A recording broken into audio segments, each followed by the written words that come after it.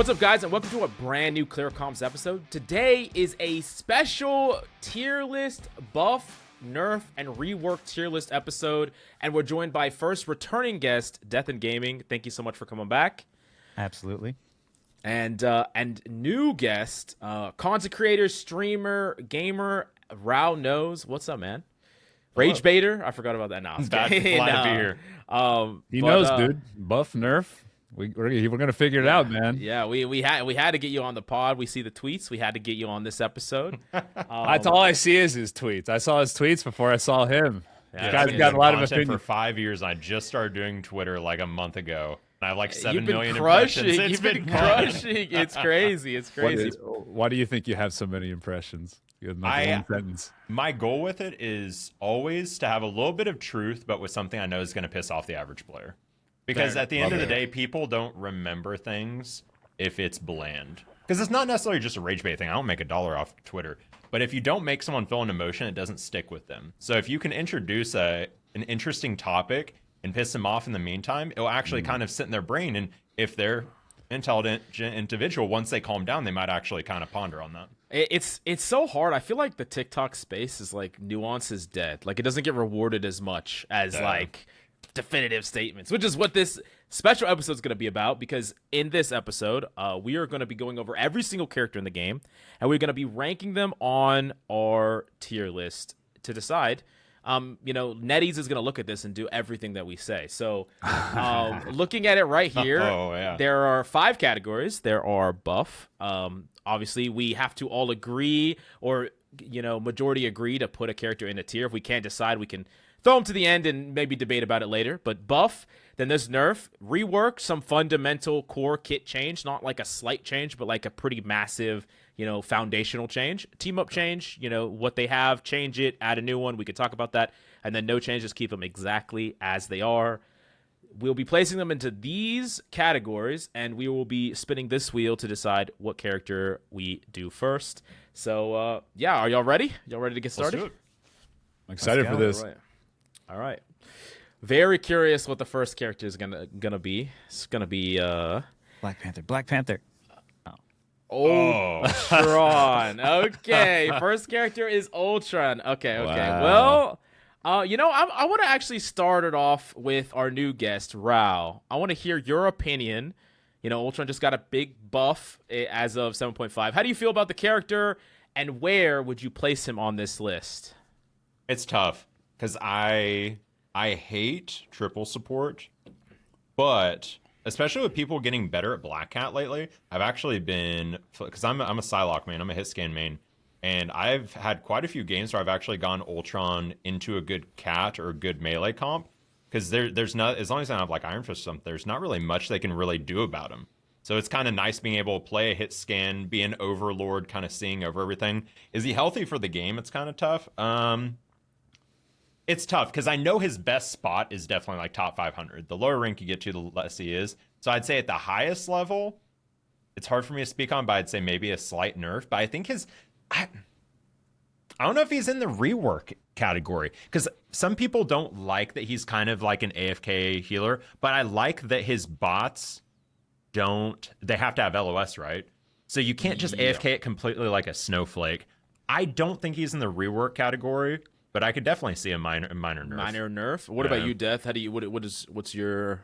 I would rework him personally. I think like him and Iron Man. I sort of had a fantasy of what those characters would play like before I got into the game, and they just kind of sit in the sky a little bit too passively for me. Whereas like I played the old PS2 game Zone of the Enders 2, which was a fantastic mech game. It really made you feel like you were zipping around the sky as like a mech. I expected kind of something like that, and when I see Ultron, it's just like, it's not to say that he doesn't get value for doing what he does. It just isn't very exciting. And I personally am not a fan of the very passive abilities that's just sort of like you press and get value, like put a drone on someone and then just kind of like ignore it, or you press a button and they get a shield. Similar to like Adam's Soul Bond. It's not a very interesting ability to me. So I like abilities that allow you to do a little bit more decisions, more button presses, more hits. Hey, disagreeing on the very first one. Let's go. Ultron is I don't fun. think we're gonna agree on any of these. By the way, Ultron is fun because you can be having full conversations mid-ranked game, operating at 50% brain capacity, and each of your drones are the level of a GM3 pocket healer. Okay, I think you overestimate the average GM3 healer. you get that just chill. There you baby. Okay, we agree on that. You get to just chill, like sit back, put your feet up on the desk. I've been picking up Ultron because he's just broken. What I'm hearing is Captain Coach likes easy to play, high value support. Love me some Rocket too, but let's not skip ahead. So I've been playing Ultron a lot lately. So instead of getting flamed for not swapping off a Hulk, I'll be flamed for forcing Ultron into 2 healer comps, which does kind of work in some comps. Right now, by the way, I think I was rework until I started playing him more, and I think he probably just needs a nerf. I like how he is. I agree he's like really good the higher rank you go, so maybe you could like reallocate some of his power a little bit. See, I knew this was gonna fucking happen because I am with Death and Gaming, and I think the character should get reworked. So we're 2 and 2. Here's my problem. So if I go across real quick, if I go across the board, like I think that flying as a permanent state is just a bad design, period. I think flying can be an ability state, something like Star-Lord. You go up and then you come down. But characters that just sit and can hover there, I think that it always creates problems. And Ultron's no exception, in my opinion. I think characters, because the problem is flyers just, there's so many characters on the roster that can't really meaningfully interact, and it can warp metas. I mean, we've seen it with Torch, we've seen it with Gamma Iron Man, we've seen it with Ultron now. Like, I would go even more dramatic than you did. I would literally rework this character completely out of the support role. When I would take him completely away. When I think Ultron, I think of a builder. I think of making robots and amalgamations. I don't think of him as a flying support. That's just me personally. I would probably move him completely out of this category. If you're talking about hero fantasy, I totally agree. I think Ultron as like a AFK heal bot is not really probably what most people think. Ultron's probably like most people's top 5 favorite Marvel character. He's pretty popular, and he's not really close to what he appears in the comics and movies. Do you ever think they could have made a unique tank that is based off of clones and having multiples to 100%. Where your ability to take visual aggro comes from multiple angles, but not just one big body? It would kind of be cool because it reminds me of like his ability in the movies to like just jump, to anything, right? So you can have multiple bodies.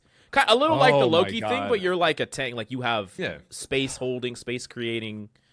That would be so sick because you could hold all different sorts of off angles, and it'd be maybe like Loki, where it's like you don't know which one's the alpha Ultron, the strong one.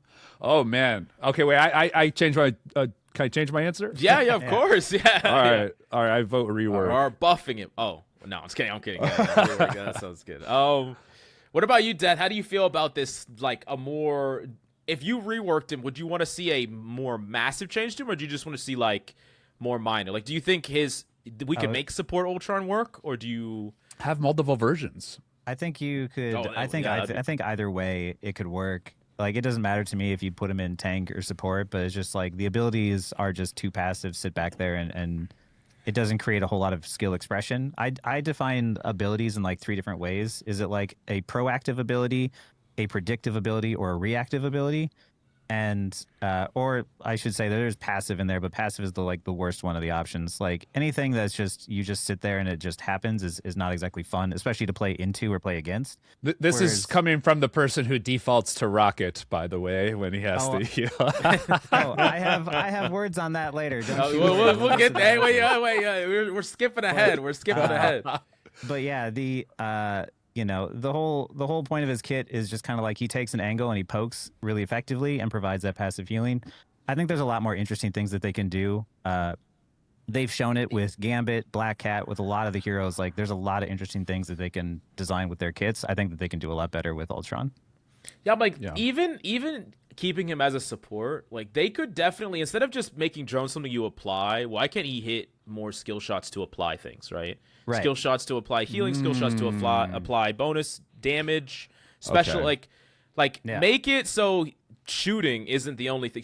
Basically, shooting and then pressing the button to trigger his ability, the ability on people that are drone. That's all he gets, really. Yeah. And then I agree with all your ideas. I think really cool ideas. But there is something to be said for having just like a chill character that you can kind of fall back to when you don't want to play either like super sweaty like hit scan like because his aim's kind of forgiving, or just something that like I don't know, I kind of like having some chill characters. I like Ultron's playstyle, but I do agree like a rework probably the way to go. Okay. So in the essence of time, let's move on to the next character because we got a lot to get through. Okay? We got a lot to go through here. All right. And the next one is the Thing. Okay, we have the Thing next. Okay, I'm gonna start off with you, Ral.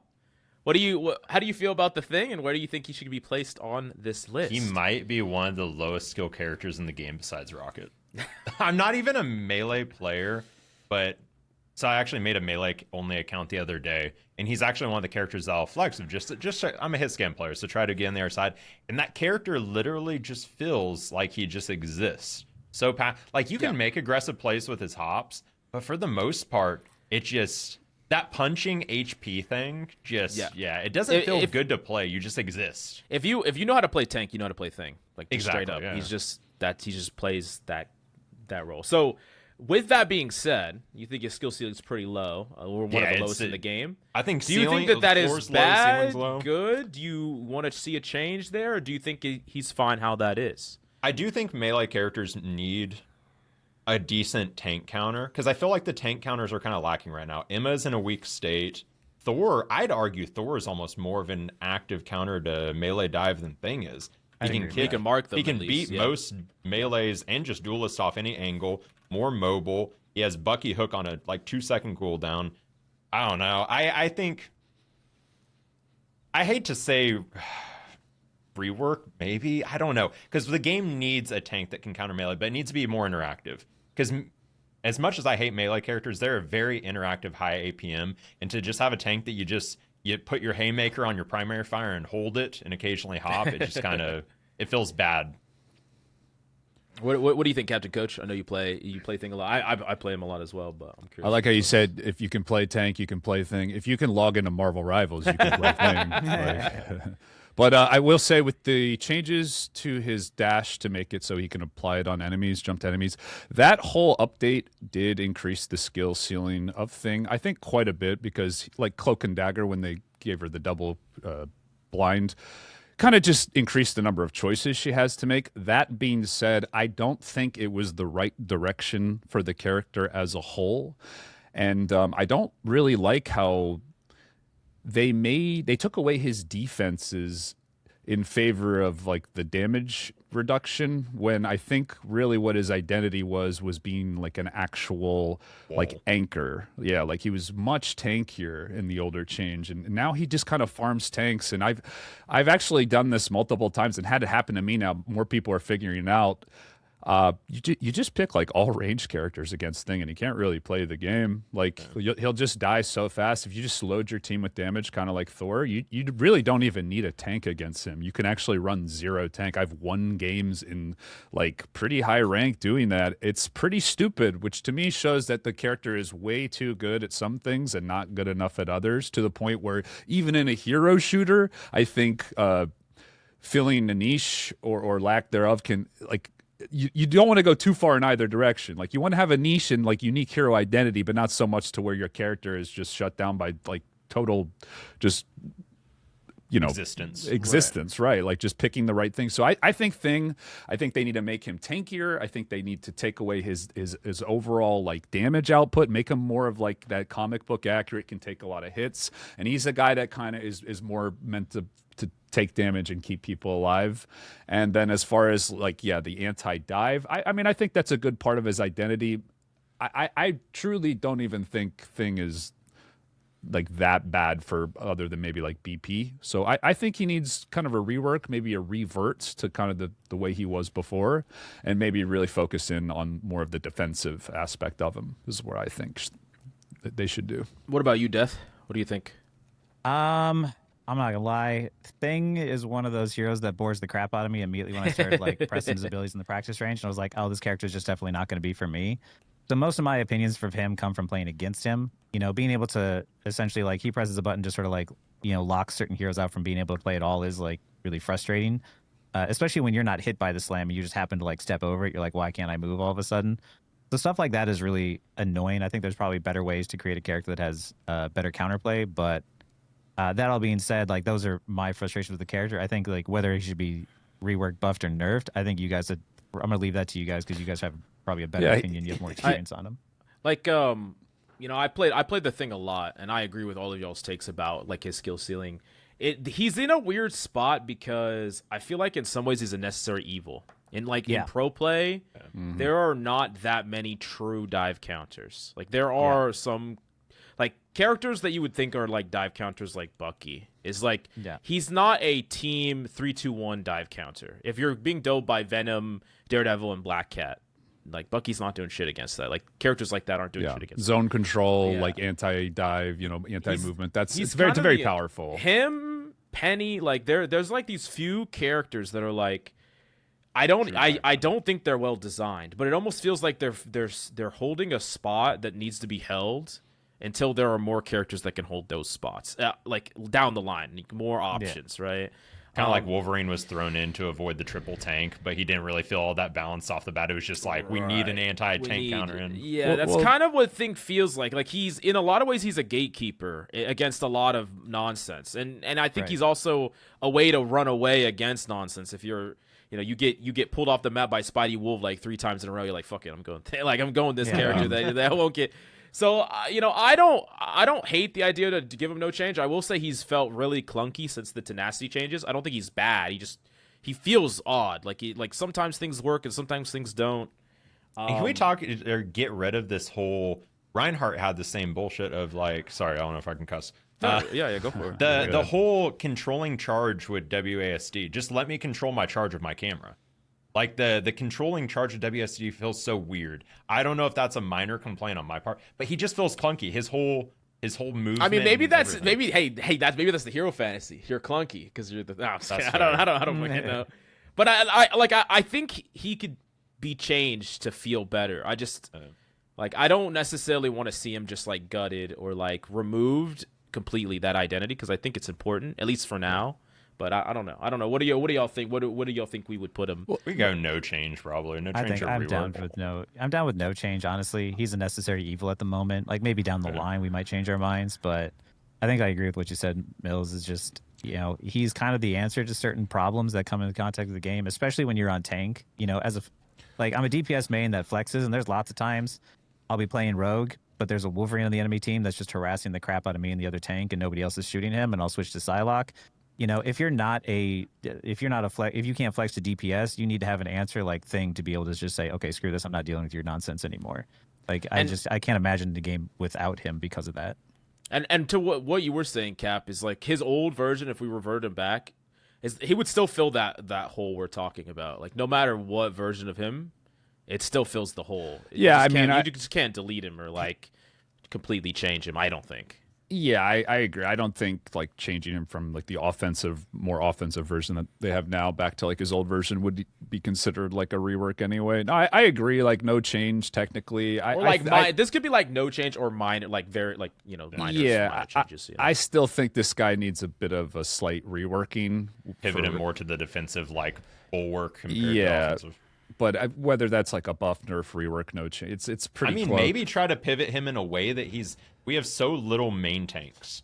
Somehow make him a main tank that's anti-dive.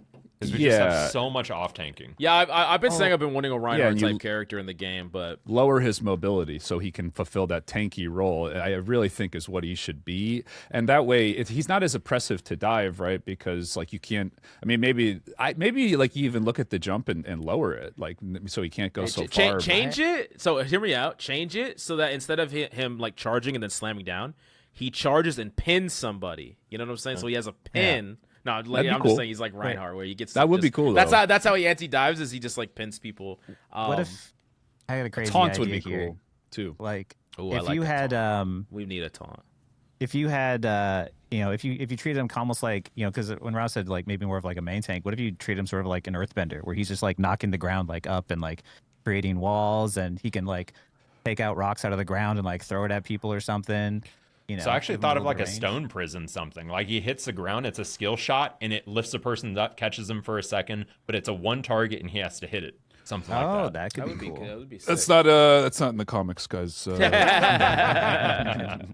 let's move on. We're gonna talk about the next character. All right. Let's see what we get. Stonebender. Well. Ooh, Angela. All right, I don't really play this character at all. I just know I lose to this character a lot. That's my whole experience. She's perfect. Let's leave She's her perfect. She's perfect down to the last. Angela's such a cool character. I don't know. I feel like she's not too OP. She's like got some cool ways you can play her. You can play her solo. You can carry games with her. She's very unique. I think she's like one of the coolest characters in the game. I just don't play her because she's hard. It's lazy. I really like the grabs you can get. I mean, she's better on certain maps, which can be an issue. I think increasing the range of her dash actually made her like more toxic to the game rather than less. I'd be curious to hear your guys' opinions, because I still think you can play her on certain maps, but I'm just saying, like, if I get an Angela on domination, I think that was the perfect change for her. Not allowing her to kidnap these like massive lengths. Yeah, like gives her I think a deeper identity rather than just as a kidnap bot. Like she can dive, she can mark, she can kidnap somewhat, but it's more like a displace and not like a you're across the map now or whatever. Well, I was talking about the change before where they made it so it could go farther. Oh, it was. They made her kidnaps easier, which basically makes her more toxic on like the ledge maps. Because the most recent change is she can't kidnap as far, like the most recent one. I thought they lowered the cooldown of it. I might be getting my patches mixed up. I don't want to get roasted in the comments if I messed up. No, it's but yeah, I think Angela's pretty much right where she should be. I think she's like one of the cool characters in this game that's like really unique and like they did a really good job on, and is like not too OP. I don't think most people would consider her OP. She has like counters. I mean, she's pretty annoying, but yeah, there's ways to deal with her. Yeah. She does fit that perma-flight thing that I don't like, but it's not quite the same because she's not doing damage up here like Iron Man and Torch and Ultron, right? She has to go in, so she has to. There's a certain amount of risk that comes with her having to play make, which I do like. So yeah, I would be fine with no change. What do y'all think, Death and Rao? I got no change. I playing up against her feels fair. I think like before the most recent change, she was a little more annoying, but afterwards it felt better to play against. And I have someone in my community that plays a lot of Angela, and I was worried. I was like, okay, is it better for you? And he said that he enjoys it way more. So I think like overall their last change was really, really well done. And I think that they did a really good job both making her fun to play and fun to play against. So I think she's in a solid spot right now. Yeah, she can get an instant reset on her shield charge. She actually has like more burst, I think, on like single targets if she like takes a little damage. But I haven't played her a ton since the change, but I think she's a really cool character. She's a lot of fun. I like cyclical characters. I jokingly played her the other day in a lobby. I think I got 3 kidnaps in a row into penny mines. But as a duelist, my only grievance with her is she's creeping into that Thor unhealthy 1v1 area versus duelist. If as a Psylocke player, I basically cannot take an angle if there's a good Angela. And it basically eliminates, like people always talk about there's so many duelists in the game, but like 10 of those duelists are situational or useless, and then half of the remaining ones have to take angles to find value. And if you have a good Angela, you basically just have to be stuck with your team. And she doesn't feel all that punishable. She has the opposite issue of Thor. I don't think she should have permanent flight, but the other, or not Thor, Thing, where Thing feels clunky in his movement, her movement is too free. And I know I'm biased as a hit scan player saying that. I have 1,500 hours in Kovacs. I can't hit her to save my life. Like, her movement is nuts. And then she has a shield on top of that. So I feel like, I mean, they maybe could probably make her a little bit more punishable. Nerf her shield slightly if they wanted to. Yeah. But like, that's my only but issue to your thing, like, she's really good at marking. She's very good at marking. But if you off angle with somebody I mean, she can't clear you. Like if you're off angling with a Jeff, or another support or another tank, like she has to physically be there to contest you, which I don't feel is the same way about Ultron, who could just be in the area and contest you. That's kind of the but it is annoying when like you take an off angle, then she comes for a second, then you have to back up, and then Yeah, I mean that's my only argument is there's no counterplay to it. You can play the opposite coast and track where she's at, but she has so much mobility, it really just limits the play style of a duelist. That's my only complaint. That's pretty good insight. Do you think maybe lowering the movement speed of her flight by like a meter or something? Yeah, have it on a cooldown, maybe like Torch or something, because it's just like as a Star-Lord and Psy player, Psylocke's a lot better now because you can mark her and build your dashes back off. But it almost feels like back in the Overwatch days of playing Genji versus a Winston or Sombra versus a Winston, the instant you saw the Sombra or Genji dash out, Winston jumps them, they're just insta-dead. That's how Angela feels. If she dives you after a mobility ability, you're just cooked because you're not outpacing her with any type of movement. So nerf then, or would you say? I think no change. I think she's good right now, but if I had to nitpick, it would be nerf the permaflight. I agree with Mills. Like permaflight doesn't belong in games. Like imagine giving Pharah an Overwatch permaflight. How horrible that would be to go against. Yeah. I mean, just needs very specific types of characters to deal with permaflight, and I'm not a fan. That's kind of why when we were in a flyer meta, they added grounding to everything, like in an effort to fix this problem. But like you can't fix that problem. You can't just add grounding to every character in the game. That was the whole reason that they added things dash. Things dash and the thing, and then Thor's grounding bubble, and then Bucky's grounding E, like all of it was added because of that. And you know what? Even in the flyer meta, you could still play Thing and play like a very defensive, like cart-centric style and kind of like brute force your way through that like defensive play style. Even though that meta, like he couldn't touch flyers, like you literally couldn't touch them. And I still like that version of Thing more because he had such a powerful identity. Sorry, I know we're not talking about Thing, but you put him in, I don't know. So I mean, well, we kind of is watching. We don't know what we're talking about. I think you put the I don't know to like light tweaks or something. All right, delete. This is ones that we don't have a comprehensive plan for. I think is kind of the whole thing. But anyways, let's remove blend. Yeah, I think they're doing good about they're kind of limit testing on Thing. Like they keep adding and taking away abilities, just trying to find what works. Oh, this is gonna be fun. Okay. Man, we're getting all the tanks. We're hitting tanks. Penny. Yeah, but get that delete category back up. Okay. I here. We don't have to leave it here, but I'm gonna. My first argument here is that this character needs massive reworks. I understand that there are people that have even come on this podcast, like Brandon Gritch, that probably are gonna be mad about where I place Penny, but I think that she is just too polarizing of a character when she completely dominates console, low elo lobbies. Her win rate's extremely high. She has maps that she's super dominant on. I think it would be far better, in my opinion, to, at the very minimum, rework her ultimate, because her ultimate is dog shit. It just doesn't do anything. Terrible. And then change parts of her kit and give her more offensive capabilities. Make her a little bit less powerful on defense, or quite a bit. Give her offensive capabilities. Those are the things that I would like to see.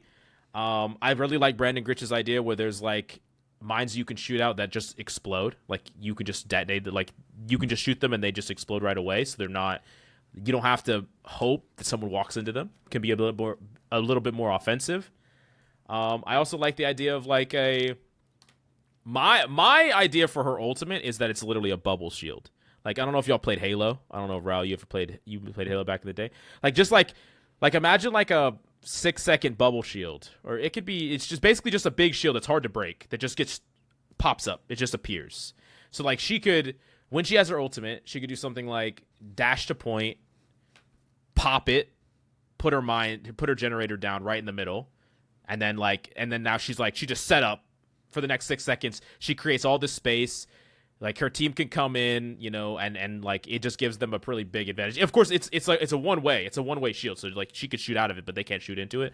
That's what I would like to see with this character. Just completely change up her identity, make it so that I just want more fair win rates across the board, especially for low elo. Like she's just a low elo terrorist right now, But don't revert the change that Team Captain talked about last week, where you can make her webs into the shape of a dick. Oh yeah. Definitely keep that in. Yeah. But that's part of her core identity as a hero. Can I go next on this one? Yeah. Go for it. I do love the idea of Penny, and I play with Brandon quite a bit, and like what I love about Penny is the fact that so many people, I think, don't quite know what to do with the character. But when you watch someone who has put hundreds of hours onto Penny and like what they do with their minds and how they get kills and stuff, it's really creative. And I like that aspect of it. But yeah, the problem is that they keep putting power into her bunker capabilities. And I think it's a combination of, one, they keep buffing the nests and giving more webs that allow you to have more abilities to bunker down. And also, like, when it comes to certain maps, like some of the maps have bad map design that just allow that bunker playstyle to be more effective. So I think a couple of map redesigns would also like benefit.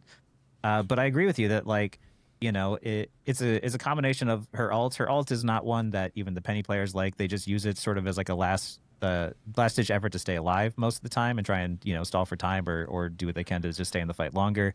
The web breaks, the bugs that happen with her need to be changed. And then she just needs to have something in her kit that allows her to be a little bit more proactive about her plays and less just sit back and do what she needs to do. Because Penny players have for sure gotten, you know, really good at being able to use that mobility to get behind, create space, and be a distraction. But I wish there was something a little bit extra in the kit that allowed them to be more proactive that way and less power into just, you know, dropping that nest and sitting back. Her dash, web dash, whatever, it's so clunky. I feel like it never works. It is extremely clunky, and it breaks all the time. They should just give her the fucking diva flight. Just let her fly like diva for just small bursts. Like, it just get rid of the grapple. It's so weird. I don't understand. Well, like, even with the grapple, like, she can grab onto the walls, but she's the only spider character that can only climb up the wall like one time or something, and then she just sticks there. It's just and like yo-yo to it. It's just really weird. They could have I mean, so think about like all the tanks in the game. Like, if you think of like a tank's core job, it's taking space. Like, mostly it's taking space. I think Penny is like one of the few characters a few tanks, or maybe the only tank that is, she doesn't take space very well. She just holds it well. He locks it down. Yeah. That which I think is I don't really think that's a design that a tank should have. It's just the inability to challenge space. Give her reduce exactly those bunker capabilities. Give her abilities that allow her to challenge some of that space. But then dramatically weaken her bunker capabilities and, you know, make her a little bit more complex of a character, I think. Yeah. That's what I would do. But I know that maybe there's some diehard Penny players that are like, don't take away my Penny. I'm not 100% sure. I can't speak for them.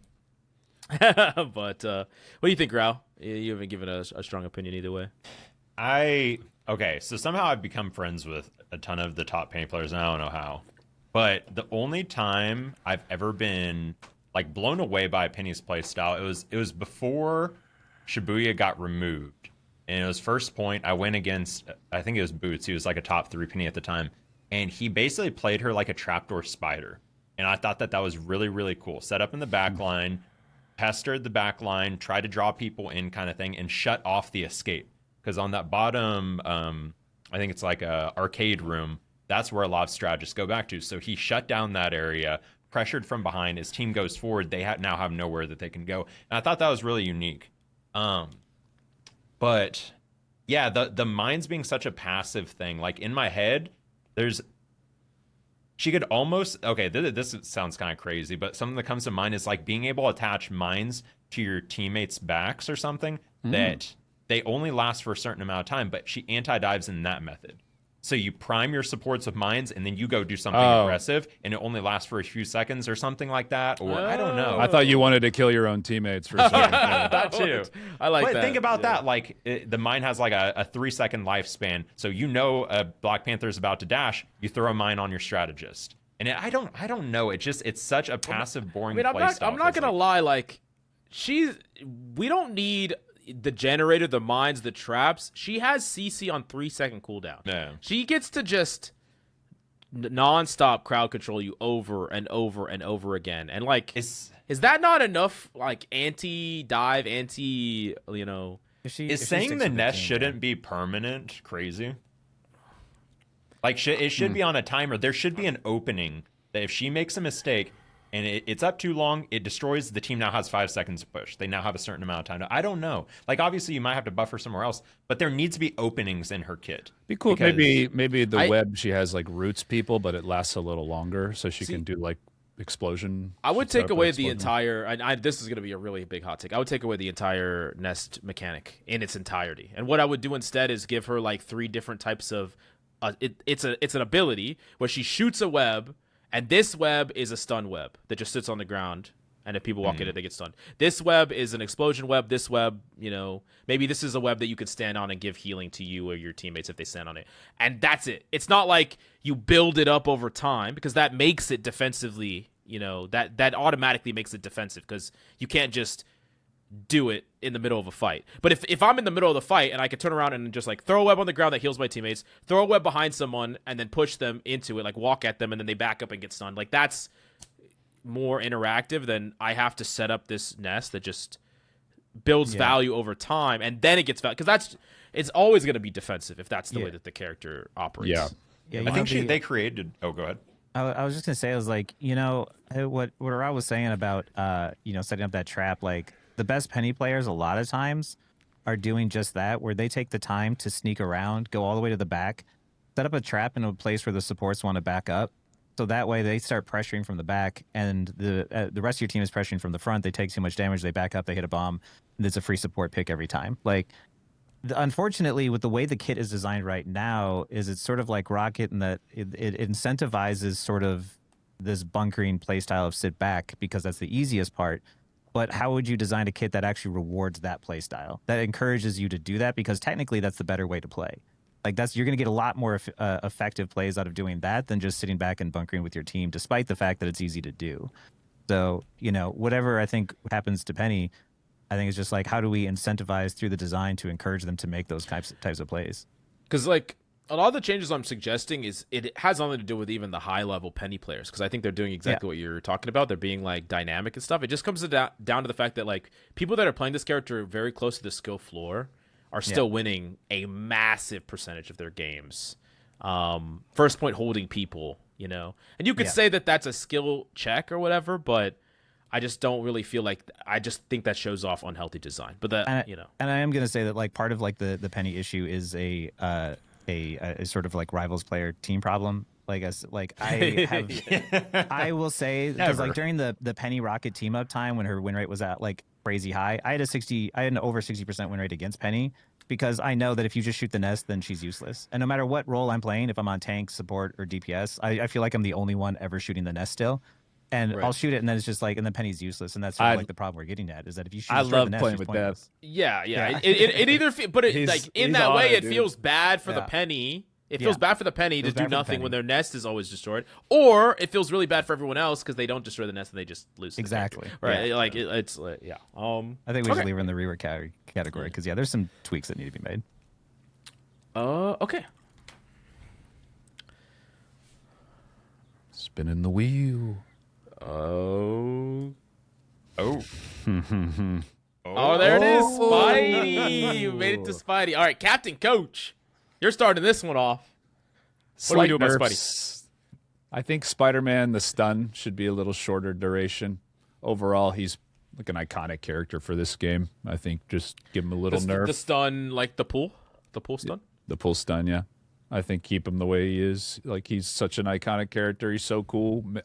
Don't really think he needs buffs. The stun is really what makes him OP, in my opinion. Just lower it by maybe half a second. But I don't think he'll even need that yet. Like if he grabs someone like a tank or something on the front line or whatever. It's the problem with it is the map pulls, and I'm pretty sure I don't know if it will always pull to the full duration. I'd have to ask a Spider-Man expert for it. But in my head, if the stun lasted less long, you might actually be able to break out of it for those map pull specific plays.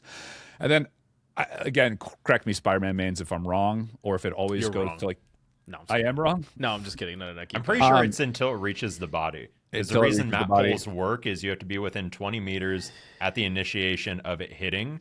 and then it ignores the distance it goes. It just has to reach the body. Does the stun? I think the stun starts when it hits you, though, right? Yes. Yeah. It hits you and then finishes once the bodies connect. Right. So yeah, well, reducing it would not. It would not change this. No, it would not. So you're the only basically thing it would saying, change like, is if if he does it, a map pull, it like breaks halfway through if they do a really long one. I think a good that- compromise would that would be not work. if the 'Cause- web string looks like it like crosses through a wall, it should snap the web. Yes. Yeah. well, because there's a that's couple kind of what we bullshit have to. pulls, That's like- the core we got to get at is. Are map pulls good or bad for the game? Because like they're undoubtedly high skill to pull off consistently. I climbed a Grandmaster on Spider-Man and I pulled off like 2. Like it's really hard. Like they're very fucking hard to do. And the people that can do them consistently, they've definitely earned that skill. But after they've earned that skill, it does feel like bullshit. Like going up against it, like at 100%. Like when I'm playing a random game against Day, like I'm just getting my fucking ass pulled off the map over and over and over again. There's nothing I can do about it. I still remember the first content creator tournament. I played in and I went up against Day's team. And that motherfucker got like 11 map pulls off. That's all he does. Like, That's all he did. but he never misses. And so like, when you get close to, and that's the thing is like I get he's the best Spider-Man player in the world, so it's hard to be like, yeah, let's nerf this thing, but I think it's becoming more and more common that more Spider-Mans are able to do it. You know, like originally a very very small amount, but now it's more and more and more, and as people get better, now it's kind of just like every Spider-Man can kind of do it to a certain extent at least. They all do it. They all do it, and if they can't do it, then it's usually a free win. I think that is it's a core defining mechanic for the character. I feel like, and you really know when you have a good Spider-Man is when they're actually finding value on maps that they don't just have the perma pull. Like, I mean, I guess I see Spider-Man's pop off quite a bit. Would there be any compensation to that? Like, do you think Spider-Man's in an unhealthy spot? Like, if they just like if they did make it so that the wire got broken, like if it cuts line of sight, which I think is a reasonable change. What would you give to him? Would you give him something? Well, I was gonna say, yeah, like obviously when you change the thing that is really extreme and like once Spider-Man's learned, he becomes kind of OP. Now you can buff him in other ways. So like I wouldn't be the expert on that, leave it to the Spider-Man players, but I mean I'm sure they would like a little bit more damage on their combos. I'm sure that would probably go a long way, but like if you hit a break point, does he become just like giga busted OP again? So you got to be kind of careful with some of the break points right now. Right now his combos are good. Like the Batman, where like a lot of his things work. It's maybe mostly just Spidey's strength isn't his damage though; it's his ability to pull attention and resources because he's so mobile. Yeah, I think that's a big thing I see people mistake all the time. Is they're just like, "Oh, I'm not getting kills even though I landed my full combo on the support of Spidey." It's like, right, but you're the only character that can go from one side of the map to the other in 4 seconds. Like it can't be that easy. But during that time, like your job as Spidey wasn't to get a kill; it was to pull their attention at the exact same time that the front line was getting pressured. And he's a vulture. He's the even more extreme version of Angela. He can punish a mistake harder than any other hero. It's that you see someone low, you see someone mess up a cooldown, it's instant kill. Like people say you have to pull off this crazy 17-button combo to get a kill. Well, that's just because you're trying to force kills. Like if you're just active and not tunnel visioning, that character is that's a really good point. The best vulture in the game. Yeah, I mean he's very strong. But I think if you did make it so the line of sight breaks it, just give him a good team up, and then he's fine. Yeah, like, a little survivability, maybe a little shield on the uppercut. His team up's kind of right now. The team up's not that great. It's the one with Penny, mostly just due to the fact that the team up. So it's basically you basically it's an AoE like tracer, right? Yeah, but most of the time people just activate it and just allow yourself to get more shields. It just gives you more sustain. But the big problem is that Penny and Spider-Man have no synergy. That's like the biggest problem. So like giving him a team up with a diver, I think would be like a start. And then I think what is your guys? Oh, go for it. What is your guys' closing opinion on it of just making his swings more punishing? Because this character is the fastest one back from spawn. He's the fastest to punish mistakes. It's on such a fast cooldown. Like just one swing goes farther than any character's cooldowns all combined. Like it's absolutely insane.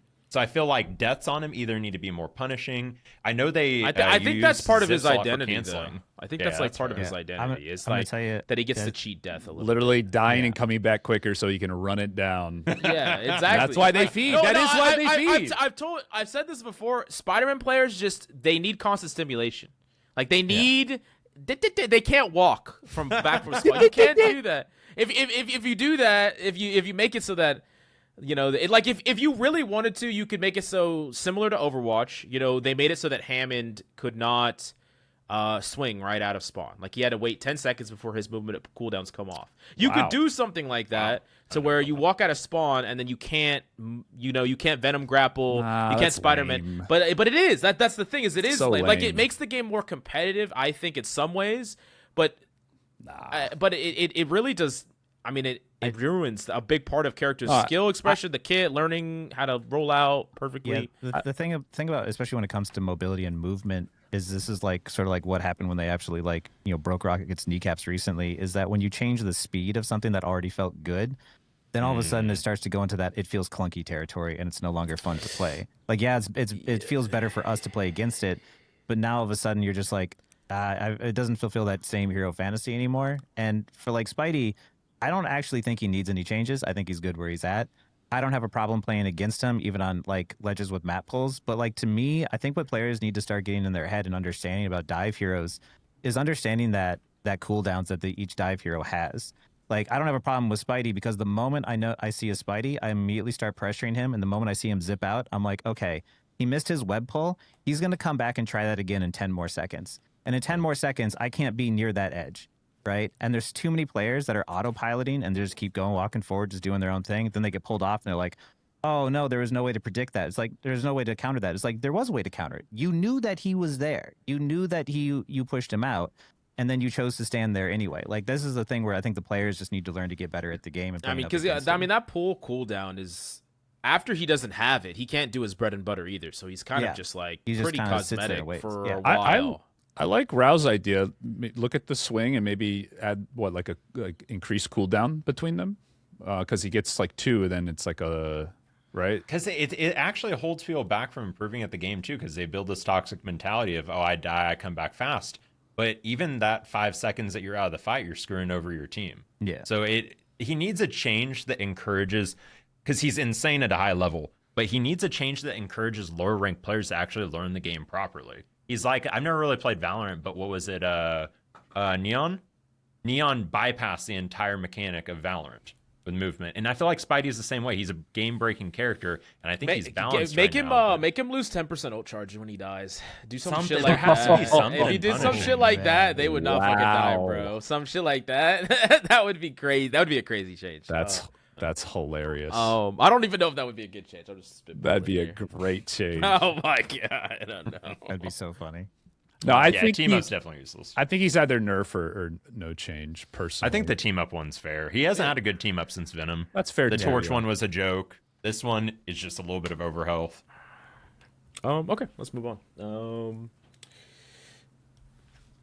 Getting a lot of controversial characters off the bat. Yeah, I know. We really are. I feel like all of them are going to be... Oh, okay. Hey, say no more. Hear say me no out. More. No, Yeah, Gambit, hear me out, boys. Gambit is the next one that won the spin. For those of you who are just listening. Okay, Cap. What's the verdict on Gambit? No, you stole my joke. Okay. Coach Mills put Gambit in the buff category. Yeah. Yeah. I mean, obviously, we don't need to spend too much time on Gambit. I feel like his ult is too strong. I think his core kit, is it pretty cool. It's like you can be aggressive. You can punish him after the 2 dashes. He is killable. I don't think his neutral is like too broken. It really is just Gambit's ult. Just lower the ult charge on it, lower the damage, whatever. Just, we could talk about all the ways we could rework the Gambit ult, but I think for this, for the sake of argument, we know that Gambit probably needs to be nerfed, and that's the first place you look. It's his ult that needs to be nerfed. We all know that, what the problem is. Yeah, no, 100%. I don't know if you think something different, Rao, or have some deeper nuanced only take I have on it is is this crazy to say that I actually think he's balanced and fine below like GM3? Because his ultimate, if you don't get the entire team in the ultimate, it's not useless, but it's weak. Most Gambits still think that they're unkillable in it. So, and I actually just made a video on this the other day. I actually think the issue with Gambit in the average lobby, even decent lobbies, is a lack of community education on you can kill him. Yeah. We hear a Thanos snap when his ultimate goes off, but that's not what it is. The other day, I won a game literally just going pun. I traded my ult for his every time. He comes in, he dies, or he loses his push. And people just need to know what it is. They just blindly ban because they see good players do it. I think he's fine in reasonable lobbies, but at the highest level, like Ultron, either you need something. Because right now, like a lot of the pro meta is like if Gambit's not banned, at least this was when Elsa was really strong. You just had so many lines. You know, like Gambit Loki, you just infinite ults. Gambit Star-Lord, we win the game. Gambit Rogue, overpowered. Like there's just a lot there. I would say like. We'll talk about it later with Rogue, because I think that some of his team up enabling is a little bit too strong. We'll talk about that later, but I do think his ultimate just does a little bit too much of everything. Like if you look at his ult, straight up, just directly compared to like Mantis's ult, it's like, a CVS receipt of so like good abilities that he's got on his ultimate, and it's just... it does everything right. Yeah. Nice and and we've talked about it before, but like my big thing is I would love it if he just gets to decide a defensive ult or offensive ult. That's it. Yeah, just give him two options. That's what I've been saying. Gets to because it matches the card picking thing, right? Like it matches, right? We get to protect our team, or we get to go in and be aggressive, but we don't have all this health gain and sustain and all this bullshit. Yeah. Like, so you're thinking kind of like a Luna switch of like he pops it and then he can switch it to either their game no, it's like he picks one or the other when he activates initiation, and then you can't switch like from that. Just like he does with his abilities, where he gets to pick the heal side or the damage side, and you get to decide. So if you're up in a fight or you're trying to do a combo, you want to use the damage side. But if you're trying to, like, that won't cleanse. The damage side won't cleanse. It won't heal. It's more player choice. It's just offense. And then offense and mobility. Like, one's offensive mobility, and maybe that's the ult charge one. And then one is healing, defense, and like cleansing. So you get to choose one or the other. I think that just straight up makes him more balanced, and it also gives him nuance, like decision making, just like the rest of his kit. It doesn't break anything about him. Yeah. Final thought on it, and tell me if this breaks him too much. Do you think it would be crazy to say that you use the ult of whatever deck you're on? So you have to retroactively be in the ult. Or like you have to be in spades or you have to be in heart. You pop the ult, it's immediately that one. So if you accidentally lock yourself onto the wrong deck at the wrong time, you don't get to do. Yeah, that's actually something I've suggested. I like it. I do feel like it'd be a little frustrating, but I do like it. Yeah. Okay, let's move on. We are... How many heroes do we have? 1, 2, 3, 4, 5, 6 heroes, and we're 52 minutes in. Let's go. Okay, we're moving. We got this. We'll have to speed. We're gonna have to speed up a little bit, just a little bit. All right. Gene, fine. Let's go. Oh fuck. Psylocke. So we have 2 Psylocke mains on the pod right now. Ral and Dev. Take it away, boys. I'm gonna go to the bathroom. Real quick. Okay. So we're definitely. Nerfing this character? No, what are we doing with this character, guys? Y'all have probably a lot of takes about this character. Yeah, we're both Psylocke players, but Rao, do you want to go first or should I go first? Yeah, you can go first. I think that she's in the sort of the best spot she's ever been right now. She is strong, yes, but she feels like she's strong if you're incredibly good at her, and I think that's exactly what you want to have. The buff that she got was exactly what she needed, because like last season, I hit Eternity with her, and it was difficult, not impossible, once you got to those higher elos. But now it's like, oh, now I'm being rewarded for my proactive plays by, instead of giving me damage, they just gave me more abilities, which allowed me to do more and be more creative. The only thing that I would say is that, I've said this before in other videos of my own, but her ult is one of those ones that is frustrating to go against, and I would be fine with them reworking that. However, my only worry about that is if you change her ult to be a little bit less RNG and give it more skill expression, you're going to naturally buff people who are extremely good at her, like Tap 13. Like, imagine giving Tap 13 more power on Psylocke. So even though I'm okay, because it would be fun to rework that ultimate to be less RNG, it would giving that character more skill expression might be a double-edged sword that I'm worried about. So I'm cool with leaving her in no change. But the only thing that I would understand people would want to possibly change the nerves or ultimate, but like I said, that comes with, you might not get exactly what you want with that wish. What do you think? I have a pretty hot take about reworking the ultimate. This kind of plays into your fear though, Death. So this is the ultimate that I like, because I think her ult is fine right now. I hate her ult. Just from it's stupid. It's not fun to use. It's not good to go against. It's a high skill. It's such a high skill character that has this autopilot ult. This is what I like. I like an ult where you press it, Maybe it's a 10% damage increase, something very small for 6 seconds, and it resets all of her cooldowns. That's the only thing it does. So it's like neutral increasing ultimate. Like imagine you could do a play like invis dash 180 dash pop it invis dash 180 dash. Like you could do some shit like that. That would just like it's all skill expression. But I just want to say real quick, crazy playmaking. I meant in terms of balance now. I don't like the ult itself. Yeah. Because compared to the damage it had before, where they've lowered it. What about increasing her cooldowns and making her the one that reduces it on her shot, her primary? Is it the crossbow? The primary. What if that that gives more time off her cooldown? So it's like. I mean, that's going to help people that are more skilled, right? That's just going to make her stronger and higher elo, though. Yeah, I mean, that's kind of the fear. Yeah, they already buffed that cooldown reduction in the last patch, and like now it's one of those things where, if you are inactive, if you're slow on Psylocke, like it definitely punishes you. But it's like I said, like they did because they took away her burst, which was the frustrating thing people had going up against her, is it just felt like she could just insta delete you sometimes. Now. It's more about how she uses her abilities, and the more abilities she uses, the more time you have to react, the more time you have to do stuff. Like, I've played Psylocke through every single season, like good or bad. She's always been my go-to pick. And this is I've seen people say is like Phoenix is one nerf away from making Psylocke S tier broken. So, I'm worried about changing her from where she's at right now, because I'm like, she's strong, but you're still not gonna bump into that many Psylocke players that are that good and ranked. Like I have. Yeah, you don't really see her below Celestial. And honestly, I think she's one of the easier counterable hit scans in the game.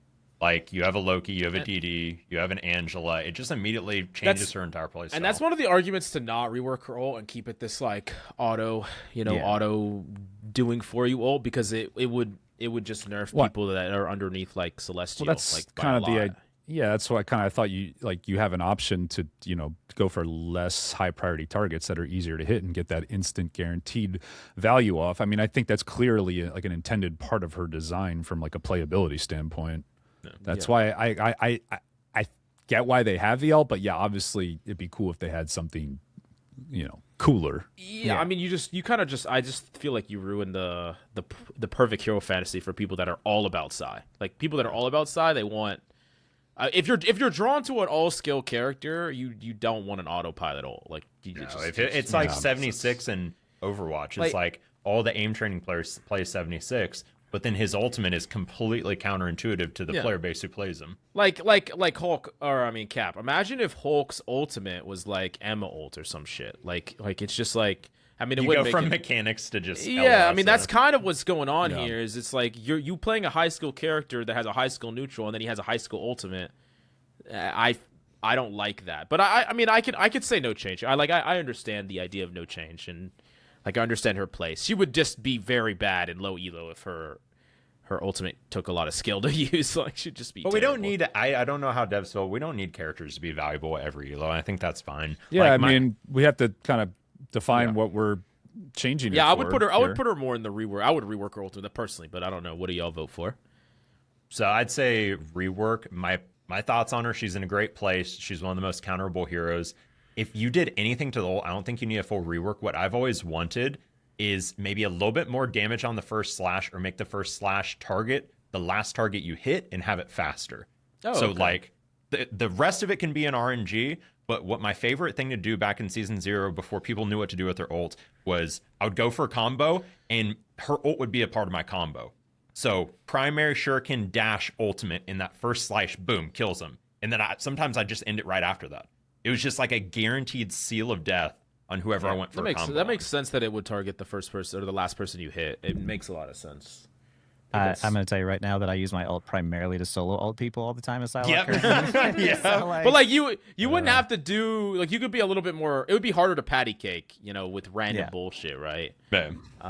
Okay. I got solo ulted by a Psylocke on Ultron when I was really high up because she got to this little pillar. Sometimes that shit. And oh my god, if the devs see this, please fix the fucking ramp thing. Her ultimate can't hit people on stairs or ramps. It is so tilting. If they are slightly below you, you will be slashing air, and they're just standing inside of your ult. It's based off the LS of the character model. not like Oh, the yeah. circle. Oh Yeah. Jesus! Because I saw a clip by Potato. He tried to solo ult Luna, and it was like Yeah, she just stood there there. was just like a little wall, and it was just like blocking the whole fucking thing. So, anyways, okay, well we gotta speed this up. We gotta move on. Next character. Fast takes only now. Fast takes. Okay. Rework. All right, Wanda. What's everyone's fast take on this character? Rework. Perfectly fine. It's a lower ranked player a character that helps anti-dive, leave her be. See, I actually hard disagree, unfortunately. Okay. I think she needs to be completely reworked. His character is reworked. terrible. She's worthless. But she's so good in low ranks, and she does her job in low ranks. I know, but like I like it when characters scale linearly. Like get better if the character get more value. I hate it when it's like. That's fair. Since this character is not what we consider seriously competitive, I'm going to take the lead on this one and say she is so far away from her actual identity as a Marvel hero that she needs a rework. Forget balance, forget anything. She's not in the meta now, so it doesn't matter. Rework her. Yeah, give her. She should have as many abilities as Black Cat does. She could be like a magician. We talked about who could be a magician. Cool, we talked about that last pod. It can fucking be her. The lamest realization of a hero in the entire game. Like she's just so far off of what she should be. They could rework her primary. They could rework her ult. They could rework her I mean, she's got to be reworked. I don't know. And make sure you guys like and subscribe. Yeah, let's go. Like and subscribe. Unless you play Wanda. Fuck you. No, I'm just kidding. I want to see in the comments of what do you guys actually think? Because she has such a passionate community. She's hot. Wait, really? I get it. Yeah. Oh, the Wanda community on Twitter and stuff, like very much has a community behind her. Do you guys believe if she wasn't as easy, she would have as passionate of a community? I think so. I mean, you could still What do you mean by easy? We could still give her value at the skill floor. I think that's perfectly fine to give her value at the skill floor. Yeah. I just want linear value that goes up towards a higher skill ceiling. That's all I want. So give her headshots on her primary? Yeah, I mean you could that, but like I also there's sky's the limit for what you could do with this character, and it just true. Anyways, let's move on. I just don't like. I fucking hate Moira, bro. It's just Moira DPS. All right, anyways, let's move on. DPS Moira is better though. DPS. Yeah. Demon. You had to play her that way. There was no other way. You know. I'll let you guys handle this one. We talked about this last week, so I think we could do this one pretty quick, Mills. Or people have not watched every episode. We gotta hear it takes. I think it was funny how there was both a funeral held for him and also like a celebratory. He's the best after like the latest change all in the same like week, because well, there were a lot. To fairness, there was a lot of changes that were not. That were said not in mentioned. The patch notes. Yeah. And then afterwards, when you actually see the way he is now, I think he's in a good spot. And I think that the player base just needs to catch on to the fact that he's actually good again. When you watch players like Mike's above you play Torch, you're like, wow, this character actually looks really fun. I think he's actually in a good spot. I think he's one of those. I think they've gone through the highs and the lows, and I think they're in a good spot now finally. So I'd say no change. I think he needs a rework. I do too. Yeah. I think his identity as like this ranged like zone control, like burst mage, like he's got like he doesn't really have any identity that he's really good at, and he's not anywhere close to what I would imagine Torch would be like to play. Again, same thing I said about Wanda, like does not hold up to what he he's like shooting through the sky. Has he ever done this? Has No. he ever done this a single time in the game? Like I think of this character as like a fast moving, fast flying character.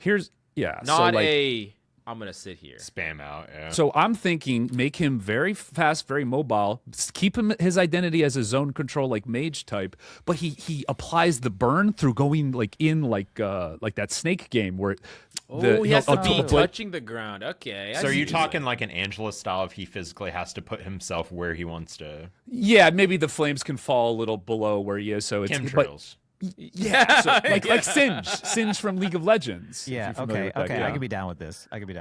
So really fast, hard to hit when he's like that, kind of like Spider-Man creates that zone control, but he still has that burst element if he catches someone in the movies. He's always painting the four, with his body. Yeah. He's not, placing things. Torch to me is arguably one of the worst designed heroes in the game, and it's such a shame because I think he's. In the comics, like one of the coolest. It's kind of the same thing with the Ultron problem. Like just a character that could be way more popular than they are if they were just. I actually don't hate the current kit, but I would like it if they like reduced the slam damage by half, put it on a 10-second cooldown instead of a 20-second cooldown, and gave it 2 charges. What that would basically do is make it so that he could just be in the fight a lot more. Because like right now, 20-second cooldown on your slam means that if you ever have to run away, you're useless for 20 seconds. Like you can't do shit. Is an insane cooldown. But I get that it's a really strong cooldown, so just massively reduce the damage, give him way more mobility. And then I actually really do like the snake trail idea. Combined with that, I think that it's a completely different character. He's zooming in, he's slamming around, he's getting up close and personal. I mean, his primary is a fucking shotgun. Like that's like he could definitely be better. I was excited for a fly. I remember reacting to his initial trailer and being excited about a flying diver, and then it just ended up being an AC 130. Yeah, right. Opposite. And that goes along with what we talked about. Is like if a character can perma-fly, they need to take risks to do damage. Like so. I want him to have to get low to the ground, like Cap said, or have to be right on top of someone to do damage to them reliably, not sitting above. And then his whole identity is different, and it's like a better character, I think. I would love to see what Mike could do on that version of the character. I think he'd just go crazy. Oh, okay. Take Coach Mills. Coach Mills, take it away. Take it away. Revert him back, buff him up. No, I'm kidding. So I know that this character is still really, really, really fucking good. It's kind of hard because I think he has some of the same problems, I guess, as Syra. You could call them problems, but like unless you're in the top ranks of play, like Celestial Plus right now, you're feeling these changes a lot. Like I still think he's a top 3 tank in the game, one of the best characters in the game. But I can understand people that are kind of struggling with him. What I would really like to see them do is give him a reason to use his swords. Give him a reason to upgrade his sword ults.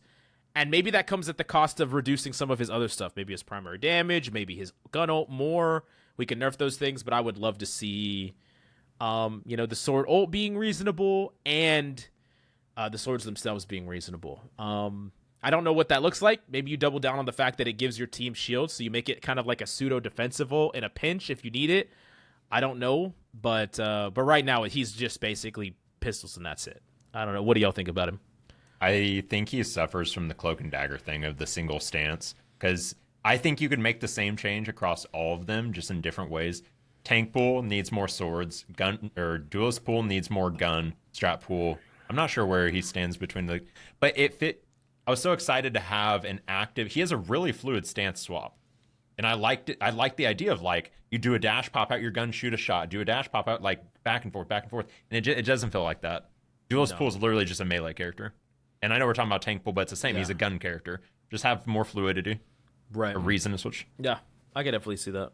What do you think, Cap? I know you know that you think this character's really strong, but yeah, I mean, reallocate maybe a bit of his power into the melee. I kind of agree. I feel like the guns do way too much damage. Because that would nerf him if they did that. I would say nerf. Yeah, nerf. Because that is a nerf to him, but it's it's slight nerf. He's physically displacing himself. Right, sure. Right. You could also probably get rid of his team up with Jeff. To be honest, that thing is fucking busted. But why does Jeff have like 3 team ups with people? There's a lot we gotta talk about when we get to Jeff, because Jeff is just absurd. Yeah, I actually do think a slight nerf, but it's weird because it's more of a rework in the fact that we're just taking. It's a rebalance. Yeah, because I think if you nerf his guns and increase his swords and stuff, I think that actually buffs him in like most elos, because they already use their swords a lot, or they try to weave in swords a lot. But like, of course, it's gonna make him worse in the highest to highest peaks, because it's all about just guns and holding off angles at those peaks. Like that's all you're doing is just like contesting genes on an off angle, which is going to be harder if your guns are weaker, right? But if nerf, but like minor, it's more of a readjustment, but not really what I would call a rework. Nothing crazy. Yeah. Rework is like a core fundamental change. Yeah. Okay. Let's move on to the next one.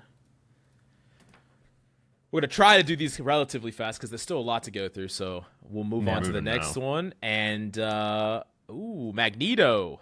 Fine where he is. Is it crazy? I used to hate this character. I actually, like, genuinely, he's fine. He's fine. I agree. Give me a It's fine. different team up, bro. Don't give me a team up on a character that's always fucking banned, man. The only thing I would say with Mag, give me a team up. you gotta make his reload timer less. Like that is so obnoxious. Just get rid of the reload timer. What if you hit a full charge CC? It reloads your gun. Boom. There it is. Nah, just get rid of it. Okay. Animation cancel on his reload like Strange. Some characters shouldn't even have a reload. That's my hot take. A lot of characters animation should not cancel have would a be fucking hot reload. Storm having to reload her air. Yeah, Mag's got to reload metal. Yeah. Like what? Okay. Yeah. Do you have anything you want to say there, Death? Nah, he's fine. He's fine. He does. They should his bring He's best. kind of the standard. They should bring this standard. single bubble back, I think, but they're like minor things. No, they did that so that way people could solo tank and not lose their minds.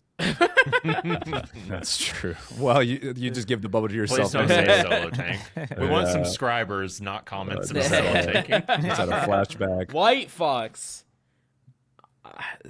I He's a nerd. don't think this character needs any changes yet. Nah, This might be a hot take. Y'all think I've seen enough. I know I've this seen character enough. is really strong. I think this is one of the healthiest characters to be meta that we've seen in a long time. I agree. Because with it's that. not like a Gambit meta that is dominated by ultimates, or a Luna meta that's dominated by ultimates, or a triple support meta that's dominated by ultimates. It's a character that dominates with their neutral, which I actually like. Maybe it's too forward, but I like that there's a support that's so good that is not good because of their ultimate. You know what? I- I'm that's- actually gonna change. I don't. It's not Nerf. I agree with you. I think that we should have no change and just kind of like let it play out for a little bit first. Like, yeah, she's strong, but it's okay that she's strong. She's not broken like Gambit. Well, I feel like, we're just playing the stock market game of we buffed her too soon. We shouldn't nerf her too soon. Like, just let it settle. Just let it be. We did buff her too soon. We definitely did buff her Jesus too Christ, soon. it was like 1 week. I was like, come on. She would, but in hindsight, she probably would have been just fine without it. Oh, She would have, yeah. You're all People were wrong. complaining the first. You're all week. wrong. You're all wrong. You're all wrong. She needs nerfs. Oh, You're all- God. like, and whether you realize it now or in like a couple Raise your months hand from if you play now, melee. that's all. The character is definitely Yeah, way better yeah. against melee Me- than she is against hit scan. Me For and a sure. Black Panther were diving a White Fox the other night, just full beats uptime her ass. on her, even predicted her dashes and like bubbled her little knockup balls. We're just punching the shit out of her, and she's just life stealing me the whole time. Just her health bar just going up, not even getting any help. Drain tanking 2 divers. Like what? I'm not gonna Broken. lie, Captain Coach. This character was made in a lab to counter your hero and your hero pool. Like, I'm not gonna lie. A little Catwoman, I guess, is the yeah. Hulk's bane. Is just she's utterly busted. People aren't playing her right. People No, try to play her I skill 100% buttons. agree that the character's insane. Like, insane. So good. She's But, not but like, here's the thing. Here's the thing. Is she stronger than Jeff is right now? I don't think so. I don't think she is. I mean, I know we'll She's get there. stronger at the peak, but Jeff is just such a consistent dead value. I don't agree. know. The peaks of if you get Jeff with Pool and Venom team up, that character is fucking stupid. Like, just insane. Yeah. But I have been seeing some stupid stuff with like off-angling White Fox, like playing with someone, and yet they just never die. They're just like a mobile unit. She's a character that people are going to need some time to figure out what her limits are, and once they do, this character is everybody's going to be asking to ban it. We can core definitely kit is really well once she designed, gets once she starts getting consistently banned, I think we nerf her. But right now, I think it might be a little too soon. Like Rick Rouse said, we're playing the stock market. That's actually a I great. agree. Great I'll analogy. give a tip to people, and maybe this will also help them see the value of anti-dive on her. I don't know how you feel, Death, but people don't utilize her primary for marking enough. People don't understand the value of marking compared to peel. Marking is when you shoot someone prior to an engage to make their engage shorter or push them away. Her primary bounces off walls. If I'm staging as a Psylocke and she hits 2 off a wall or a Spider-Man or You something, can't go in. you can't engage. Yeah. And people don't understand the value of that. I'm think that glad people are Death just has to pushing deal with Kiriko in every fucking timeline. Like, no, No matter matter where I what, go, I no cannot matter escape what, this you hero. can't run away. I was a Tracer player. Yeah, no, it's Yeah, okay, yeah. You and I have the same brain then. So No, like, don't get me wrong. Like, I know this character's busted, and I do think this character will get nerfed eventually. I am happy, though, that, like, I've seen a dramatic uptick in the amount of double support players I get on a team since she's been released. Like, by a landslide. This is one of the most popular supports or characters that they've ever a released. lot of duelists converted over. And I also like that she doesn't play just this boring front to back playstyle that, like, are we really gonna get another like invis type character, just a support that just does like the same thing, stand behind their team, output whatever utility, and then have an ult that doesn't, no one dies? Like, I was getting scared they were gonna keep doing that over and over again, and they didn't. So she might be busted, but at least it's not. It encourages. It's like what I said about Spider-Man earlier: is making a character that encourages the correct play style. That's White Fox.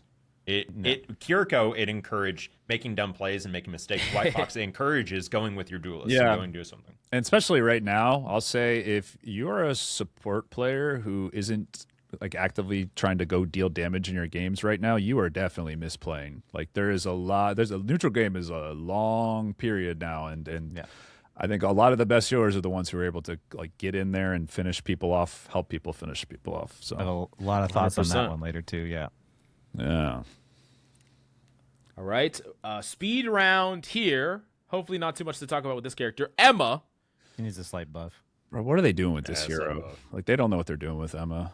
She needs more uptime on her beam. I don't think that Emma is as bad as people say she is, but I do think that she's just clunky as hell. Personally, they need to go back to making tanks tanky. Like her diamond, she's you can melt this hero now if she's out of position. Like I don't know, she dies in her ult so easily. Her ult is just, which is weird because she weird? has 20. Yeah, go ahead. Would it be weird for her ult to make her unkillable? Would that be too strong, or would that be? Oh yeah. You think so? Unkillable? She's just unkillable in her ultimate. But maybe if she went into diamond form and then ulted, so she had damage reduction too. Like they gave her partial damage reduction on the recent patch, right? I think they did. Yeah, they gave a portion of the diamond mode to it. I think. I'd be curious to see what the win rates are.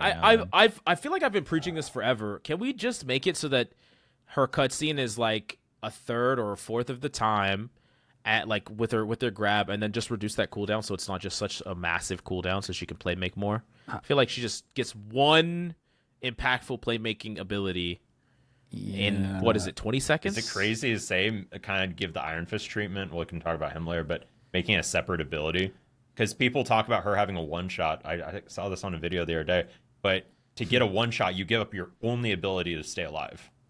So it's worth it. I see what you're saying. Yeah. It's so funny. TikTok one shots is just like like one like shot, a 17 button five. combo.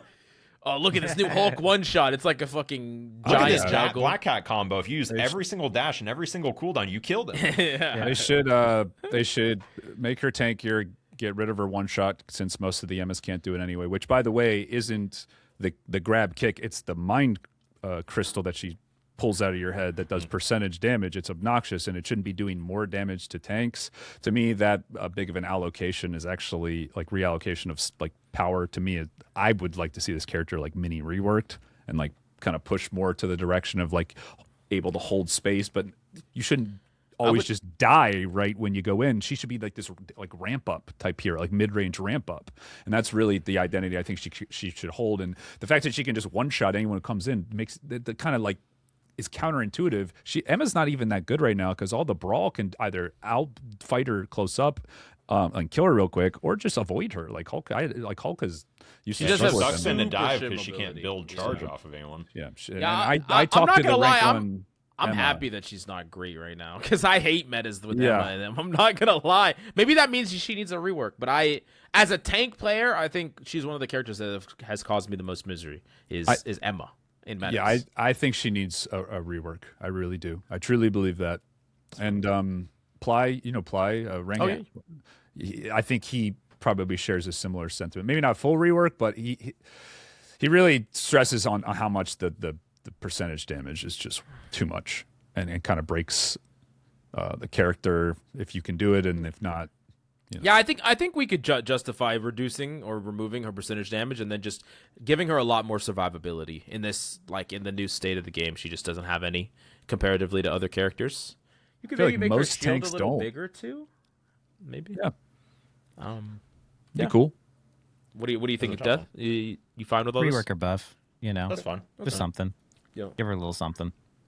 She's not terrible right now, but Spinning the wheel. It's crazy to say it's like Mag. It's almost perfect. I'd agree. I think this character is perfect. Yeah, I think Cloak this and character is Dagger, perfect. And people need to stop banning them because they you need to stop banning Cloak and Dagger, they're please. killer. Like, it was a waste last season. It's a waste this season. If you're going to ban a character, ban a character that has a stronger neutral like Invis Pulse. There's no reason that someone who just does straight healing or straight damage is that good. Like, I think she's a low rank ban. That's about it. Like low diamond and below. Yeah, because of consistent value. But yeah, no, I totally agree. She's fine. It's not that bad. I actually, maybe a team up would be cool, but we can just do no change. Yeah, no team up change. She's got that Psylocke change. I'm always scared of adding support team ups because some of them end up being really, really, really strong. Ooh, Black Cat. Oh, already. This is exactly why you don't buff or nerf characters too soon. Imagine they would have everyone was exactly. Everyone was saying this character was ass the first 5 days of the game or for release. Now they're keeping that propaganda going. So people have. They've tried to.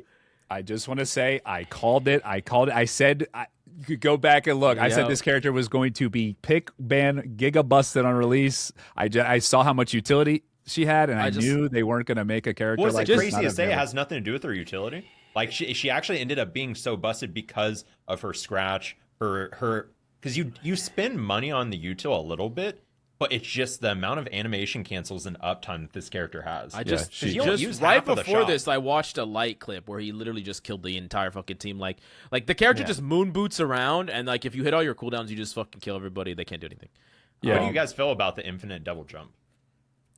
I mean, I honestly like the character. Like I think that I mean maybe you don't really like melee characters, Rao. I know you're I actually on my melee account, Spider-Man, Magic, and Black Cat are my nice. top 3 with like 70% win rates. Like I think this character when played at close to the ceiling, like this character is insane, and I think this character is only going to get insane like more with time. But I think it's probably too early to nerf this character. Like I want to see this character in pro play. I want to see this character at the highest levels. I want to see this character to the point where they're banned all the time. Because like right now, if you're like underneath Celestial, this character is not really that crazy menace Thanos character, and I would like to see more time with the character allowed to exist, in the state that they're in. I kind of just I don't want to be too quick. It's the same thing with White Fox. It's like we don't need to nerf these characters right away, even if they're a little bit strong right now, because they're not, they're not Elsa strong or like these insane launch Gambit strong. Like those characters are obviously like leagues too strong. I think you could give this character a sizable nerf and then she's not really that good, which I don't want them to do. Yeah, I don't know if they did on purpose, but I really like that she faces away from the person you ult to. I don't know if you guys know, she teleports to behind them, looking away. I do like that because it adds the 180 mechanic. If she was facing them, I actually think that would make her so much easier and kind of I want to see what people can do with her before going crazy on her. I agree. I think she's one of those. What do you think, Cap? You think doing no change here for now is not aggressive enough, or you can't see me because I have sunglasses on, but I'm rolling my eyes at all of you. Yeah, no, I had to go against a Black Cat Lord on Rocket, and like you said, Raul, just they spend their money on the whip, swipe, boom. Right? Yeah, and came in, killed me faster than I've ever been killed by any kind of diver. It feels so good to kill Jeff and Finn. God damn it, I hate using hit scan against Jeff and his Finn. I can't hit him. But Black Cat just eats it. I'll never die to dive as Rocket. At least not a single dive, and she killed me faster. She's busted. People just don't realize it yet. She needs a nerf. 100% needs a nerf. And even if they nerf the whip, I still think she'd be OP because she, like I said, her utility is just through the roof. Like the grounding, God, I hate it. I mean, you gotta let our boy Light pop off in pro play, bro. He needs a second diver. Let him cook for a couple. He says Daredevil is better than Black Cat. I know, but they can't ban both of them. Like before, the problem is they can ban him out. Well, they have to ban everything. You know what I'm saying? Like it's a lot harder. Like as a true dive specialist, it's a lot easier for him to dominate a tournament when they would have to invest bans into all their bullshit. They would leave open Gambit. Give him a couple of tournaments, man. Light, if you're watching, I got no, just kidding. Nerf Black Cat. Fucking nerf. He said, "Fuck you, fuck your pro career." Nerf Daredevil too. Let's move on. All right. Okay. Adam Warlock. All right, bring back ResComp. Let's stop fucking around. ResComp. No. All right. What's going on? What do y'all think? Rework. Rework. Okay. What do you think? Soul Bond is boring. Just give me Soul Bond's boring. Okay. Or like just, balancing wise, I think he's in a perfect state. But no, a rework would be him. Yeah, his initial identity as a character, I actually really liked, but yeah, it didn't match really his aesthetic much at all. Do we make this character a 2 support, or I think do we already keep he him can in fit into triple? support. It just depends on like. I mean, not with Soul Bond on with my fucking Adams. 30 seconds or 40 seconds or whatever. How long Soul Bond is? It's too long. I love his mechanic of hitting headshots that have more health uptime. Like, that is nice. Yeah. Oh, yeah. I don't like that the last buff was lowering his floor by pushing more value into the charge shot. Because people already spam charge shot so much. Yeah, the flying's kind of wacky and cool. What would you like the Iron Man what flight? What would you fun. change Soul Bond into, or change that ability to make the character instantly better? If we were just trying to rework Soul Bond, is there something that we could do to just Soul Bond? What if it was a Luna Flake where you just sat it on, like, maybe, I guess you guys don't like passive abilities. No, we want you place something it like on a someone. playmaking ability would That's be kind of all cool. supports need a playmaking ability to help encourage them to win games. I think like I got it. Soulbond, whatever, it gives like increased healing or something to like some kind of buff, whatever. But like, when it's on you, you get the Adam alt res and then give them a different alt. Yeah, like you put it on someone, they get if they die in that period of time, they get res, so they can go for a greedy cloak. Oh, you just apply it to the people around you if they die within the next 20 seconds. Right, so you could cancel out. That might be busted as fuck, though. That might be super Well, strong. I do that might every be 5 seconds as Hulk. I do that multiple times in a fight. yeah. I've canceled like 4 ultimates in one fight before. I love Born Again. Like I like his ultimate. I really do love it. It's so much aura. Think about flying in, soul bonding someone about to get hit by a more alt, resing yourself, and then like maybe give his ult. I don't know, like what would make sense for a character like him? Maybe get like during his ult he can shoot while flying. You just want him to fly and kill people. Just completely I change like the his hero. ult. I like his ult. What if his soul bond ability was like an AoE heal, but it also like booped everyone away from him? I don't know. I don't want any more AoE heals or damage in this video game. Oh no, not a single one. Well, I'm so I mean, sick of but that's the ultimates thing that is are like just if you heal or want him to damage. make it 2, if you want him to be a reliable 2 support, the ability needs to be a healing ability. Like it has to be Okay, I got it. something One of kind of his like Bubble powers- from Cloak, but like not that. You know. One of his powers is energy manipulation. What if he could like steal ult charge from opponents and give him to teammates, and that's his ult, and it's just something he can do like every 20 seconds. Oh god. That'd be, and then his res was his soul bond. I actually wouldn't mind having more characters like Rogue that manipulate ult charge. My man wants That him would to be so- busted. dude, He wants it- him to be it- busted. Adam's ults are so unreliable. Like they're My favorite is when an Adam purposely loses his team's fight by going to res like 10 seconds before the fight's even over, just to res them in a bad spot, and then they get rolled again. Listen, I think his ult's cool. How about this motherfucker just doesn't scream "Born Again" when he reses, so people don't know where it's at. Like they have to see where it's at, and he's like "Born Again, guys," and then like the whole team is alive, and like you know, like No, I don't Adam is one of those heroes where like his ult isn't as free value as like a Luna or Cloak and Dagger Invis ult, and it requires a little bit more thinking, kind of like Jeff. Like there's some demons out there that play Jeff and Adam that are gonna just absolutely run the lobby on those 2 heroes, and I like that there is that skill expression for those players, because yeah, there's a lot of people who use Adam res like right in the middle of everyone. You're like, oh good, we're gonna get wiped a second time. This is what I would like, because Soul Bond, like Adam wants to off angle. He does not want to sit with his team, but Soul Bond's an ability that is really, really needed to be with your team. So I would like a different kind of, what if he could just tether to like one other person, like one tank? I don't know. Man, I can't think of it, but I do I'm know not that sure Soul what, Bond is. but yeah. We'll put him in rework. I don't know what that looks like, but we'll put him in rework. Giving him flight kind of breaks his original identity to where you can't have that kind of like very tanky, slow moving, like high damage. Right. But he was I think kind of a little boring to begin with, so I kind of like the flight. Cap is next. What Captain Coach? What's next? What's for this character? Where's he going? I feel like there's like too much power in his ultimate right now, but I like the idea that you're encouraged to actually engage with it now because of the ult generation. Mm-hmm. So I mean, you're really encouraged to use it.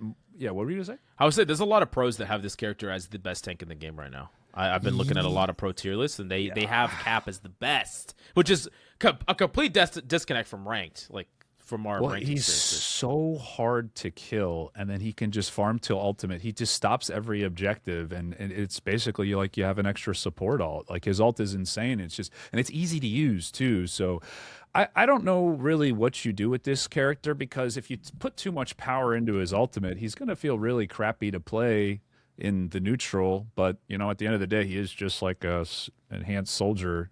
So, I mean, lore accurate would be his ult is really OP, and he's like, you know, I don't know. I don't know what you do with Cap. I think he probably needs a little nerf to his ultimate, but I kind of like where he's at. I think the idea around it is good, and I think this maybe, I don't know. It's tough because if you take away the shield, then I think the shield is really what makes it so good. So maybe keep the ult generation, lower the shield a little bit. Thoughts, guys? I don't know how you can change him without ruining it, like player feel. Because if you hurt his mobility, you make him clunky. If you hurt his kill potential, low ranked players already suck at killing people on him. They're just going to complain that he's just a fly. But it's tough. I don't really think there's a great way. I don't think there's a great way to fix it, like to change him at all, because he just, like, if you nerfed him, like, no one, like, we say this a lot, but none of the low ranked players are going to get any value on this character, because they already struggle to get value on this character. I think it's the Angela thing is just make him more punishable. He needs to have some kind of mistake or downtime, something that you can actually do something to him during. I don't know. Yeah, maybe. What do you think, Death? Because you play more Cap. I mean, you're the only one of us that actually plays Cap. So, like, what do you think about the character? I like that he fits a very specific role, and that you know, he's really fantastic, especially on like defense on convoy maps, because he gives you an extra support ult. And I do like where he's at right now. I think like in coordinated pro play, he's definitely someone that's probably going to get nerfed eventually. But the only thing that would really change about him is that his shield and his reflectability is really wonky, and every Cap player knows it. You're going to reflex so many mag ults, and on your screen, it's going to say you reflected it, and then it's going to say that your cloak and dagger died to the mag ult. That's like the one thing that I would change, is that his shield is really that's buggy. like a no reg, like a reverse no reg. Yeah. It's the new team up you got. Really fucked up. Like, yeah, I'm sure every Cap would love that baseline. Yeah. Even if it wasn't just a bigger shield, just the you know, just changing that team up to where, or changing the shield to work a little bit more like the team up would be. Like what they could do is they could reduce the HP of the shield, and they could increase the cooldown if it gets broken. But then as compensation, they give you direct, like the direct ability. That would make him perfect. Nerf the ult a little bit, give him that. I think he's like in a perfect spot. Because then you get to skill check a lot of people. You know, if a Luna tries to freeze you, can, you know, deflect it right back and then fix some of the bugs about it. Yeah, and I do think like Cap is a really good tank and a really good spot. Like? I guess it's a rework, it's mini rework. Yep. Yeah, mini rework. I'd say like mini buff more than anything to like his shield. But, but I think he's in a good. I think he's in a good spot. I think he's a good tank. Well. Look what we have here. And Visriel's in the building. Let's fucking go. You know how we said not giving people reloads? I feel like she needs more reloads. Just so much uptime, so much multitasking. Like it just. She needs a lower cooldown on her pull. I think no changes, guys. Right? Can we all agree right now? No, I think she's good where she's at. I think she's. If I had to pick something, we gotta do something about the pull. The fact that the pull is 35 meters, does what, like 50 damage? I hate this. Has a huge hitbox. I hate this. It's ridiculous. Yeah. Can we turn that into a skill shot and also make it close range? Like relatively close range. Yeah. It should go back to her identity of needing to stealth to heal up and stop the self healing on herself when he shields herself, making her a raid boss. So like keep the self shield but not have self heal on the shield. She's legit like a raid boss from World of Warcraft, where I have like phases of the fight. It's like, okay, she used this, we're 2 minutes into the fight now, I gotta pop my jump and my ult. It's like you gotta plan out your fights against them because you know you're not gonna be able to kill her for so long.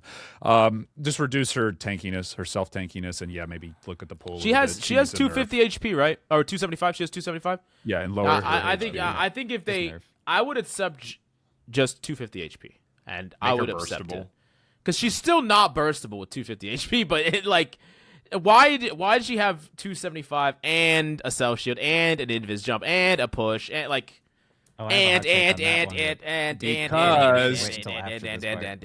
because she sells a lot of skins. But we're not ready to have that conversation. Oh my God. I'm glad you didn't say that about Psylocke. By the way, everyone go to your Hellfire Gala polls, Psylocke. No one plays Rogue, no one plays Cab, no one plays Storm, Psylocke. Oh, whoa.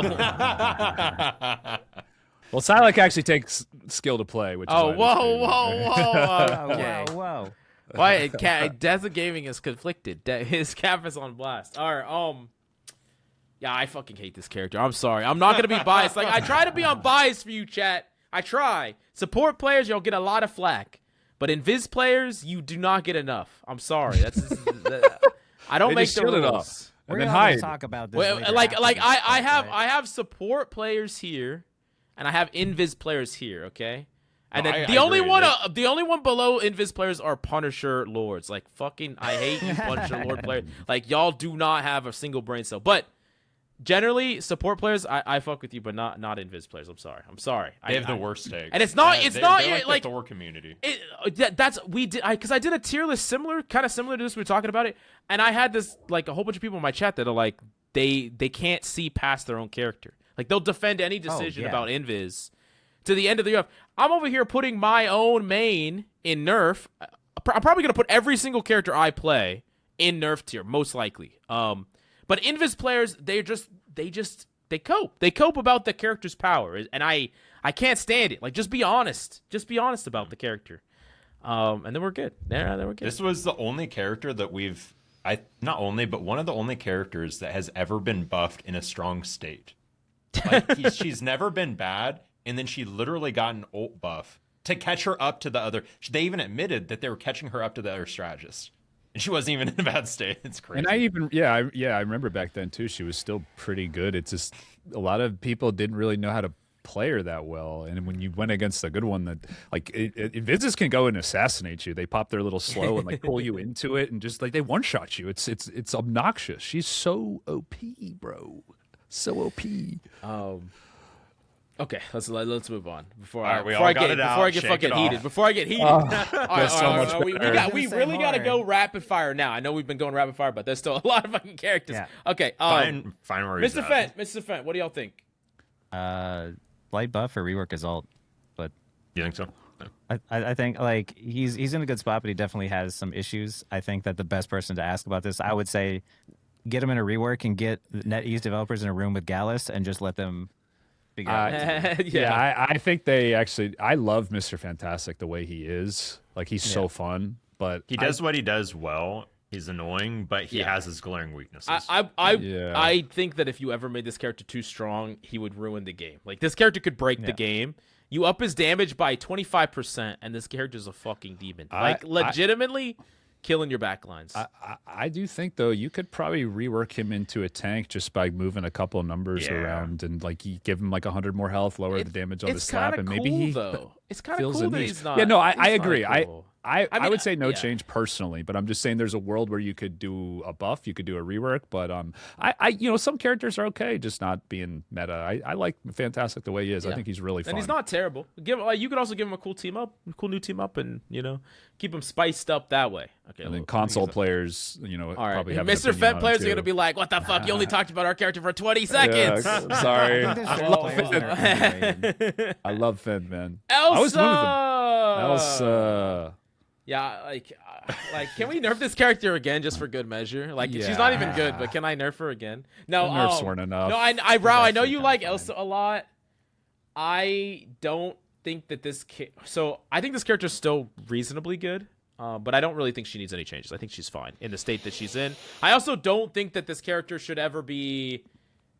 She should not be meta again for like at least 3 or 4 seasons. Like, please keep her completely out of the meta. If you're gonna nerf anything, it needs to be her ultimate, Coach, or rework her ultimate. You're losing your credibility, Coach Mills. Wait, why? Wait, why? It's okay, and this is why I actually think she's. Wait, you think she's busted? She's fine. She's not on Jean Grey. No, I'm talking to Cav. Do you think he's busted? Close. No, there are no ranged characters should have percentage health damage on any ability ever. That is the dumbest thing I've ever heard of.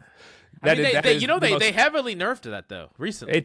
I mean, it don't still feel exists, it. but I they still have. get, It's a massive nerf to that. now Like when I can Elsa duel does a this full character on combo, Thor now. I can duel this character on Thor. I'm not afraid of this character on Venom now.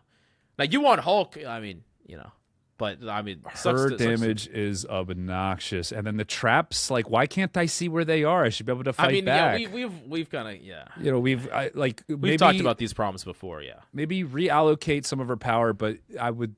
Hopefully, that's in the form of a nerf less toxic things to go against. I mean, you think traps. you would rather get rid of her trap and change that percentage damage than address her ult? Because I think her ult is the only that still busted part about nerf her. That. Yeah, her ult's very good. It's very, very strong. I feel like they need to lower the hitbox of it. It feels like it's easy to break. Is that a crazy take? That is a crazy like take. if you're playing all melee, not, it doesn't feel like it's all that hard to break. I actually don't really they play get outside everybody in it. That's the thing. So I mean, Not- at least not your not average in Elsa, good random Elsas, lobbies, yeah. but in high rank and in pro play, the Elsas are hiding around a corner, and people are moving together as a unit. They all get grabbed.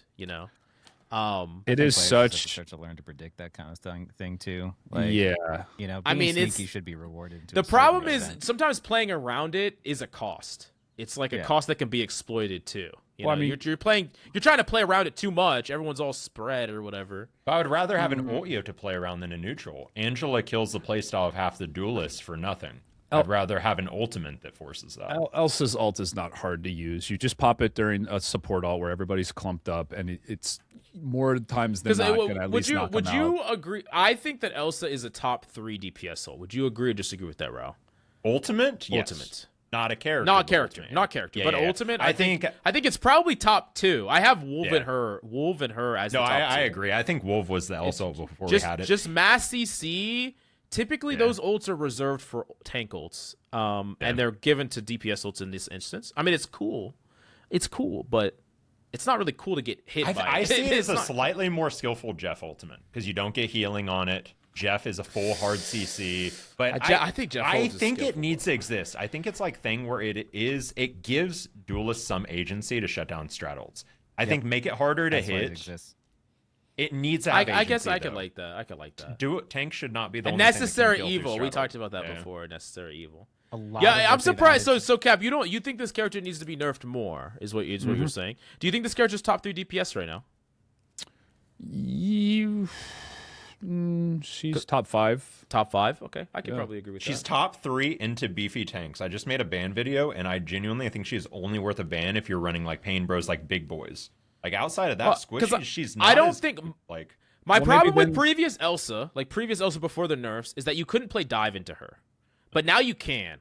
She's not that good against Venom, not an Cap, off-angler Venom, anymore, yeah. Cap, Thor, even tank pool. She can't stand up against these divers anymore, which means that there's counterplay there. Maybe I'm just coping because she feels way better than she used to feel to play against, and maybe she is too strong in the really right hands, but I haven't felt it, or I'm just curious of your perspective, Cap. If you still feel like she needs some massive changes. Her damage is obnoxious. I just feel like I take so much, and while I'm CC'd, it's really just the traps. The unfun parts about her, I think they should just try to limit a little bit. Limit them. Do you think adding more fall off on the coach gun would be? Or Because she make fits her- a good role of anti big boy. So you don't want to take that completely, but maybe make it to where she actually has to displace herself, get closer to them to actually. Do you Rao? Would you be okay with if I talked to you like you're a representative of Elsa, but would you be okay with us making it so that the trap doesn't go invisible? Maybe it stuns a little bit harder, but it's not an invisible trap. Yeah, so we the can actually trap feels- break it or play around it or whatever. I don't Junkrat know if trap. Death- Make it more like Junkrat trap. I don't know if Death feels the same way. I feel like a lot of Psylocke players, including myself, Tap, went to Elsa when she came out because Psylocke was useless and Elsa was just better than her. And the trap never felt like an intuitive part of her kit. It felt like it was just you play, you throw it out, you play, you throw it out. Sometimes you put on backline, but overall, I felt like I was playing, and this could be a me thing, but I was playing her more like Psy, especially when I had ults trying to set up on an off angle. And I'd throw the trap at my feet and play on top of it from time to time. But yeah, I don't know. I wasn't a fan of the trap. It never felt good to use. It was good, but it didn't feel I think we could probably all agree on reworking the trap. Death, do you think you're down with that too? Yeah, I'd agree with that. And it was funny because like last season, because everyone was playing Elsa, most Psylocke players shifted over because it's all about the mobility and whatnot. And I intentionally just never bothered to learn Elsa because she was always permabanned. And yeah, anytime there's like, I don't know, I always make it more difficult on myself where I'm like, oh, my character's weak. I'm like, I'm gonna climb regardless. Screw it. And Cap, one more thing. Here's the reason why I'm gonna say that Elsa can have damage. She can. She's one of the few characters that can. Because in the lore, she's a monster hunter, okay? And monsters are tanks, bro. She has to be able to be that big game hunter. She has to. If you're going to give it to one fucking character. Now, Iron Fist, that shit makes no sense, okay? But I think that you could give it lore-wise. If we're talking about the lore, you could probably give it to her. Although, not super powerful. Just a little, just a little more damage. But I just feel like there's like other ways to go about being able to like pressure tanks. Like, I mean, shotgun punny is kind of an example of that, where it's more about getting close. That shit needs to go too. We'll talk about that in a bit. Yeah, that shit needs to go. Bro. But it's like it seems like they haven't found great ideas yet for these mechanics, and that they tend to get abused in other situations, not for what they were maybe initially intended for. You want a broken DPS, percentage-based damage, overshield, like it's the same shit. Every CC on an ult. Okay. All right. Let's move on. Let's move on. So buff Elsa? Of course. Stronger than she was before, actually. I think he's in a perfect state after that. I love the Bucky.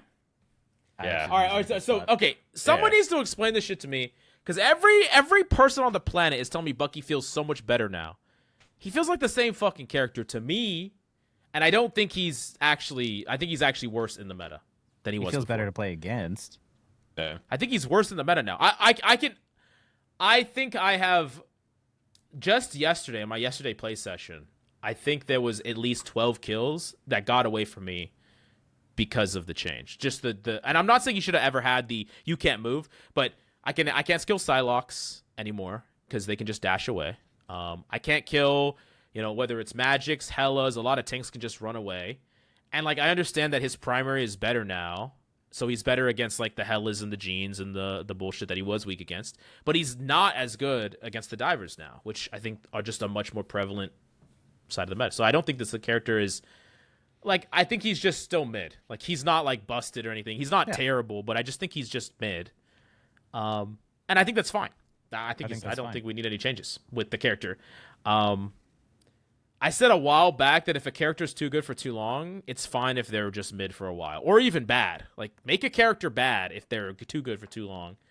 And I think Bucky's kind of in that place where he's, like, just He's fine. the projectile Hela. He's always been good. Right. He's just never had a bad time in his life. Yeah. But I don't think he's I don't think he's a top 5 DPS or even a top 6 DPS right now. But I will say that his team up with Cap is fucking useless. I'm not gonna lie, it's so bad. Can we get him a different team up? There's so many fun times where we would be able to get to do the high five, Yeah, but I realized that a character that wants to play purely front to back and can't off angle, and a character that wants to jump into their back line have a lot of anti-synergy they gotta work through. Like the only time that worked is like you stalling the cart and getting value there, and then me just being able to kill more things because I have the team up. But it's not like together we're making something crazy happen. You know what I'm saying? Like it's kind of just like we're individually doing good shit and it's working. But like, so people really need to move away. I would argue not that he just needs these- this team up change. That team up is how long has the Cap Bucky team up been around? That's one of the longer. It's running still ones. here and it's terrible. It's always been terrible. People need to get away from the mentality that it's the anti-dive, because I don't know how you guys feel, but if you're actually in a dive comp of 2 or more players, he's actually a target. Like he is he's a person you can go on. He has a large hitbox. Yeah, you can no, he's always him. the dive target. Like I was watching a TikTok with Cuffy, I think. I forgot. Coach Cuffy. We had him on a couple thing, and he was talking about like Bucky's not a true anti-diver because he in against multiple divers he just doesn't have the tools to stop them. And this was this was before they took away his CC uppercut. Now he's especially vulnerable to getting dove. But in ranked, in isolated duels, like if you're in an isolated one-on-one with a Magic or a Black Panther, like you're heavily favored. It's just like isolated 1v1s are not that's not a dive meta. That's an isolated 1v1. You know, it's like which is it's fine. Like I don't think Bucky should be. I don't think he should ever really be meta. Like again, like we had a small stretch of him being meta and everyone was miserable. So like, let's just not do that. But yeah, new team up. Can y'all agree with that? Yep. Different team up. All right, Captain Coach. Watch, this is going to be one relevant to you. I just could feel it. Nope. No, hey, it has a team up with your character. Dog shit team up, by the way. Next up is Black Panther.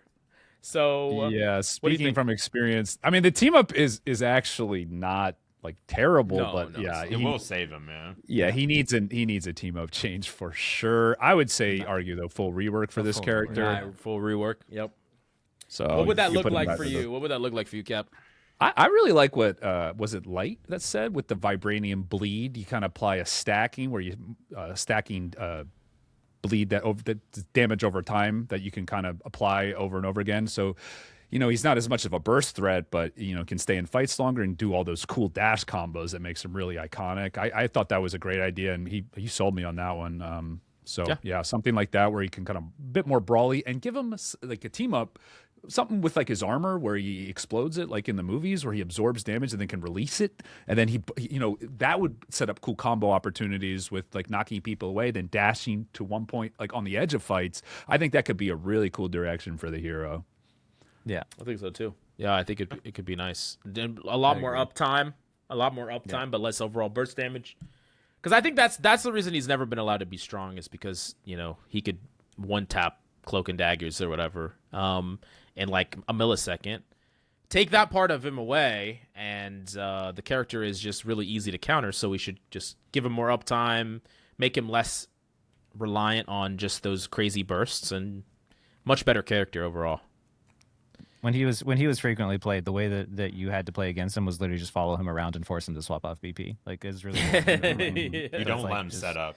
Yeah, you just can never let him set up. So it's really boring. And yeah, a full rework would do him great. I think the gold standard is if they can just, like, there's a lot of ways they could change him, but if they could just make it so that the character doesn't auto fold to the thing, if they can just change that, I think it would fix everything else about him. Like, you fix that core problem, because what that would require is that, you know, his kid isn't super one dimensional, right? That's basically what it is. It's just very. You could give him some kind of like instant escape, maybe like Star-Lord, like an instant reset, like a do-over button, something like that. I don't know what that would look like, but that on paper, like not from like a purely design perspective, something like that would help him a lot. Immediate get out of a fight. Some type of I like the idea of using his vibranium like absorption thing. Somehow, they could make it. Maybe you have to choose between like a bit of burst damage or sustain. I don't know. There's a lot of ways that they could deepen his kit. So 100%. Let's move on to the next one. Okay. There's still a lot of hot topics in here. A lot of hot topics, and the next one is Widow. Okay. Speaking of which, okay. Death in Gaming. We're asking you first. What do you think about Widow? This is the part that I thought about this the other day. It's really tough because, man, there are some dedicated Widow players that love what she does and how she plays. No buffs yet, by the way. But just saying. Everything in this game is fucking busted, okay? It's kind of the problem. We're almost 2 hours in. No, there are definitely characters that will get buffed. We'll get there. Sorry, Dub. Like I'm okay with, like, for her dedicated players leaving her as a bit of a sniper, but the kick is really lame that it can hit you when you're behind her. It's bullshit. It's so stupid. Even the kick is so dumb. Even if you portal it, she can still stun you with the second half of the kick. So like, yes, that needs to be fixed. The batons, no one uses. Those are dumb. Change those. Because there's some, she needs some reworks to her kit. Even if you keep the sniper aspect. Like, it's kind of funny because of the whole Zaza situation and stuff about like the matches between Widow and dive characters. But like what people don't really understand is that Venom is hard countered by Widow. Like hard countered. And the reason is because you can't escape her kick. Because of the auto-locking mechanism, when you try to zip away, grapple away, which is what every Venom does, they can just grab you. Like I was talking to Snake Case, which is the #1 Venom in the world, and he said, if there's ever a time where Black Widow is meta, then Venom won't be, because that's like the hardest counter in the game. You want to hear something funny? What's that? The rank 1 Widow, X-Lec, he bans Hulk because Hulk can just go in and bubble the kick and then jump out. Oh, so yeah, the one fucking character that gets to deal with the bullshit. Okay. That's actually kind of funny. I never thought about, like, you're the only tank that gets to be like, nah. Every other tank just gets kicked. Legit, like, because like when you're playing Psylocke and you're going up against someone that has CC from range, your goal is to basically try and dash and predict the CC and avoid it. So like if a Hela looks at me, I'm like, oh, I'm gonna dash immediately because she's gonna want to throw her stun. But if you do that to Widow, you'll dash immediately. She'll kick and it'll hit when you're behind her, and it'll still connect, and then you die anyway. And it's just like, well, like what do I do in that situation? Yeah. Just no good so news. just remove it and make her able to one-shot across the map. No, I'm just kidding. I'm kidding. They need to go more into that spy espionage identity. I think, you know, maybe like a rework, give her an ability where you can listen to the enemy team's comms. You can actually talk to the most abhorrent stuff you'd ever hear. Just the team tilted, toxic, and crashing. Because the symbol of throwing needs to go into the other team's comms. She is a rage bait hero. A bit of like maybe spy from TF2. Maybe she can do some crazy. I saw this with this art of her. I don't know who drew it, of Black Widow with dual Mac 10s, like dual submachine guns, and it just looked so cool. Like I imagine a different world. Yeah. No, but what if? Okay, remove the kick, remove the stun, give her the ability to change into like a close range weapon that she gets to use. You know, like give her a secondary weapon. Maybe it is close range. I'd love to have a sprinting tracking character. Yeah. Like imagine like I'm trying to think of like, do y'all play Valorant the Frenzy? I'm trying to think of like really wide shooting submachine guns that are like super inaccurate. Literally Black Widow. She should do like some jujitsu. Like she should like wrap her leg around like her her neck primary. And, like, Yeah. But I'm talking like maybe it doesn't do any damage past like, 5 feet. It's like really close range, but she could run and jump on top of someone and like burst them down, and does like a whole bunch of damage. I know I'm biased, and you're probably better Psy than I am, but that character is genuinely one of the most annoying characters to deal with on Psy, because your actual kill threat range is her stun range. She beats you at poke range. It's just and Psy sucks in trip support. So if they're trip support Mantis or Ultron with her, you're inactive. You can't do anything. I also ulted Black Widow like every time. Hands down. Like she'll be on the back, she'll get like damage boosted. I'll solo ult the Black Widow and they'll support ult in front. They're already down a player now, and I'm like, okay, like people think it's a waste, but it's just like, no, like you can't really plan around the kick because it's so inconsistent. And anything that's inconsistent, it's like, well, I'm just gonna solo ult you and get free value then, and just solo ulting for the vibes. I think every time a rework around her kick probably is what we're looking at. Maybe they can give her power in other ways. It's just the kick, I think, is it's the kick that's really very frustrating to play against. Okay, the batons are stupid too. They like having those instant kill confirms on heroes. Mm-hmm. Ooh, Loki. I might have a hot take here. I think this character is fine. I think he's fine, but he enables such toxic metas. I'm so sick of double Gambit ults. Oh, yeah. So annoying. Yeah, but that's like, if they fix the Gambit thing we talked about, Loki would probably be fine. But is it crazy to make him have to copy the enemy team like Echo in Overwatch? I have pretty strong. Well, no, now Echo doesn't have to do that as of 2 weeks ago. It's funny they actually got rid of that on Echo just now. Last week they just did that. You can copy. Like the idea of copying an ult is cool, but when it's literally just copy support all in your backline, like make him copying things other than support's cool. Yeah, and he's an awesome character. I like that idea. I think you should take it one step further and make it so he can't copy the same person twice. That would be cool, and it slowly, as the game goes on during a round, you limit your options. Yeah, because there's always a way you can balance around that, or do it so there's like a cooldown. There's a character in League of Legends called Silas, and he has an ultimate where it's literally you just steal their ult, and you can't. You have to go through about 3 ultimates roughly based on your cooldown reduction before you get the same person again. Maybe something like that. So what if this? I think they should do it exactly like Echo was. So how Echo did it is you can't copy a character and instantly ult. You copy a character, but you have 5 times the ultimate generation on that character. So you would have to copy a Luna, and then you would have to probably fight for like 8 seconds, and then you could ult. So like or maybe it would be like 6 seconds. You could build up the ult really quickly, but you don't get it instantly. It's not copy ult. It is copy. You are that character. If you die, you go back to Loki. But if you don't, you could just generate that ult really quickly and use it. So there's a window. It's not like ult into ult into ult into ult, right? That's what they did in Overwatch. Justify it having such a short cooldown. What were you going to say, Rao? I personally like the idea, especially now that we're getting away from ult spam metas of ult manipulation. What if he had to copy an enemy, but whoever he copied, he took a portion of their percentage too? Stole their ult and a portion of their percentage. You'd have to increase the cooldown of it if you did that. I feel of like. Course, yeah. But I like ult manipulation because now ultimates are so much more punishing. So if you had like Rogue's ultimate got such a buff from that because it's like people actually have to worry about their ults, and now all of a sudden she kind of stops you from doing what you're wanting to do. I like that. Yeah, I also think they could play around him stealthing and backstabbing a bit more. It's always used in a defensive way, which I find kind of annoying. Like boring. I think Loki honestly could use a rework personally. This is completely, maybe not even for Loki, but a completely new character or whatever. Wouldn't it be cool if there was a hero that they could target someone with an effect for like 20 seconds? That person doesn't know they're targeted, but if they use their ultimate within that time frame, it gets like maybe not canceled, but there's some penalty there. I think that'd be kind of cool. Like you're trying to predict fully when someone is gonna ult, and that players could be really frustrated. I know. I see the vision though of like if you could predict it and hit him with it, then you could play make it. You know, you could play make with it. Maybe it's like if they used it within the next certain amount of time, it's like it does like a wacky animation, like you just got jinxed and now their ultimates reset down to 70% again or something, or like I don't know, something along those lines. But that completely sidetracked.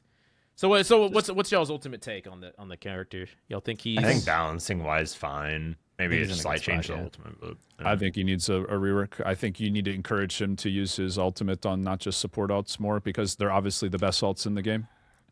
He does get kind of old. And encourage backstabbing somehow. Well, it kind of is, but yeah, he does not even use the coolest part of like what the God of Mischief would do, which is stabbing people in the back. He doesn't even do it. What if you got a successful backstab kill off, you instantly get ult? I don't know. That might be. Hey, people would be trying for that shit. People would be really trying. So what you're saying is basically a nerf, is what you're saying, right?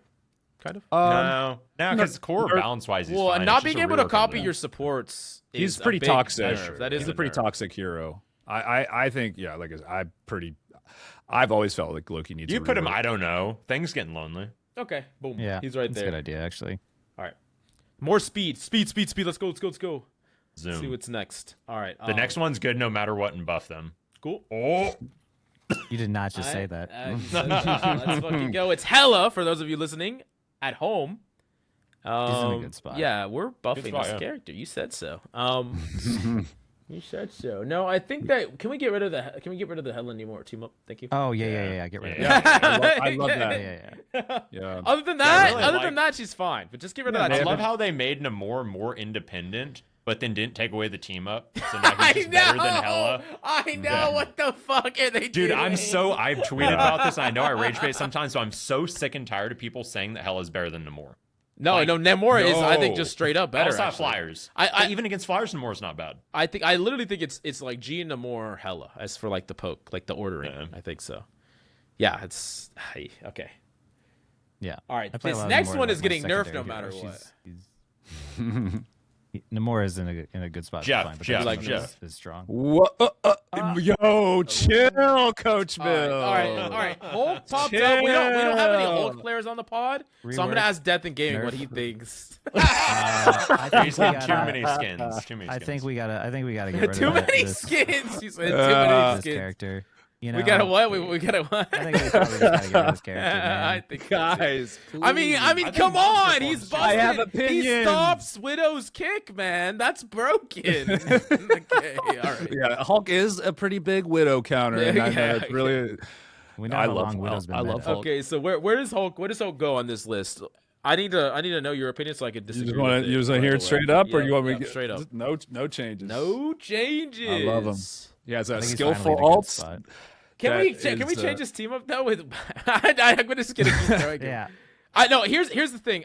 I would love a team up that Hulk gets to use.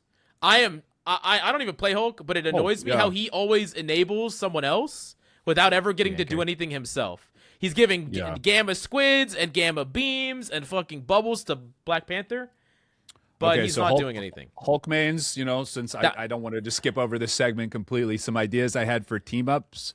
One with Magneto, where he give Hulk like a little metal suit of armor, CC immune for a couple seconds. Another one, he can clap off a Captain America shield and get like a big gamma clap. And that's just baseline all the time. Last week, I don't remember who it was, said it with Iron Man, made me think of it.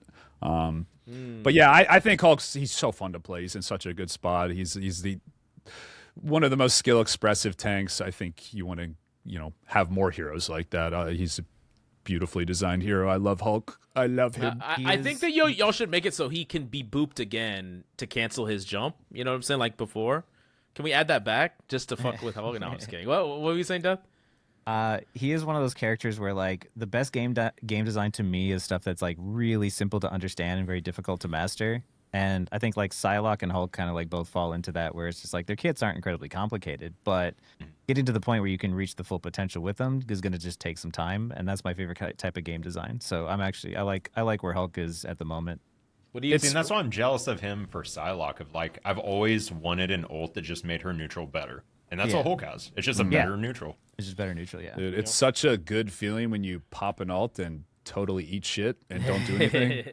No, we should change his ult. So it's addicting though, because it makes you want to like, oh god, what did I got to do better. We should change his ult to where like a very hard bot takes over the character and like plays the character for you because he's out of control. It's Hulk. He's doing it for you. That's basically what your average melee player is. Okay. That's pretty funny actually.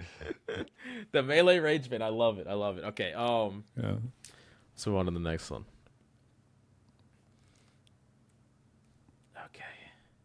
We need a little sound for this so people listening don't have to sit here in silence. They have to. Well, they hear that. They hear that. Wait, can y'all hear that? Magic. Y'all can't hear it? I'm trolling y'all. I thought sorry. Is it crazy to say she's like one of the most, not controversial, but characters that people can't agree on? Like console, I've heard she's busted. I've seen some people say that she's like FD tier. I see some people say that she's one of the better melee. Like people can't decide on Magic. And it's kind of interesting to me. She's one of my favorite melees. She is one of the characters where like I don't care what people think about meta or what her win rate is. Like she just naturally is a really fun character to play just as she is. Oh. I don't have any issues with her. I think her ult is also really well designed where it's like if you're really good at the ult, you'll get a lot of value. And if you're bad at the ult, you're going to just die instantly. Like there's a lot of skill expression in her. I don't think that, some people said like, oh, can the portals go vertical and stuff like that? I'm like, I think that would make her too strong. I think she's just a really well designed character from the start. And they've made a couple of tweaks here and there to make her feel better. But like overall, I really just love Magic as a hero, even though I'm not great at her. Like when I was learning her, I think like season 3, she was so much fun. Like I love this hero so much. She's the perfect combination of actions per minute at a steady state for flow state. Because Daredevil just gets to a point where it's not button mashing, but the speed of the inputs just kind of gets dull and old. With Magic, there's a flow to it. Yes. There's a piece to it. See that? Exactly. It's kind of like how Hulk is. I might like Magic then. I've only played her a few times. Like she's Magic. A flow state character. You would definitely love Magic, for sure. And she loses to all the same things that Hulk does, so it's like perfect. It's perfect. I could be just as miserable and angry in heaven. Yeah, so like I think no changes, No change, It's reasonable. No, so I thought y'all could hear the spinning this whole time. I'm hearing the satisfying we sit in silence. It's like satisfying, and I'm like, ooh, this is gonna sound good. It's not in the thing. I can't turn it on for some reason unless I could put it on Chrome, but then there's gonna be like. How about you just make the sound for us? Oh, okay, I got you. But perfect. Okay. Yeah, as long as there's some sound. Drum roll, please. Tick, tick. Finally, Jeffrey. Delete, remove. We gotta get rid of these fucking team ups, guys. All Like the what? Team ups. Get rid of all the team ups. He should not. You should not have I mean, 17 buttons. his team up with the Deadpools, which, by the way, can't be banned out unless you ban every single fucking pool, because he can just do it with any of them, is basically a cloak bubble. He gets a cloak bubble, has a cooldown. Somebody in my Discord said that the reason Jeff has so many team ups is because Jeff players don't have any friends. Okay. They're trying to make sure that Jeffs aren't getting flamed by insta-logging. I'm sorry, Jeff mates. I used to do it with the Jeff main. I was his friend. Rest in peace, Coffee Crush. I'll miss you. What I hate, dude, Jeff is one of those characters, one of those supports for like, you're going to find people who are absolute demons on the character and are just going to like hard carry a lot of games, or you're going to find people who are just throwing. Because like what I really hate about Jeff has nothing to do with his kit or anything else. It's the fact that he is the only one that is allowed to die every single time he ults, and no one says anything. If a Cloak and Dagger gets mag ulted 3 times in a row, your team's going to crash out. Yeah. But if Jeff gets up mag ulted 3 times in a row, everyone's like, well, that's just Jeff. Like, That's just Jeff. yeah, like good Jeff players almost never get like die in their ult, and it drives me crazy. That's the only reason that like I can't stand this hero, because I'm like, which Jeff am I going to get? Am I going to get the demon on my team, or am I going to get the 20 death Jeff? And there's no way to control it. Like you could set it up. You could be like, "Hey, I'll bubble you. I'll do this," and then the Jeff will just like eat me by accident, or something will go wrong. It's just like, well, we tried. Yeah. Like, just never seems like it works out. There's no in between, and you can't assist them in any way. Yeah, it drives me crazy. I wish I could just like know what Jeff players were thinking. You know? I don't think you want to be in that head. I don't think. Bubble. Yeah. What is Jeff? What do we?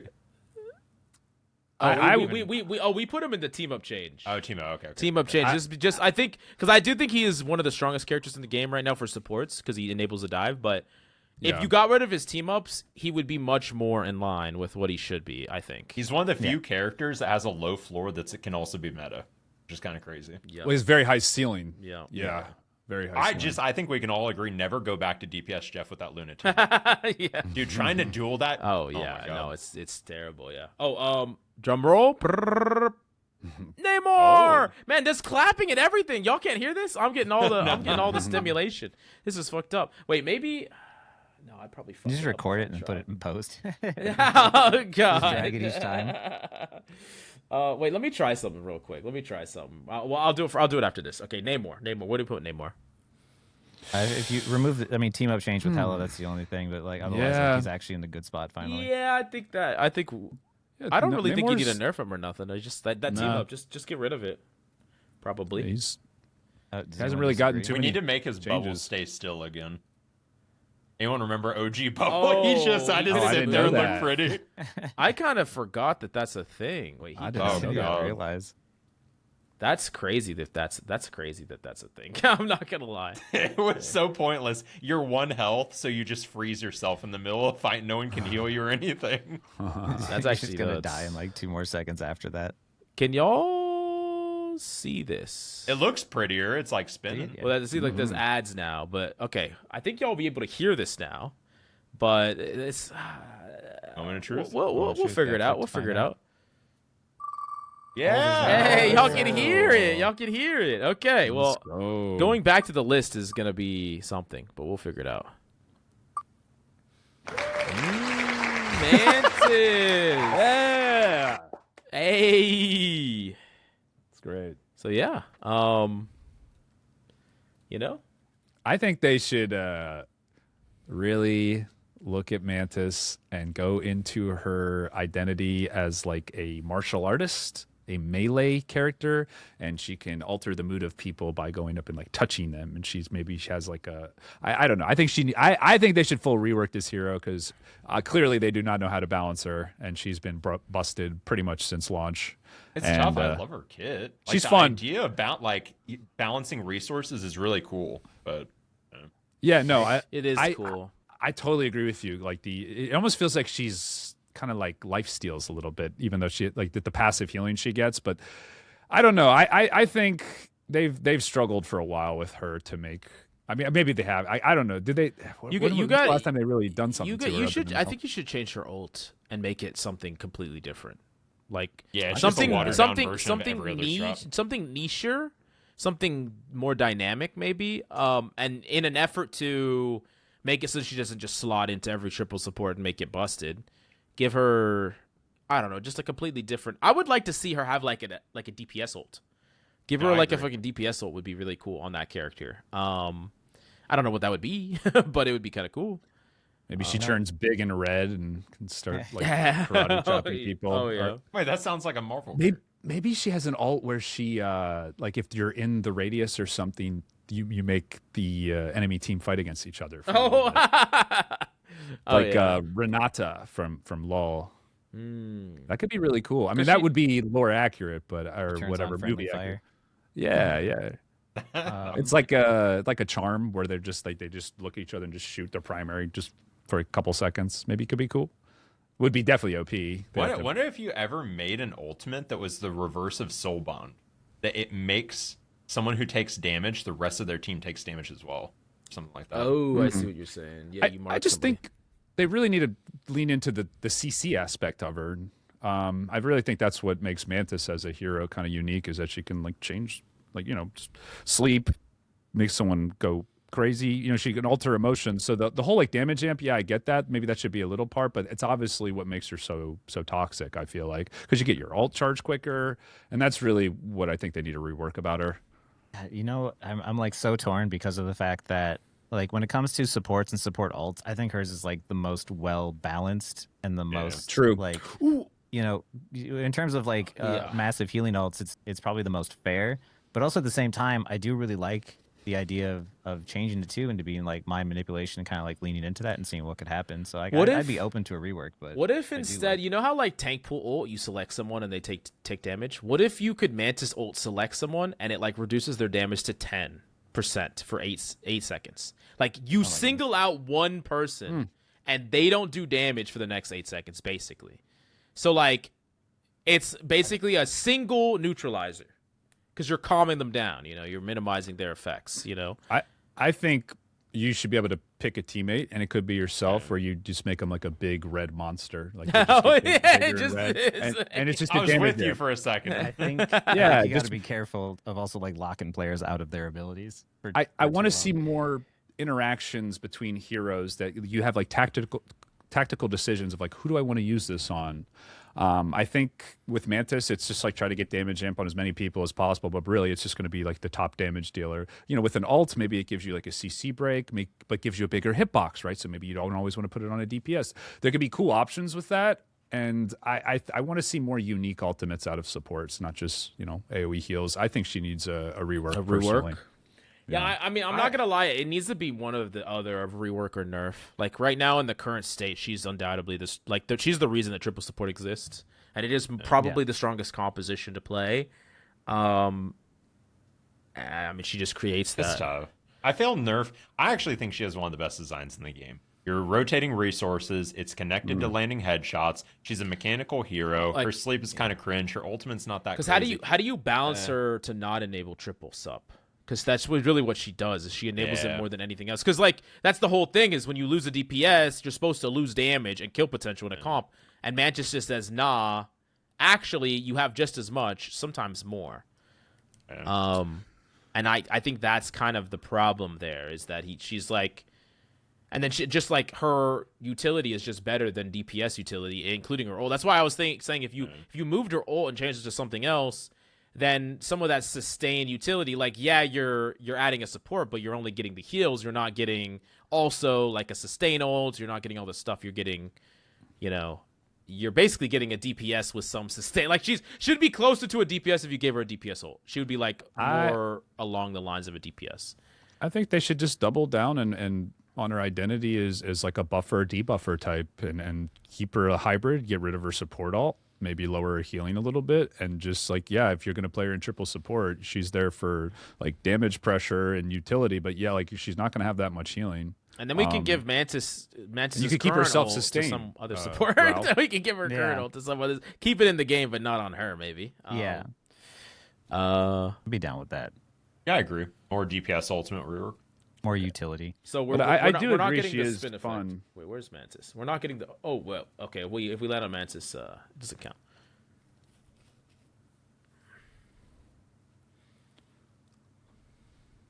Well, Venom expert. Venom next up on the block. We gotta nerf this character. I play Venom a lot. This character's completely busted.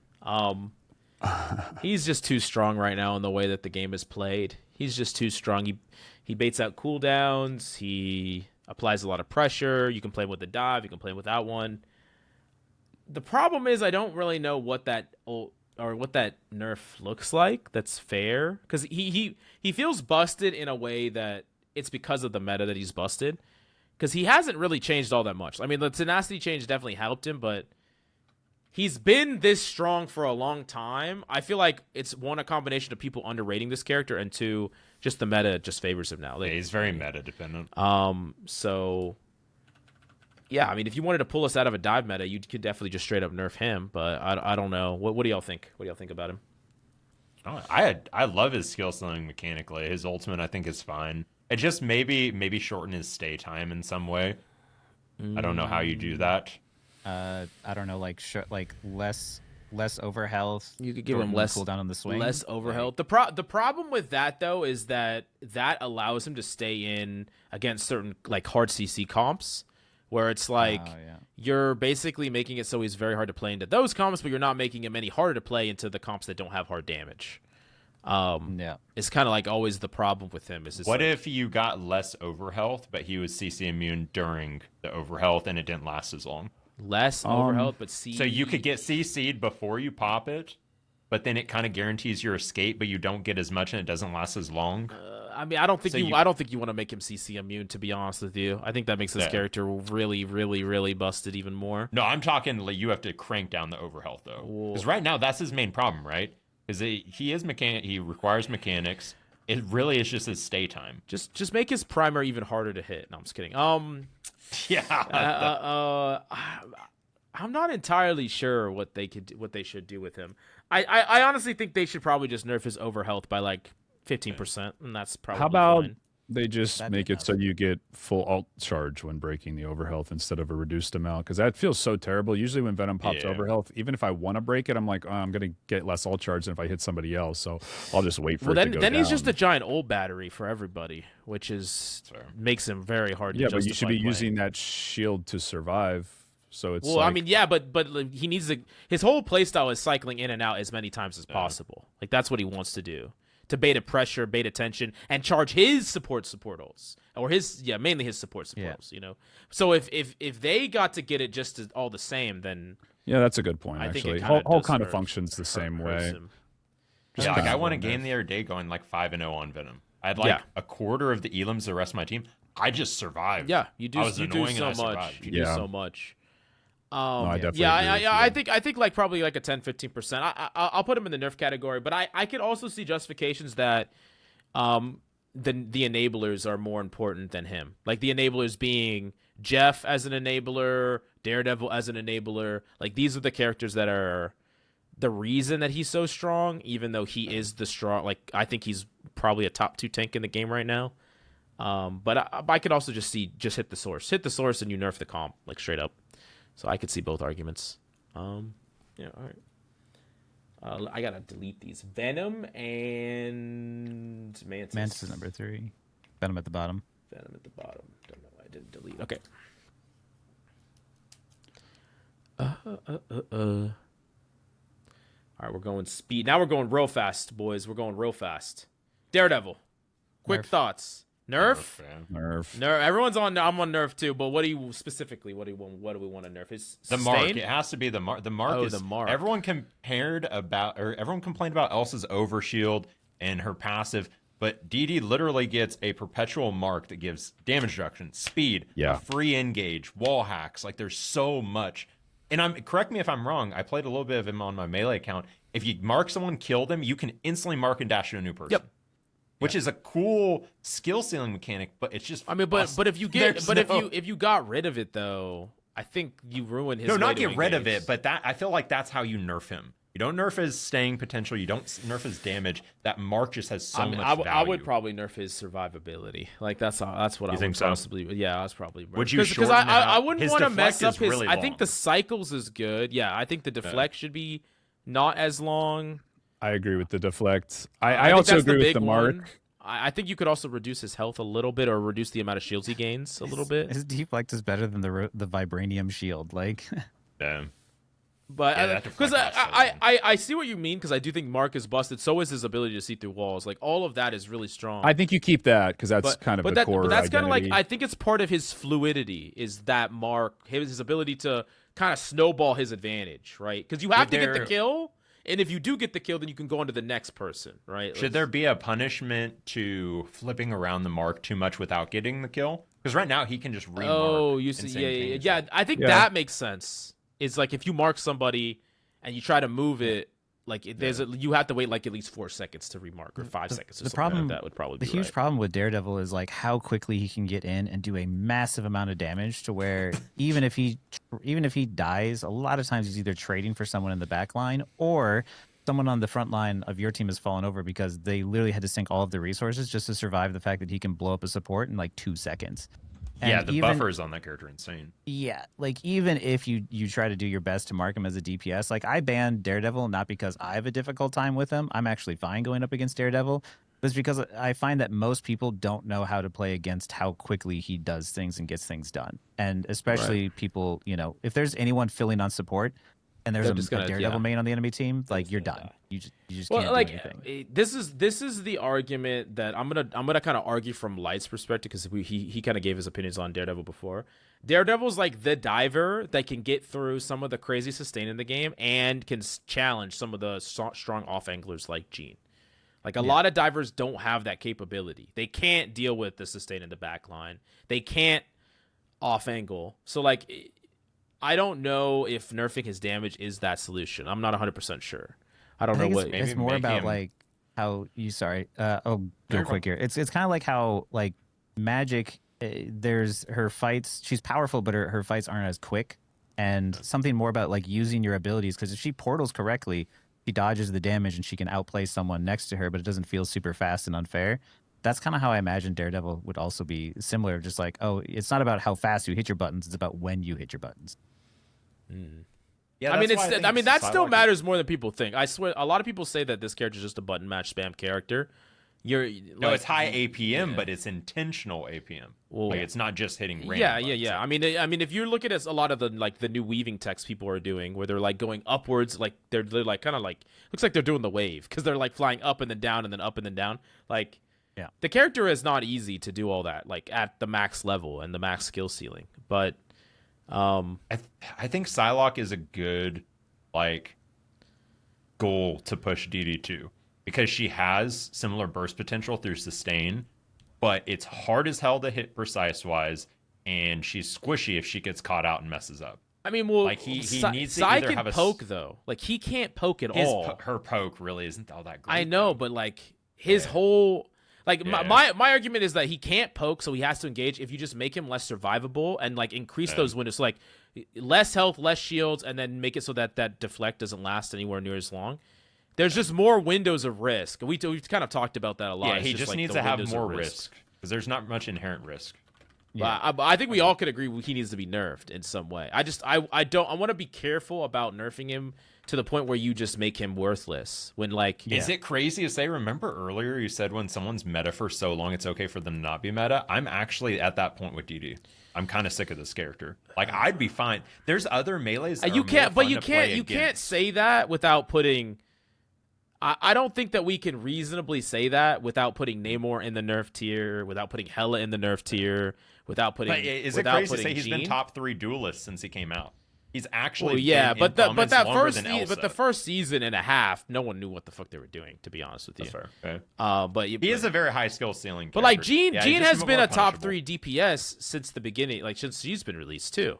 I know that this kind of turns into like this poke versus dive, poke versus brawl nonsense, right? But like, I do think like nerfs are definitely needed. I would err towards his survivability more than anything else, but I can understand you wanting to nerf some of his damage and uptime, or like Death was saying. I'm down with him having the burst. That's why I said Psy. Like I'm down with him having an insta kill. He just needs to be more punchable if he messes it up. Because let's be honest, his one shot combo is easier than Psy's, but he can also get away. That's the thing, is make it harder to land or make him more punishable if he messes it up. Because I'm down with him having that mechanic of insta-killing something. Because it is hard to do. But it just needs to be more punishable.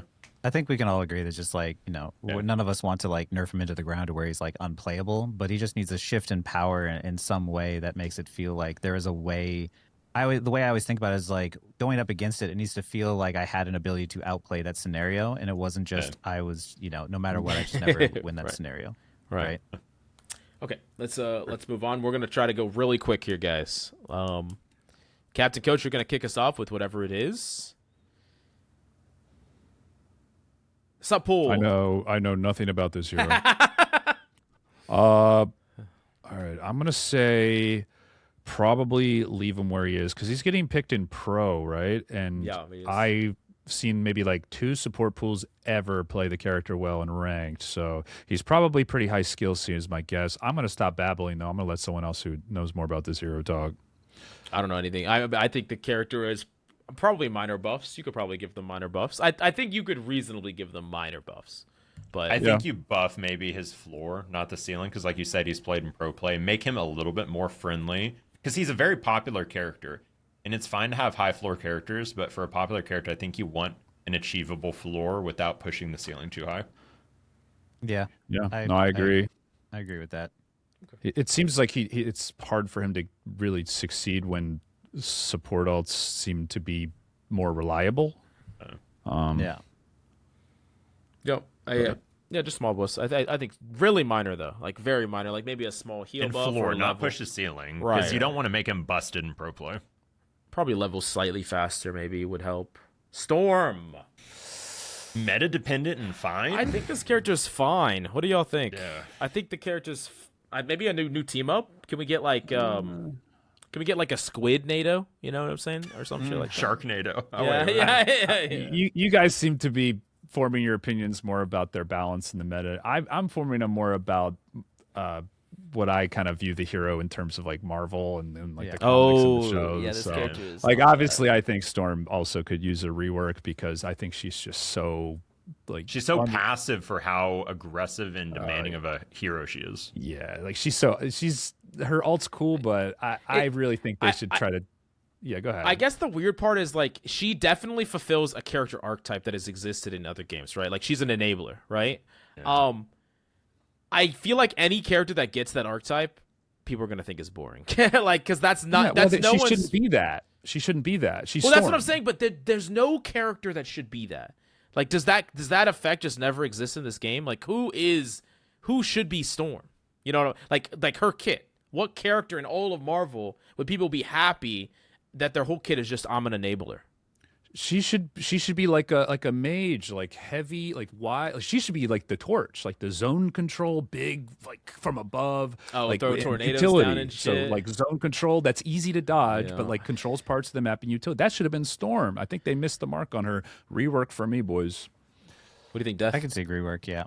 Honestly, Rework? I can see her in any of the roles too. I don't know if they'll ever. I would like to see them do a role swap. I'm down for rework too. I'm down. Yeah. I'm down. Make this character I don't think different. Cap should be in rework. By the way, I think his was more of like a buff / nerf, depending on. Whoa, where would we put that?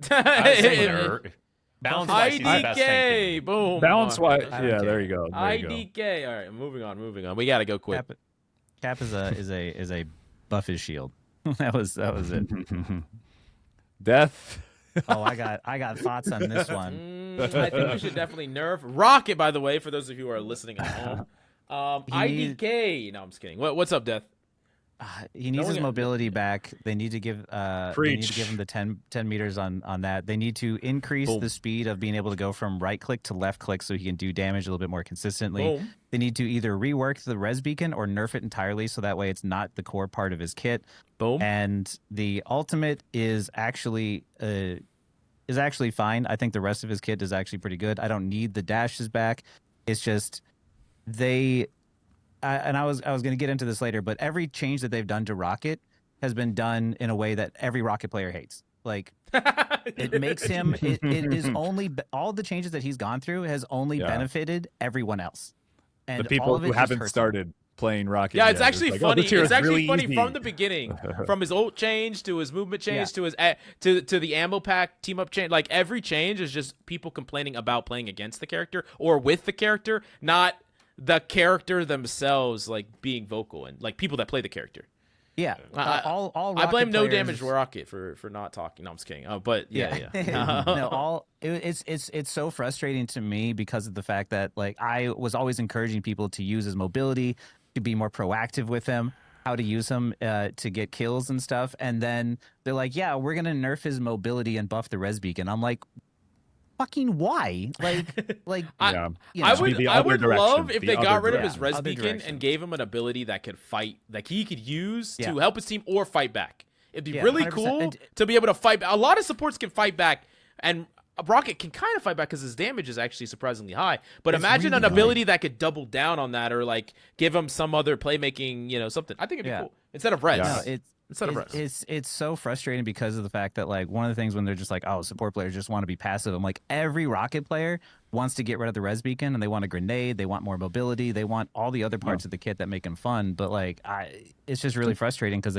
they went the entirely opposite direction for some reason. I just don't know why. To me, I think they should buff him and remove all his passive value. Like make him better in the higher ranks, but remove all his like free just shields, reses, make the heals maybe a little harder, but like overall make him actually stronger as a hero. I feel like they need to go the same direction that they did with Jeff. Like they killed Sniper Jeff. It's getting so old of just this raccoon just sitting off in the distance, not moving, just spamming his heal. Res beacons, man, like get him involved in the fight, get him closer, make his kit better when he's up close, like get him involved in the fight to where the movement and the damage actually comes into play. You just made me think of what Cuffy said the other week, where it's like Rocket players are the most disappointed because he's supposed to be like the smart hero, and in the game he's the dumb. In this game, he's the most simple. Like, I will say that like no brain needed. Yeah, like he is the like at the skill floor the easiest I think to get value out of. But in my experience playing him and like pushing him before the movement nerf, there was so much potential that he had that people were overlooking, especially with his mobility and his ability to like shred tanks and do damage. And they just ruined that even more because it was already difficult before. But they did like one change to his left click. That was it. What do you think about this idea? So I remember back in the day that like the it was the season 1 or 0. The rank 1 Rocket would like climb a wall and then pop off and heal. Climb a wall, pop off and heal. You just do that like at the very top of the sky. What if you ran as Rocket and then the further you ran, you like charged up your right click and then you would like it would be a bigger ball depending on how much you ran. Like you gave like a like you could if you ran along a wall for a little while. But basically, the reason that I'm saying this is because you're gonna get a big burst of healing. You're not healing when you're wall running because it's gonna pay off for a big burst later. You know what I'm saying? Like it's not like you feel the need to heal bot because you could give a big burst to your team if you're running away. Like there's skill to that. I mean, because most Rockets probably do this anyway, but when you hold down your right click, it's a charge, and you have to click each individual one. So you could do a mix of both and like have different size orbs going out. Oh, okay. I think there could be options there with that as well. Little options based, yeah. Either one, yeah. Because like the goal is to try and, to me, by design, encourage players to do things through the design. And right now, because of the fact that literally there's all of these super fast moving characters, there's Black Panther, Daredevil, Black Cat, Psylocke, and then there's Rocket, where we're just like, we're gonna nerf your legs so that way running on walls is even more pointless than before. Like it's faster to walk in a straight line at a slower speed of 6 meters than it is to get on the walls. Before it was like, if I get on the walls, I can move a little bit quicker. But now it's like there's no point. As soon as you attach yourself to the wall, you're gonna die. So what if every time you got attached to like it was kind of like Panther's buff that people joked about of like. You can constantly get your double jump back. What if he every time you attach the wall just automatically gets a rocket jump that you can use off of it? You definitely don't want to do that. That'd be okay. I just want the character to be involved. I'm so sick of it. No, I agree with you, but like it is really all about his wall crawl move speed. Because as someone who abuses the wall dashes, like those wall dashes make it so you're so strong and you're so unkillable that it was crazy to me that they nerfed. They nerfed his mobility when his wall dashes like made him really strong. But like the reason why he's strong is just the damn res beacon. Like bringing back someone from the dead is too freaking powerful. Like if you want to lower his win rate, just get rid of that. Just get rid of that. Yeah. Boop, boop, boop, boop, boop, boop.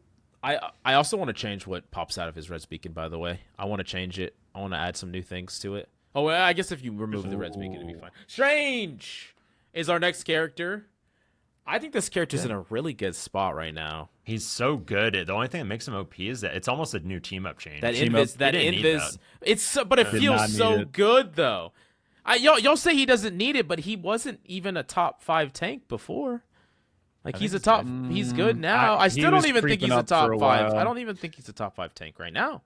Right now with the team up, I think he is. I think. What would y'all put? Especially in the Gambit meta. He's one of the hardest counters to Gambit meta. Tank pool. Are we gonna put him above Hulk or below Hulk?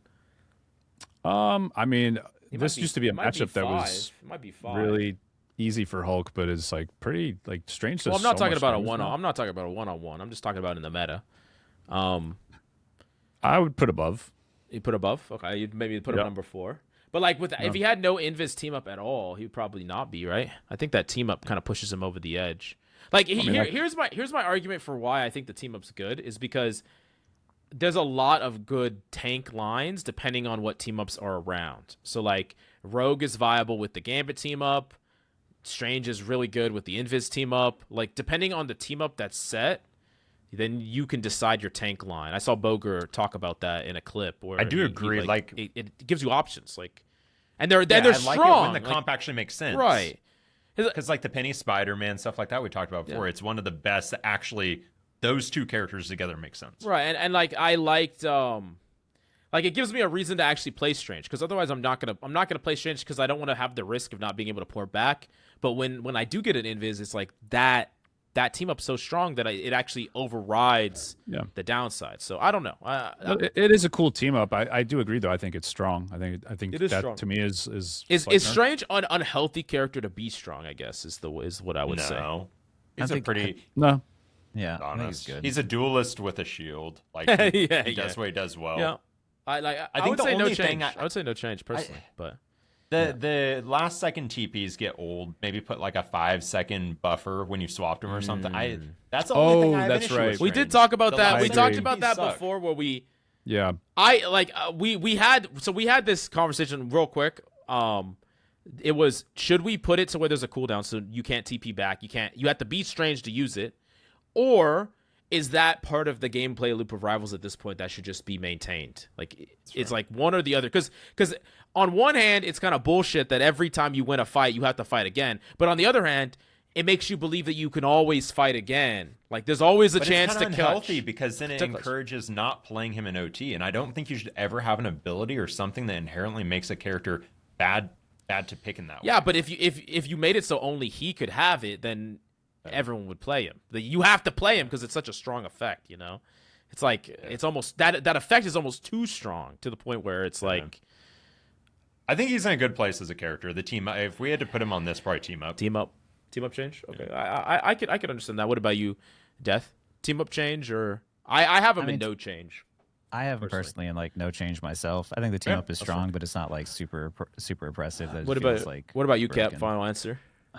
Rework is E, probably slight nerf on the team up. I don't know. Okay, I don't know where that would put it. No change. Boom. Yeah. IDK. All right, moving on. No change. Yeah, I'm fine with no change. All right. Quickly, Star-Lord, Rao. I'm biased, but I think he's fine. Like he's one of the highest skill ceiling mechanical characters in the game, and he's his ultimate at lower ranks can be abused. His ultimate's a little bullshit. I would prefer a better one. His team up is a little bullshit. I like his team up a lot playing it, but it is bullshit. But I like it. Yeah. I mean, you saw me playing it. I guess get to do some absolute bullshit with it, but. He's a weird character because it's the same thing as Sai, same thing as Soldier 76. It's just like it's such a fun mechanical hero, and then they give him a AOE spin and aimbot, like such a good core hero, and then weird abilities on top of it. One, but not both. I think you could keep the AOE, change his ultimate, or change his ultimate, keep the AOE. I would probably change his ult, but he's fine. Yeah, I think he's fine too. I would put team up or no change. Okay, let's move him. You're in the team. Dude, I hate his team up. I love that team up, but you can find like you gotta go look. But you can find it, and you can wait for a Star-Lord and kill him for free, which is nice too. Oh, yeah. Just don't break it. DPS pool. What the fuck does this character even do? No, I'm just kidding. I think this character's fine. People keep getting better at this character every single day that passes. People get better and better at this character, and he's just one of those characters. I still think it's a little too soon, because you could easily break this character too. No, I agree. He has flashes where I'm just like, oh my god, nerf that hero. But then I see him other times where I'm just like, maybe I was overreacting a bit. What's your guys' opinion on the other two pools being gun pool and then he is just melee? You don't gun. Do you like that each of the pools vary in that, or do you want them all to be more of a balance of gun? I like that he is. I think I like that he is, because I think the most fun aspect about him is that he gets the resets on the bounces. So like that's a cool part. Like I always wish he was more sword oriented. I would play him more if I could just full on play like more of a sword style. Yeah, that's kind of DPS pool is very sword oriented. Yeah, he's all sword. Yeah. Basically. I mean, maybe that's kind of what they were going for. It's like, oh, you pick one for this, one other for that. Well, I think he's fine. Probably, Loki though. I think this hero's OP, but yeah, give it time. You gotta give it time. I mean, I think he's actually one of the hardest characters to master in the entire game. To be honest with you, that might be a hot take, but to play him at his absolute ceiling, because there's a lot of those characters that. They're like Spidey, where when the game first came out, everyone's like, Spider-Man's terrible, but every Spider-Man player never gave up, and they kept pushing and getting better and better at that character till eventually it got to the point where you're just like, wow, this character feels like it's busted now, right? In the right hands, eventually these characters might need nerfs, but we're not there yet. Black Cat's going to be scary. Never give up. Yeah. DPS pool players. Stick with it. All right. Next up.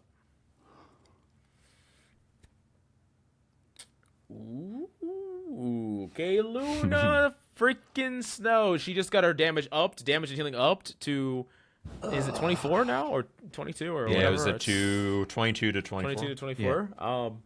This character can fry, man, like crazy fry. And the team up with White Fox is not, between that and getting frozen, it's a lot. It's a lot. But I almost like her in the state she's in. I know that this might be a hot take, but she doesn't feel like Invis, where she's super oppressive to play into. She feels more straight up, where she has strengths and weaknesses, and she has to hit her shots too, like her primary, and she has to hit her freeze. So, I probably would say that she's fine, but I'm curious what y'all have to say. She's fine, honestly. Yeah. Like she's gone through so many changes, and like now, like I get people are just like. People are surprised and shocked, like, why does she get to do more damage than Hela? It's like, because Hela doesn't have to worry about healing her at the same time and being dove by multiple people. Wait, like, under context. That's not a reason though to make her stronger because of. I mean, but she doesn't do more damage than Hela though. Like that's not true. Her though. overall power budget. I keep hearing that. It's not true. She doesn't do more damage with than Hela. herself. Snowflake, she kind of if she triple dinks someone in the head, yeah, but Hela burst damage matters. Individual target damage matters. It's like that's like not the burst. It's the dinks, the long range dinks that Hela provides. It's not even remotely close to the same. Hela can 2-tap headshot you from across the map. If you're not full HP, I mean most of the time you're not. Do we want her to be strong with damage? Do we want to have her be strong with sustain? Like I think she's good here now though, because so many strategists they don't have to pick who they heal. I like that she has to decide who, and she can miss heals. Like actually hitting some characters with her heals. It's a challenge. I'm curious what you think, Captain Coach, because like, would you rather her just be way more sustainful instead of having this much damage? Because that's the only other way to go. Because she was dog shit before this change. I liked. Okay, so the initial nerf to her ultimate was obviously like an amazing change and definitely was needed. And I'm okay with her. Because I think everybody's like missing the point. It's the fact that she can self snowflake now that really changes her as a character. Like now she can get close enough safely to actually get her damage off. I think, dude, I was watching Only Legs today. I mean, come on, that's fucking Only Legs, bro. Come on, one of the top 76 flakes. Yeah, like that's Only Legs. But the thing about self flaking, then no one on your team gets heals. I like that. There's a cost. There's a cost there. Yeah. Right, but you got to be careful with that because she's going to become what I like to call a stat check character, where if you try to push her too far in one direction, you're going to have to do it through just like you saw what they did. They just gave her more damage. Right. I mean, hear me out. Leave the healing 2. Like they buffed everything by 2. Leave the healing 2. Take away the DPS 2. I actually think the opposite. I want this character to do more damage. Leave the damage. I want this character to do more damage. I think Lunas that don't do damage should be heavily punished. I think a lot of her kit should be in the fact that she can do damage. And that's like I never want her to go back to Healbot. That was my biggest. To me, she feels like a glass cannon in that she's harder to survive than Invis, but if she stays alive, she gets to fry, and that's like the cost that they give her. And I think that people need to really be encouraged, especially when it comes to like playing support. No matter what support you're playing, if you want to carry, not just like sustain or whatever, if you want to carry games, you have to be doing damage. Like it is always, whether it was Overwatch or whether it's Rivals, if you add to damage on targets at critical moments, like you'll carry more and do more. And encouraging players to be more proactive that way, I think is always better than trying to sustain through a lot of stuff. Like cutting back on the sustain and just being like, hey, now you have the ability to carry. Like that's what Luna's neutral kit is really great at, is you weave in that damage at the exact same time. Like if she claps the moment that a Hulk is diving on the back line, like just that little bit of damage is going to be enough to a lot of times secure a pick. Like that's what people need to be thinking about. Yeah, I like the direction she went in. I think she's probably a little on the strong side, but overall, I would say no change. I think she's the most drastically changed character since the yeah, game she release. is. She started out as such a heal bot with a horrible ult to now she's what support should be balanced around. Yeah. All right, Groot. Can we change this? I have a hot take here. I think this character needs to be nerfed straight up. Yeah. Mostly, and only one thing about him needs to be nerfed, and it's the charge rate of his ultimate. I think it's one of the strongest ults in the game, and it charges faster than like any other tank ult and most ults in the game. Agreed. So that's it. If they just did that, that's it. Yeah, it could literally just be like 10-15%, and it'd be fine. But 20 would be fine too. But how about another idea I had is, because he's so oppressive against dive, maybe make it so melee damage does a little bit more damage to his walls just to help out with those. That wouldn't even help that much, but it just I don't know.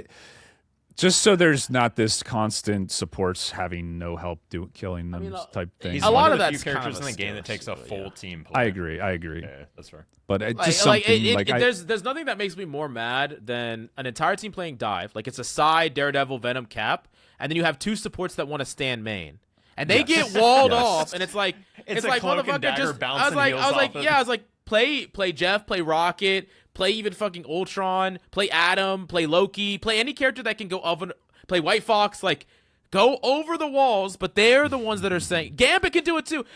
They're saying that everyone else needs to swap. Everyone else is on the same fucking page. But they're not on the same page, and everyone else has to swap. Literally all the supports besides Cloak, Invis, Luna, Mantis can get over it. All of the other supports can get over or around or take an off angle. All of them. Support pool. Did you hear what he said? If they don't see him, then they're not there. It's object permanence. That's typical support players. Yeah, how are they supposed to know the team's on dive, bro? The wall is wall. Okay, all right. Guys, can someone shoot the wall? Nerf Groot. I'm dry. Because that's the thing, is like a whole full dive comp. There should be no value that Groot's wall is really getting main. The walls need to be used to isolate fights that are being dove onto them. So they're using it to help him brawl, right? Not cutting off support's line of sight main. That should never happen. I'm just gonna crash. I'm gonna crash. Oh, Luna's not on the board. Ooh. I think we said no change. Okay, yeah. boom. All right, remove. Let's move. I think that leads to a good topic and a chance to help spread education to your audience. We need to get out of this idea that duelists are the only role that are situational and need to switch. I think tanks and strategists also have their. Are you good? We can hear you. Yeah, you're here. Oh, whoa. Death is out. Hello. Oh, what? Oh, okay. Sorry. Oh, we're back. Oh, wait, never mind. He was just everyone's. I can see really Yeah, you're really still. That was impressive. It's not bad. Whoa. I was just listening in. Is it still working? I think we're. Okay. I'm having a little bit of technical difficulties. A little bit of lag going on. Are y'all good? They're fine. You're good? Okay. Yeah. We're on Moon Knight now. Moon Knight is the next pick. Where does he go on the list? Nerf his ult charge, maybe? Nah, I mean, I think having a less reliable ult that it comes up a little quicker is, I think that's like, it's kind of like Deadpool. It's kind of part of his identity a little bit. A team up, a different team up, maybe. I know you say that a lot, but I don't really think he needs any changes. He's not weak. Yeah, I think he's in a good place. Yeah, I agree. Yeah. I agree. What is it? What even is his team up right now? I don't even know if he has one still, does he? Blade. He's the anchor for Blade. He doesn't have the stealth one anymore, does he? No, he lost that. That one was so good. That was such a cool team up. Yeah, I don't think he has it. Is it on my end that keeps lagging out? I keep losing people. I heard your mic cut out for a second. It might be. That's very odd. Okay. All right. Well, let's get what was the verdict on Moon Knight? He's fine. Moon He's Knight, fine. No change. Okay. Let's move on. Move.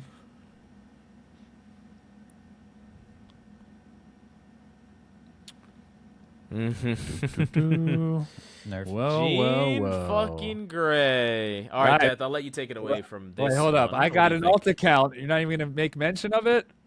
What's up? My Nerf alt Phoenix? account. My alt account's name is Nerf Phoenix. Oh yeah. Yeah. The ability to have so much like oppressive fire, and be hit scan as well, and her CC is easier to hit than like Hella's CC, it seems. And I don't know, there's just a lot of bullshit. And for some reason, I don't know what it is, but like, man, even still, nobody shoots the Phoenix Ult. How many seasons has it been?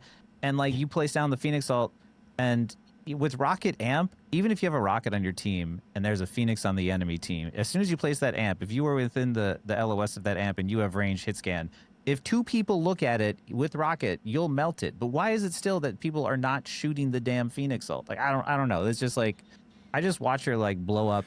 Like you'll stand in a hallway, you'll turn, and all of a sudden it's just like everyone on your team is like down to like a quarter health. You're like, how are you going to increase your damage stats and get MVP if you're shooting a deployable? Like, what are you talking about? Yeah, exactly. Are you stupid? What do you This is think? why my SR gains are always so low. Wasting 500 damage on that thing. What do you think, Rao? What do you think about Jean? Okay, two paths, and I would love to hear your guys' honest opinion. First one, make her ultimate shootable when it's in the air. The instant it's popped, it's breakable. Ooh. She has to make a decision. She has to dedicate. Because I so like often, that a lot. That's you a have great to sit idea. there and stare at it and wait for it. The other one is, in my eyes, this game is too death ball-y, especially at low ranks. I think keeping her as an anti-death ball, but making her less of an off-angler. And I don't like the idea of making more core comp duelists, but she either needs to be an off-angler or a death ball punisher. Right. It shouldn't be both. Because she can do so much raw damage to death balls and off angle and win duels. I like the death ball thing. I think it's good to have an anti-penny, an anti-bunker, an anti-this, but Does it shouldn't be able to counter to. Doesn't Moon Knight kind of do the same thing as that? Like kind of anti-death ball-y? Yeah, but you need multiple because then you can just ban it out completely. Yeah. Sure. I'd be fine if she was anti-death ball and just like, because unfortunately, like she's a really amazing hit scan that can just like delete someone, but she can also like be even stronger when you're grouped up. So maybe increase her spread damage, not so much on the single Take target. away the stun from her thing, and then make her ult breakable from it right away. Because just the damage from her stun is good enough versus death balls. You take away the stun from it, it makes it less of a vital staying alive tool, and now she can't hold angles as well. I could see that too. I like that a lot. Yeah, I mean that would definitely change the matchup. Yeah, I mean she's still gonna be very good even without all those things, which is kind of testament to her character. Okay, I can see that. Those are some great ideas. Yeah, definitely nerf. All right, the final stretch, boys. Let's get this done. Let's get Longest podcast yet. I know. Hawkeye. Ooh, it's a tough one. This is a tough one because I feel like he obviously needs a buff. Like he's so weak, but he's also maybe one of the frustrating characters to play into. Rework is not weird. I think that might be the actual right answer. He's like Widow. He's actually like he's a weird version of Widow. Because he can just smash tanks at a low rank, and his ultimate is brain dead. Like, their ultimate is so stupid. I honestly don't like his entire kit, and let me tell you why. Because I was a Hanzo player back into the day. I loved Hanzo. And one of the coolest things about Hanzo is, let's say you're being attacked by a Tracer, right? You could climb a wall 180, and if you're really good, you could, like, flick and hit her in the head, right? Because of his whole track mechanic on his headshot, I think it makes that impossible. I think it makes him want to stand main and just shoot down main. That's the only thing he does. So he doesn't really have good duel. Like you can't even outplay dueler or divers like at all. Hyper mobility catch, you can't do it. And then his ultimate, like you said, zero. It's very low skill. So like, I think he's just a cheapened version of the Archer archetype. I think he's not he doesn't feel skill. Like a lot of the value you get on him doesn't feel like you earned any of it. I don't really know how to. He's too spammy. Yeah. Not enough aim. He has more similarity. I like the idea of the charge up, but you either need to leave the charge up and have a faster fire rate, but not a one shot, or you need to remove that charge up, actually give him a one shot, and make him more of a flick dependent. It just feels like he has a conflicting aim style. Yeah, I know people lose their freaking minds about a one shot, but I'm not gonna lie with you here. In his current state, he's so weak. He's so squishy. He's bad. He's such a dive target. You have two options here. You can increase his sustain, and then he's the same character. It's just harder to kill. Or you can increase his offensive capabilities, but still make him easy to kill. Like, you could do one or the other. This might be my most radical take yet. I would honestly just let him just one shot, to be honest with you. Have a knockback charge. He has to just charge it to 100%. He can hold it. But then he legitimately can just do 275 to the head. Yo, I have said this so many times when it comes to like one-shot heroes. I actually don't have a problem with one-shot heroes, but like if that one-shot hero hits you on their first shot, like that was a good shot by them. But if you peek a Hawkeye 4 or 5 times and you get headshot, you can't complain about one-shot heroes. Like there's so much of the community that's just like, oh, Hawkeye's too strong because I got one shot. Like, just stop peeking the sniper from the same window, guys. Like, or no, the worst part. Okay, I don't want to piss anyone off. Okay, I'll be controversial. It's strat players. It's strategist players. It's low rank strats standing out in the open, getting hit, and then being upset. Just play cover, because it's not even re-peeking. They're just standing there. Are you saying good Hawkeye players got punished because of bad support players? Oh, God. I think not again. I think that this is literally all of Rivals players, because of the fact that, like, if I'm on support and I'm playing Rocket and I'll watch people take too much damage, like, why wasn't I healing? I'm like, I was. Like, you cannot take that much damage all at once, because for whatever reason, people think that they should just be able to take as much damage as possible and just try to dish out damage. But being efficient means taking less damage and dishing out more.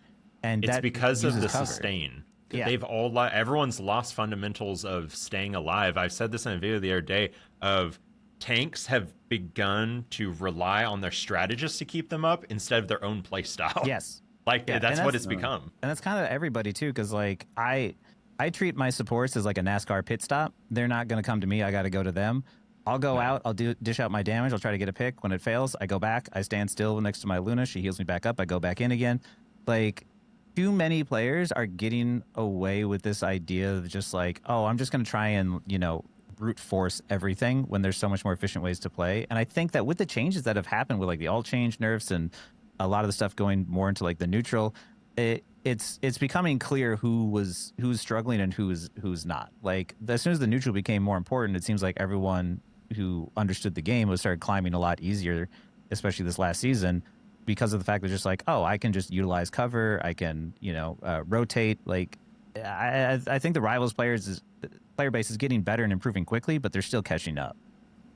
Is it crazy to say that he's almost the Wolverine of trip support? Like, we need a one shot to keep this shit from being constant meta. Oh, 100%. I really would love it if he could actually off angle. Like, this character can't off angle ever. He has to stay. He has to sit main and shoot down lanes, and teams that are super passive are just gonna die to him over time. Like, he honestly he plays extremely similar to a character like Squirrel Girl, where if you don't answer him, he just wins. Like, but he's easy to like, he puts your team on a timer. He's so easy to answer though, and I would like more dramatic changes to him. Like legitimately, I would look at other Archer characters in other games, and I would try to apply some of those things. Whether that's Hanzo, whether that's the sniper from TFT when he gets the arrow, the bow and arrow. But yeah. The final thought on it: what if we gave him one shot versus squishies? Because as a squishy main, like, I don't feel bad about dying to Hawkeye. It happens. But he's not fun to play into as a tank because of the raw damage. What if you made him have that kill potential, the one shot versus squishies, made him less miserable as a tank? That'd be fine. I think you'd be in a good place.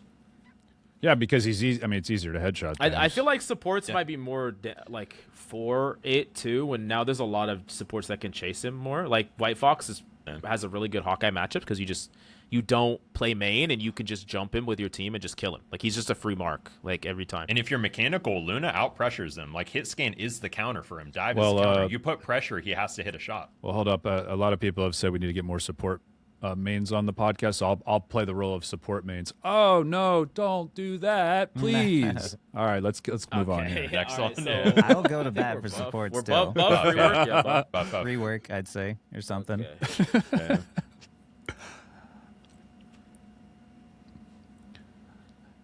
Ooh, He's fine where he's at. His ultimate's annoying as hell. Well, But first, Wolverine. Okay, so people don't. The people that are only listening to this on Spotify, they're like, they don't know what we're talking about. Yeah. Wolverine is Well, you said fine. I think he's fine. In the fucking garbage bin. Delete this mother. No, I'm just kidding. maybe like shorten the stun on his ult and then power transfer some more small. But if we get rid of Rocket's res beacon, and this motherfucker can't grab you within the first 5 seconds of the game and take you all the way to Narnia, he's fine. He's fine. Why does that that was really cool and fun and quirky season 0 and season 1. It's not. It's season 7.5. That shit is not fun anymore. Like, it's not fun for anybody. Like, can we talk about how people talk about comic book accurate? When the hell has Wolverine soared through the sky like Phoenix? Yeah. I also probably think you could probably increase the ult charge. I don't know why they ever decreased his ult. They made it so he could build his ult really quickly, like a couple patches ago. Why, bro? Why? This is like a top 2 DPS ult in the game, maybe top 1. What the fuck are we doing? My theory is, for a lot of this stuff, is that every change that has happened due to the complaints about support ults. Like, a lot of these DPS heroes are charging their ults faster so they can kill more often. And we could just nerf support ults instead of doing whatever the fuck this is. No. Don't even say it. He can kidnap people out of the support ult. Like, every change that I think that has happened since the beginning has been like, oh, we don't want circle support ults. So it's like, okay, so you got Gambit. It's like, oh, we need more answers to support ults. So you got Elsa, who kidnaps people outside of the ult. There's a lot of things that have happened that's just like, it's always been like, oh, well, you know, Venom can anti-heal. Like, there's a lot of answers, and I think that's the reason why, like, his ult got buffed. It's like, okay, well, they can charge ult super fast, but Wolf can kidnap people, so, you know, you don't feel as weak anymore. What do y'all think? Do y'all think no change, or do y'all think nerf his ult charge? No change? Maybe a slight nerf. We can keep him. Yeah, no change. He's good. He's niche and good what he does. Oh, remove the freaking Phoenix team up with him. What the hell? Can we get rid of that? Oh, I forgot about that. That's still a thing? Yeah. That was season 2? It's actually so annoying if you're trying to play Brawl into it. Iron Fist! Ooh. He's perfect. He's like the fundamental melee character. Disagree. Other than tanks. Versus tanks, he's I think really we annoying. revert this guy back to season 0 Iron Fist. What was the so before he killed squishies and not tanks. Because here's my argument, Ralph, to convince you, because I talked to quite a bit of Iron Fist players about this. Iron Fist doesn't win an off-angle duel against Jean. He doesn't have because he doesn't do enough damage to squishies. He doesn't threaten them enough. So most of his value comes from cycling in, baiting out cooldowns, pivoting to the front line, brawling front line, cycling in. But his identity should not be centered around tank busting. Like, I just don't really understand that as a character. And I think that people freaked out about it in season 0 because everyone was really low skill. This character had auto aim. So, like, people didn't really quite know how to deal with this character. But, like, you can't tell me that, season 0 Iron Fist is gonna constantly kill invises. It ain't fucking happening, like, at all, right? So, like, we can nerf his survivability if we need to or something like that, but I really think, like, just like they reverted Wolverine back to season 0 Wolverine, because that's exactly what they did, we could take Iron Fist and revert him back to a non-tank busting, actually backline assassinating or, like, dueling. And I think that, I mean, I think if I think of all the good duelists in the game, they still have ways to deal with him. You know, like Namor and Elsa and Jean and Bucky. Like, these DPS don't just fall over. And the supports like Gambit and fucking Invis, like, they're fine against Iron Fist, like in season 0. I don't know. That's my take. No, Coach Mills, I want them to buff the heal and make it apply to people around him. Give him a giant circle that heals everyone. Yeah, everyone just wants this character to be fucking soft. Like, all the support players just want this character to be soft and not shoot, not punch them ever. It's like, okay. No Iron Fist players wants that. Like they took. He struggles with the same Wanda thing of, like, they don't know a direction with the percentage based health. Do they want? It shouldn't be percentage based. It shouldn't be. In my opinion, it shouldn't be percentage based at all. I think they just wanted to balance it out and have more, like, tank busting Diversity. options outside of just Wolverine, so that way if Wolverine was banned, there was another option in case you were going up against like triple tank. Because like if I'm playing Psylocke, I will say that like it sucks if I'm going to triple tank because Psylocke is going to struggle into that. Like she just doesn't know how to put enough damage or ultimate. It's weird because like I don't really think that you take a character that didn't have a tank busting identity and then make them a tank buster. I don't think that really is fair to people that like Iron Fist. I don't even play Iron Fist like that, but I know that like I've talked to literally every single Iron Fist player because like all of them, and none of them like that direction for the character because even if it makes the character better on paper, they would prefer him to be able to actually, because when you using deflect just as a sustain tool, okay, but using it to outplay an off-angling DPS feels a little bit different because the fights are more methodical because it's like it almost feels a little bit more like Genji deflect where you have to use it properly in order to get the value. But if they like withhold the damage at the right time, then they can beat you. I would prefer that. I see where you're going, and like I think it's another one of those things where it's just like I always go back to it's not even like any like specific role or anything. It's always like the community where if I'm 1v1ing an Iron Fist, like no matter the role, I feel like I'll win. But the moment that he's in there with my team, I'm like I go and I shoot him a couple times to bait out the deflect or the block, and then I stop attacking, and then my entire team unloads every clip into him, and he gets like the full buff and overshield. And I'm like, yo, guys, stop helping me. Just stop. Like, you're making it worse. Because, like, I duoed with an Iron Fist OTP last season, and he made Iron Fist look super strong still. But I think it's just, like, Iron Fist is dog shit. I have an easier time doing Iron Fist than I do Phoenix. Like, it's not even close. Like, I shit on Iron Fist. And he's supposed to be the tank shredder. Like, he's a terrible character. Well, they need to go back. I mean, if we compare it to Phoenix, like, that one is. But that's, but that's the new. I get what you're saying, though. What he does really well. Like, he's like a master staller. But I don't know. I mean, it's cool. It's cool how he kind of plays. But I think they could still incorporate that into him being like still like a dive hero that can. It just feels so bad. Like, just I could see him being changed back into like a dive hero or something like that. But like, can we use this podcast as a public service announcement of just like if you shoot the block, you make it worse, please. Stop. Well, that's the thing is like people are like 10 times better at not doing it now, and they're still dog shit at it compared to season 0. Yeah, season 0, everyone. That's the time to shoot him. Let's shoot him. Let's fucking shoot him. All of us do it. They're like, oh, there's a solo Iron Fist coming to touch the point. It's just like everyone shoot him a bunch. It's just like stop. You're making it worse. He's gonna have 400 overhealth. Just cut it out, man, dude. But the deflect sounds so nice. It's so rewarding actually, even to shoot it.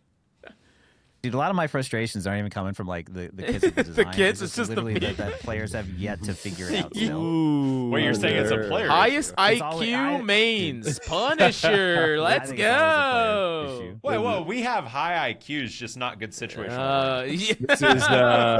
This is the hero I swap to when I'm soft throwing. Soft? This is my guy. Yeah. I go for the Momo plays. Soft. What? Yeah, no. Man, Punisher. The shotgun. Okay, is it crazy to say the shotgun's the only annoying part of his kit? Yeah. Outside of that, he feels like a humble hero. His turret is a little bullshit that he can kind of pop that up anytime randomly. That's fair. I think his shotgun is not even that bad. It's not even that imbalanced. Maybe need. That's what a lot of people complain about is either the one shot or the tank damage. As a tracking like aim player, I love his primary fire, but the shotgun it's bounced around the fact that it takes so long to swap between weapons. Yeah, I feel like is kind of at least from like the way I see it. I do think the damage of it is still maybe a little too high, but maybe increase the range of it, lower the burst. You could do minor changes, maybe like slightly less shotgun ammo, or slightly increase the time between shots, or slightly reduce the damage. Like. It's fun. It's a cool mechanic. Yeah, I don't think he needs much if you did anything at all. I think. The only impressive part is like the dive punny strat can be effective, but because he is at the end of the day he's killable, right? We could kill him. And you have to be so mechanically skilled to dive punny, like to actually hit shotgun shots under pressure and not just feed your brains out. It's and I would say like. Yes, maybe reduce his ult duration a little bit, but give him maybe compensation elsewhere. I think his ult lasts too long, personally. Yeah, his ult lasts way too long. Like, cut that down by 2 seconds. That one is maybe make him a little bit more survivable, but it doesn't last as long. Yeah. It's weird because it's a glass cannon ult. Like it can be shut down. Yeah, there's no overhealth. There is anything. You literally could just. It's not like a. you know, like I know Psylocke has its weaknesses, but it's not like you're gonna die in the middle of it, right? Yeah. But he could It has that literally wind-up just time. the second he stops getting held by his team, he could just get dink dead. Hawkeye can one shot. Yeah. Yeah. Like and like everyone has seen what half their Punisher ults do. Like it's kind of like Jeff ult in that way. It's just like everyone all in and protects the Punisher. And now with Gambit ult, we don't talk about that. I mean, to be honest, there needs to be more heroes in the game like Punisher that I think are kind of like maybe not necessarily like full team reliant, because you can solo Punny ult if you want and still probably work, but like definitely tend to get amplified. It's button walk. It's a you team. have to have some kind It's of a team oriented win condition. Yeah, I actually. Yes. So I think he's fine. I could for the most see part. that. I could see that. Changes here and there. Yeah, Punny is the only hero, like the only DPS hero where like you could sit main, like you could walk main, shoot every single time, and still be getting like value for your team. True. He does play front to back really well. Yeah, because like you could off angle with him or you could dive with him, but like realistically, and this is like I think where like a lot of the stereotypes of the Punny players come in, it's just like it gets super frustrating to play against, because it's like you get so rewarded for just pumping damage, and that's the part that like I hate about his kit personally. I mean, That doesn't work against every type of tank. Like I think people also need to know that you can counter him. And you can counter him without playing front to back. Everyone thinks, "Oh, there's a Punisher. You have to go mag." It's like y'all could just dive the fuck out of him and just kill him, and run away from his Punisher ults and then come back. Yeah, you could just walk away from that ult a lot of times. You don't have to like face check it every time. Yeah. I get so triggered. So I mean, we have a lot of support hate this podcast, but Nice. every What time the a fuck? Punisher pops an No, ult, we're every turning time over a Punisher pops new an ult, leaf. New leaf. We're gonna get Cloak and Dagger ultimate straight ahead. right into it. It's like, dude, we're all fine. We just back up for a little bit. I'm gonna say. If that has happened, is that a fuck? I just forget it. y'all are fucking me up right now. 3 and 15 pod. Okay. Not to get punished by the comments. Yeah. Smash Like and that subscribe, subscribe by the way. if you hate thank you. supports. Smash that subscribe if you love supports. Fuck this character. No. but stay with us. See, I love Rao's rage bait. Rao rage baits so many people on Twitter, and I love it. But when he attacks Thor, it gets me. I'm the rage baited one. I'm the one that's rage baited. It's because for those of you who are listening, it's Thor. This is the character that deserves the most hate that doesn't get it. He used to be a humble hero. He is so fucking annoying. No, finally, no. I found another one like me. You know what I love doing? I love charging my pin, and I just wait for the Hulk to jump. The second he jumps, boom, we're on the ground. Fuck you. Oh, you want to jump again? Boom. Oh, we're both on the ground. Oh, you want to jump again? Oh, we're on the fucking ground. Legit. I don't really have trouble with getting pinned against Thor's because they're all low IQ.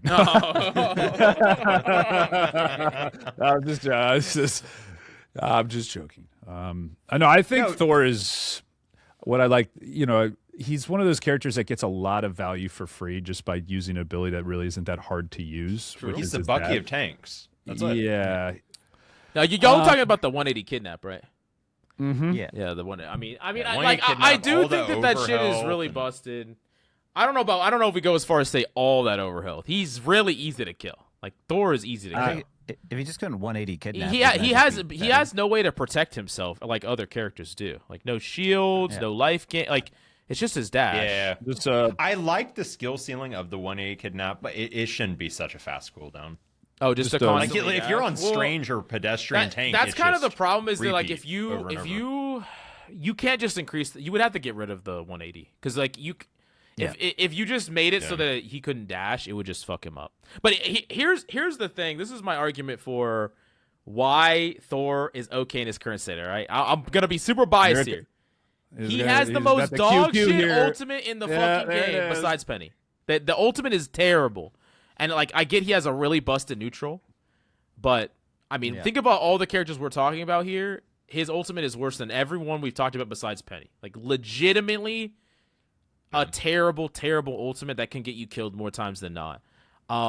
If he had if he had any of a stronger ultimate, like he would be probably just super busted. But if you don't get value in the neutral, you're just gonna lose. That's. I feel like he's the perfect character to have a neutral ultimate because characters like him and DD that are going off of this resource, some kind of ultimate around that. Right.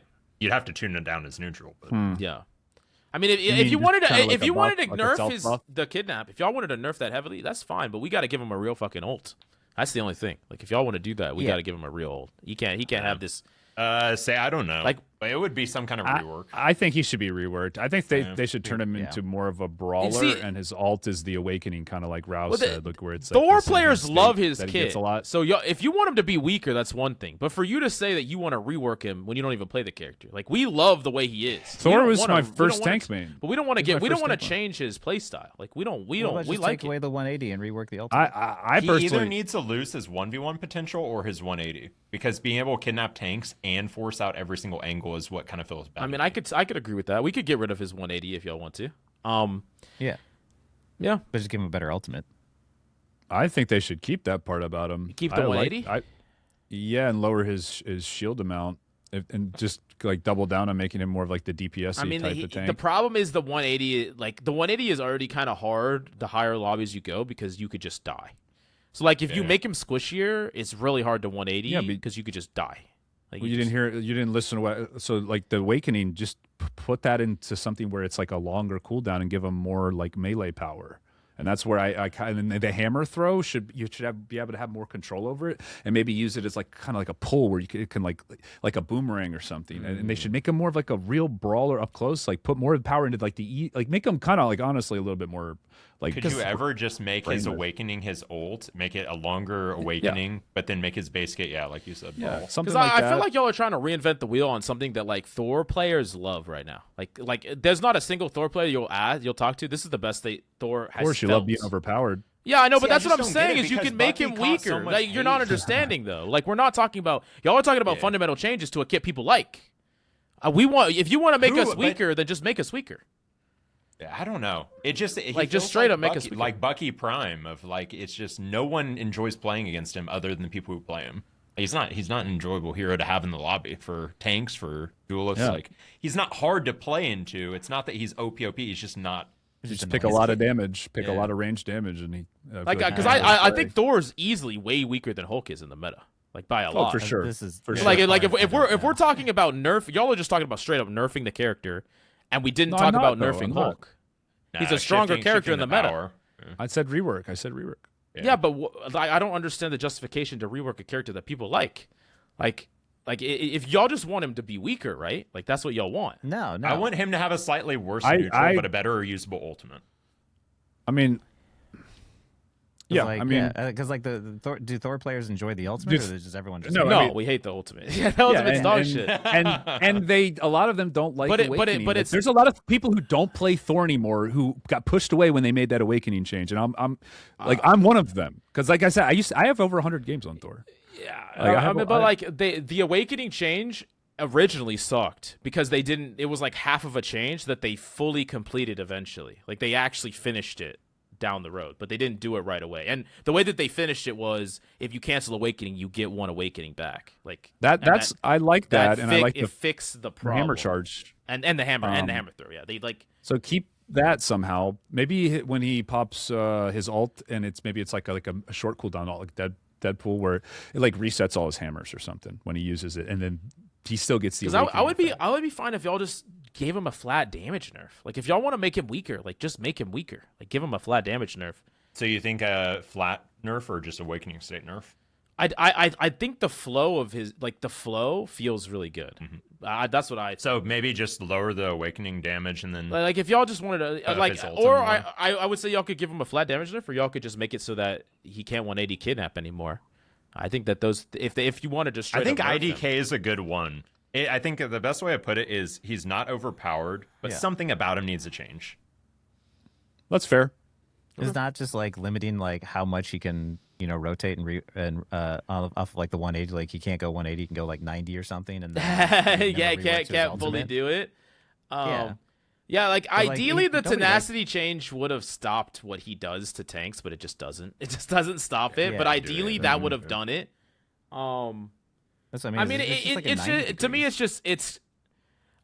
I'll concede it as long as Invis loses her self shield, because it's crazy how we make this argument for Invis where it's like, or like people have made this argument where it's like they got used to this new thing, so we can't pull the new thing away from them because it feels bad. It's the same thing's gonna happen to Thor. We got used to this new thing, and the only tank that we really bully is like it's Strange and Mag. That's literally like we don't really bully other tanks. It's just those two like front to back like dominant tanks is what we actually bully. That's true.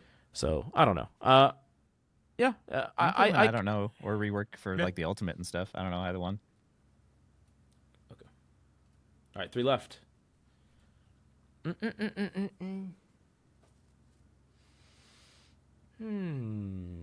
Rework. Blade. Most What do you think? What do you think, Cap? Game. I think he needs a rework. I'm with Death. I like that his ult is like not guaranteed to work like a lot of other DPS ults, but I mean, cool ability, hard to use. His kit just doesn't seem like it really has a place. He's if they wanted to make him a lifesteal tank, they should have just done it. Like, well, White Fox has better lifesteal than Blade. Like, what are we doing? Like, what's his identity? Is it anti-heal? I just feel like they need to go back to the drawing board. I like how they kind of pushed him more in a sword direction, but I just don't even, from like a visual standpoint, think he's that interesting. He just kind of looks dorky and clunky when he holds up his sword. He should be more slick and agile. I just think they totally missed the mark on this guy. Needs a full rework. I stand by. I feel like they developed this guy for the zombie mode. No, I genuinely Makes he sense. fit it perfectly, and his whole theme and everything. It just felt like he was made for it. He doesn't fit in the game itself. He feels awful to play. Like, I was so hyped for Blade. I'm like, I might actually try to play DPS. I played him like, this is not feeling good. Like, why didn't he get the kind of weapon swap that Deadpool gets, where it's like it feels way quicker, smoother? I don't know. It's just not smooth. You know it what just I hate doesn't about, feel good. You know what I hate about Blade's existence is that every DPS player is going to use Blade as like a complaint of just like, look how lackluster Blade is, when like so much of their cast is so strong. Like, Blade was like the one hero that they just can't freaking get right at all. And it just has from the get go. It feels like it just needs like a massive rework because Just give him one more damage on his sword. You'll be all right. Yeah, give him some more overhealth. We're gonna give him like a tiny buff here, another tiny buff there. We're gonna shift power. That's actually a nerf. Like, even playing the kit, it just doesn't feel super rewarding. It doesn't feel super impactful. He's a character with no hard CC and no burst damage. Like, you can't have a DPS with neither of those things that actually lean functions. into the anti. I was actually excited to have a duelist with anti, and it just feels like his anti. Yeah. I think they were so scared. It's of not the even anti severe. being, like, too strong that they just you don't even. It would be it. cool if it was really severe. Like, crank that bitch up, like up. Yeah. I think you could give him like almost 100% anti right now on his primary. On something, yeah. But on his primary, it wouldn't. I don't think it would make him a top tier character. Yeah, they could even give him. So I actually just watched a part of the Blade movie recently, and it was actually, think about it, was the scene where it's right at the start of the movie where they're the shower. Oh yeah. No, I just rewatched the movie like a couple months ago. It's great. Oh really? It's the best fucking scene ever. They should. They could have like go into more of the tracking type thing where it's like he could have a role similar to maybe Daredevil, where he can like kind of maybe like Warwick, where he gets like movement speed and he's running after someone. Yeah, so you don't have to use your dash around the map, and you're really quick, and like I think that could be. He's more of like an outskirts like tracker type. What if after you? I was gonna say, what if after you hit them with like silver bullet or whatever, there's like a blood trail wherever they go. Oh, I like that. Follow like the blood on the ground you can see, and then there's something you can use the blood trail for or something. I don't know, some type of thing. Like, what if you made him just slowly build up the anti instead of just a boom applied? Is that not already how it works? I thought no, it's applied. It's applied instantly. Yeah. You're saying so you could build up all the way to 100 if he stays on someone. Yeah. Yeah. So if you don't get him off of someone, yeah, then he just fucking he's like a leech. He will kill you. Yeah. He's like a Beyblade. Yeah. I just imagined he was gonna work like Devil May Cry, like playing like Dante or something. And when he came out, it just feels like his attacks are, like you're using like a razor blade. You're not using a sword. You know what I mean? Like, just like, Beyblade blade skin. When all right, last two. These are definitely the top meta characters in there. The noob stompers. What's up? Oh, I forgot to Rogue's put Rogue. Okay, yeah, we'll save Rogue for the end. Squirrel Girl. Okay. Yeah, I brought up this hypothetical. I brought up this hypothetical in the previous talks, in the previous pod. I would love it if you made a really broken team up with Squirrel Girl and some ultra meta character, like Gambit, Squirrel Girl, and give them a powerful team. It could be Mag, it could be whatever the meta character is. It could be fucking Invis. But the idea is that Squirrel Girl somehow gets to see pro play because of how strong this team up is, even though this character's dog shit, like, in actuality. Because I just want to see, like, Tap and, like, some other top tier pro, Terra, and, like, they're, like, fucking dueling Squirrel Girls or, like, some shit. And, like, teams are trying to, like, I like that conceptually where, like, teams are trying to make a bad character work because the team up is so good. Like, my example was, like, imagine if Squirrel Girl was, like, the linchpin for res comp, where, like, you get res comp, but you need to play Squirrel Girl. Like, I want something like that. I think it would be really cool. She, how about a team up with Deadpool where she breaks the fourth wall because she, like, killed Galactica or something? She, like, stops the clock from going down or something like that for a little bit. Oh my fucking god! Wait, that would that actually be cool? nuts. Like 10 seconds, you just get to pause the time. Yeah. Pause the time. That would be insane. Actually, That would be crazy. that'd be fucking. What do you guys nuts. think? What do you guys think about Squirrel Girl? Silver players in the chat. What do you guys think? bro, I just want to fucking I want to no. see one game the other day with Squirrel Girl. This character is busted. Under the right conditions, this character is busted. She's legitimately just Hawkeye. She puts teams on a timer. I go Squirrel Girl every Araco first point offense because everyone always holds the high ground. The hallway, yeah. Spam triple kill every time. It's a triple kill. Celestial doesn't matter. Triple Yeah, it's kill. good. It's good. It's good. It works. And guess what? Now you have ultimate all fucking ready, so you just get to ult the next fight. Because I genuinely wish I hated Junkrat in Overwatch, but I wish they would go a Junkrat route of in Overwatch there were some goddamn crazy Junkrats in the top 500. character was really high skill. Junkrat was had a very high skill ceiling. Squirrel Girl does not, unfortunately. Did you guys ever play Demo Man in TF2? Yep. Yeah. I mean, why don't we just lean more into, like, the Junkrat Demo Man? We actually should. Because, like, sticky bombs, like, dude, it was so fun, like, putting up sticky bombs around a corner and detonating those things, catching someone off guard. Dude, watching those Skyrap players, I mean, geometry check someone. Her jump in general is just awful. I just hate it. It is a so Kovacs awful. bubble. The instant I shoot her, I'm like, hey, she's about to jump. Okay. And guess what? I can do it again. Reset ability to jump again. No, it's actually so awful. I love the idea of giving her something like a mine that she shoots on herself that, or she could shoot her own feet and blow up her. I got juked by a Squirrel Girl last night when she jumped. Or she was like clearly holding, sideways, and then when she saw me, she like held back, and then midair she just like fell down. Yeah. Miss Mare stun, unfortunate. The Squirrel Girl was. Yeah. What do you do with this character? Because she's busted in low ranks. Yeah, it's just. I mean, yeah, you would just have to, like, nerf her damage, but increase, like, maybe add a whole nother ability. Like, what if you reduced her damage by, like, 40%? Gave her a complete new ability, like a Junkrat mine. Imagine if she could combine her jump, but then she could explode and then, like, fly in different directions, so she has more mobility, and then she also has extra damage, and then you could increase the arc, like, speed of the. She can play as a squirrel. go like, I don't know. She has a form transformation. She goes into the god squirrel from the one map. We definitely have to rework her ult, right? That ult is fucking like too random. It's so dumb, bro. It's so dumb. Dying to it feels the most pain. The only time I die to it is if I'm near a wall and it does the double jump. That's it. But you can actually do some dumb shit with this ult because I can kill an invis out of her ult every time. Because if you just stun her into Squirrel and you just kill her. The Squirrel Girl all should do what Elsa's does. It should move if you just carries them, pulls them off. No, it just grabs them. Keep it random. This is another one of those dumb situations where like once again, it's the Phoenix ult, it's Penny Nest, it's totems, it's squids.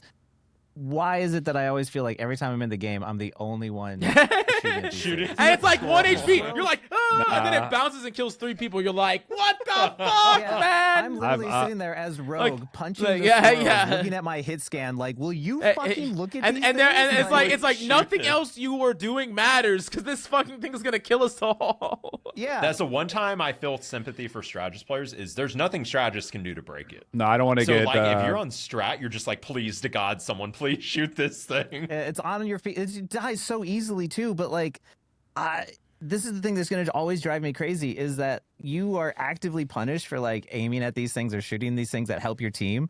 But nobody fucking looks at these things that would enable your team so easily. Just like the moment give ult charge out, for shooting things. Walls, Loki lamps, just give universal ult charge to shooting. I don't even think it counts summonables. towards performance SR either, which is like the most bullshit thing. So it's like if you're shooting Loki totems or penny nests, that's helping your teammates, but you get nothing for it. Oh my Well, God, going against a Loki and you lose and you have a bad KD because you were the only one shooting lamps the entire. That is the most frustrating thing You're ever. like, oh, you're so boosted on DPS. It's like, you guys, what do you mean? You're not shooting any of the destructibles. I don't punch him, but that's animal abuse. I But don't punch you. then again, I do punch Punisher, so you know, same. Okay. Yeah. Rouge. Alrighty. Final two. Looks like Rogue is up first. And I know that Cat plays this character and Death and Gaming plays this character. I feel like this one's pretty obvious. Death, you want to do it or? I think she's great. I'm gonna be honest. I agree. I think that like there's some other heroes in the game that are like really strong, but she is super fun to play. I think that she is underrated. Don't you dare! I'm not actually not rage baiting. I think that this character is actually. I think with the Gambit team up, she's too strong. Team up nerf something with Do you guys feel that she needs a nerf or a buff in the neutral if you remove the team up? Because I feel like that's what I keep seeing from people. I think she's fine without the team up. She's fine. Yeah. You could give her a very minor buff if you wanted to, or a replacement team up that's not as good. But I don't think that she's not unplayable without the team up. She just is really good with it. Like very, very, very good. Like maybe the best every single one of her abilities is like a sort of soft CC, and so that makes her really good as what I would call a bouncer. And Captain Coach, I know you and I think we might have like some slightly different play styles, but for me, her ability absorption, people are like, oh, that needs to be on a shorter cooldown or it needs to be reduced if you miss. Like, no, because that ability absorption, you can cancel strange ults. You can lock down a Daredevil that's reflecting. Like anytime I see someone on the enemy team, like a Bucky, he ults into my team. I save my ability absorption. I just lock him down. Like even if I don't kill him right there, I buy so much time for my team that a lot of times he doesn't reset. Like there's so many ways to control the off angles and shut down ultimates, especially with your own ultimate and apply pressure. That I don't know. Like when people are sitting there calling her weak and that she's like useless or whatever without the team up, I'm like, I just don't see it. I mean, like maybe if you're in like Eternity One Above All, you can say that. But for everyone else saying that, I'm like, I think it's mostly the problem. Oh, sorry, you go. Yeah. The problem with her ability absorption is there's a lot of like easy ways to get like consistent confirms with it, but for the average player, those aren't easy to do. And they do require a bit of game knowledge and like awareness of what's going on. So I think for the average player, she's definitely more difficult. And I would just say from like a balancing perspective, you could make that ability maybe a little easier to hit. But the reason it's so good and why I think you should keep it the way it is because it's like a neutral breaker. Because getting the DPS one is like the obvious best, but it's harder to get DPS, and I think that's why it's balanced that way. You get a 20% damage boost, and when you get that in the neutral and you get like a good combo, you get kills. That's how you get killed. And, so her team up obviously just way too strong. Gives her kind of like an out and just like absurd damage during her ult. If they just nerf the team up a little bit, I think she'd be fine. Like, I agree. They don't even need to change it, but I think team up change is probably where she should go. But what were you saying, Mills? Well, I was just saying like the reason that I think people really talk bad about her without the team up is that there's just like always something else to justify. Like no matter what, because like all the tanks are good, right? Like, and it kind of is like a mix and match. Like, oh hey, let's do tank pool, we can enable a Jeff, or oh let's do Venom and we can enable a dive, or oh we have an Invis, let's play Strange, or oh we have triple support Mantis, let's play Groot. You know, like, and so like her thing is the Gambit team up. And I think if they just got rid of the Gambit team up without getting rid of any of those other things for tanks, it would just be harder to make that call. Because, like, Hulk's still really, really good, and Thor's still really, really good, and that kind of like the same off-tank slot. So I actually like what you said, Captain Coach, is like, don't completely remove the team up. Just maybe make it a little bit weaker. I think that's probably fine. and the It character's does a probably lot fun. of burst and healing as well. Like Part of the reason her win rate's so high with Gambit is just because of her natural synergy with them as heroes, not so much even the team up. I mean, the team up's really good. Don't get me wrong, but like the tick damage with her after she uses her dash, and then obviously with her ult, is just really synergizes well with the Gambit. So I mean, that's why she's considered so good with him. I think the team up really isn't even as OP as people think maybe, but yeah, if Gambit got nerfed, Rogue would probably help Rogue in the long run. yeah, Yeah. I feel like that team is one of the most well-developed comp-wise because it also pairs Mag, which Mag plays well with the Rogue and enabling Yeah. levels. Yeah, it's really strong, and that's like kind of the opposite of team ups that I like, where it's strong characters that have strong team ups. I like really weak characters that have strong team ups. So, but yeah, that kind of brings the other characters into the meta. that wouldn't normally be in the meta, not characters that would be played regardless, and you know. Yeah, The big thing is it has to match comp though. Right, I agreed. It does. It should. Like, or else it's the Bucky Cap one. Then it's just like, yeah. Okay, I like team ups that give me a little bit more choice. I agree. Yeah. I agree. Last but certainly not least, what Hold is up. it gonna hit? I've seen crazier things happen with Iron Man players. Yeah, Ooh. Iron Man. I've had my rework primed on this guy for a long time. I just give him a fucking barrel roll, man. Give him one movement ability that he can do midair. Just give him a barrel roll. He can go. You can give him 2 charges, but I just want him to just be able to do one movement, so he can dodge once. Not crazy movement. Yeah, I never understood Angela's movement freedom, but then we have Iron Man and Atom Flight. Like, what is that? Yeah. Because it would be just really cool. Like, you could actually outplay a Hela as if you like started fighting her, and then you got to like maybe do a roll. Like, if when he's flying forward, he does like a normal roll like this, but when he's beaming, he could do a roll and then beam again and like roll side to side. It's kind of funny that the most popular Marvel heroes, a lot of them are the weakest ones, just because they were designed earlier on in the game's life cycle without the power creep. I like that idea. Barrel roll. You can also give them a cool team up how too. like they've got. Yeah, you can definitely see how like they've changed over time to like, I think like be better as designers as well. Like, you know, a lot of these characters have a lot in their kits, but it does make them interesting both to play and to play against. And you could, you know, buff and nerf a lot of things. Sure, like Gambit for sure has been too strong, but the overall concept of his kit I like. And with Iron Man, it's always been that one where, like I said, like if anyone ever played Zone of Unders 2, that was a game that was you were piloting a mech, and it was the only game I ever played that felt like piloting a mech was really fun. And I always wanted to like recapture that energy. And with how fast you have some characters like Spidey that zip around, it's really disappointing that you can have someone like Iron Man where it's just like you just sits in the sky and does a bunch of annoying splash damage.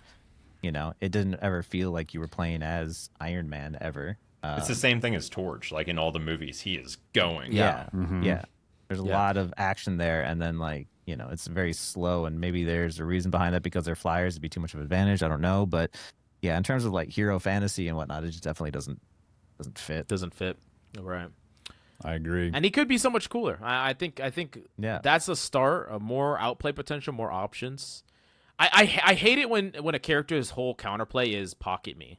Like that's their entire counterplay. It's like if you can keep me alive through the engagement, I win it. And that's dumb. Like that's actually that's not really Iron Man in the comics either. Like he could have the Deadpool, just different versions. He could be a healer. Iron Man could do it all. So I mean, the fact that he's so reliant on help is a little silly. Yeah, he definitely needs a rework. But dude, I'm surprised how few nerfs we have.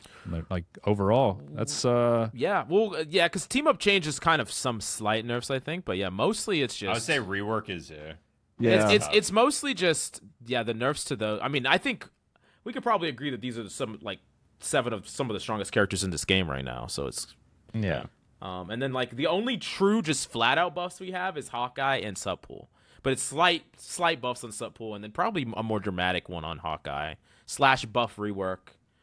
Yeah.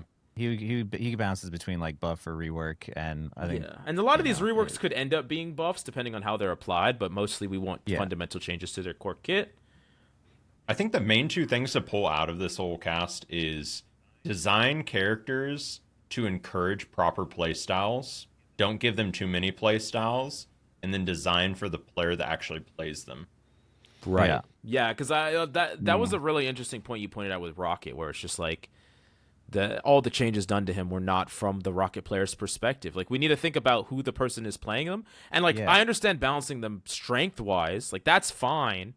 But don't change them fundamentally to appeal to other people. Like, that makes no sense. It just doesn't make any sense. I have a hot take here when it comes to, like, all the support changes. My theory is that because everyone always comes on, like, even though I've seen all the podcasts and stuff, and people come on and say, like, oh, the support players asked for this, support players asked for that, or whatever. And, like, I don't think that's true. I think all the changes that has happened due to the fact that of the community's complaints. Like, you know, they try to listen to the people who don't, like, the loudest group is the group that doesn't know the game. Yeah.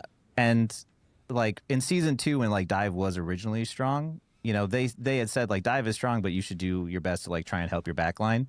And, like, collectively, the community said, fuck that, I don't want to do that. Like, I just want a support that can defend themselves, heal their other support, but also heal me at the same time. And I think that the community got their wish, and they didn't realize what they were going to get.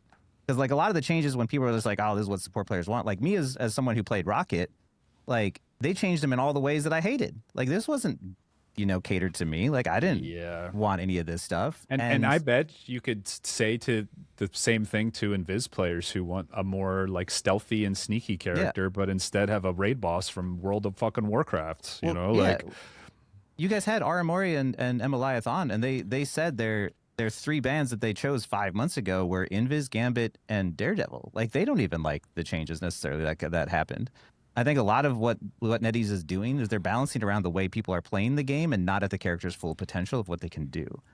And that, to me, is like, you know, it's frustrating because, like, then, you know, you have people who can take a character, like, to their full potential, like Saipe, who's like a support main.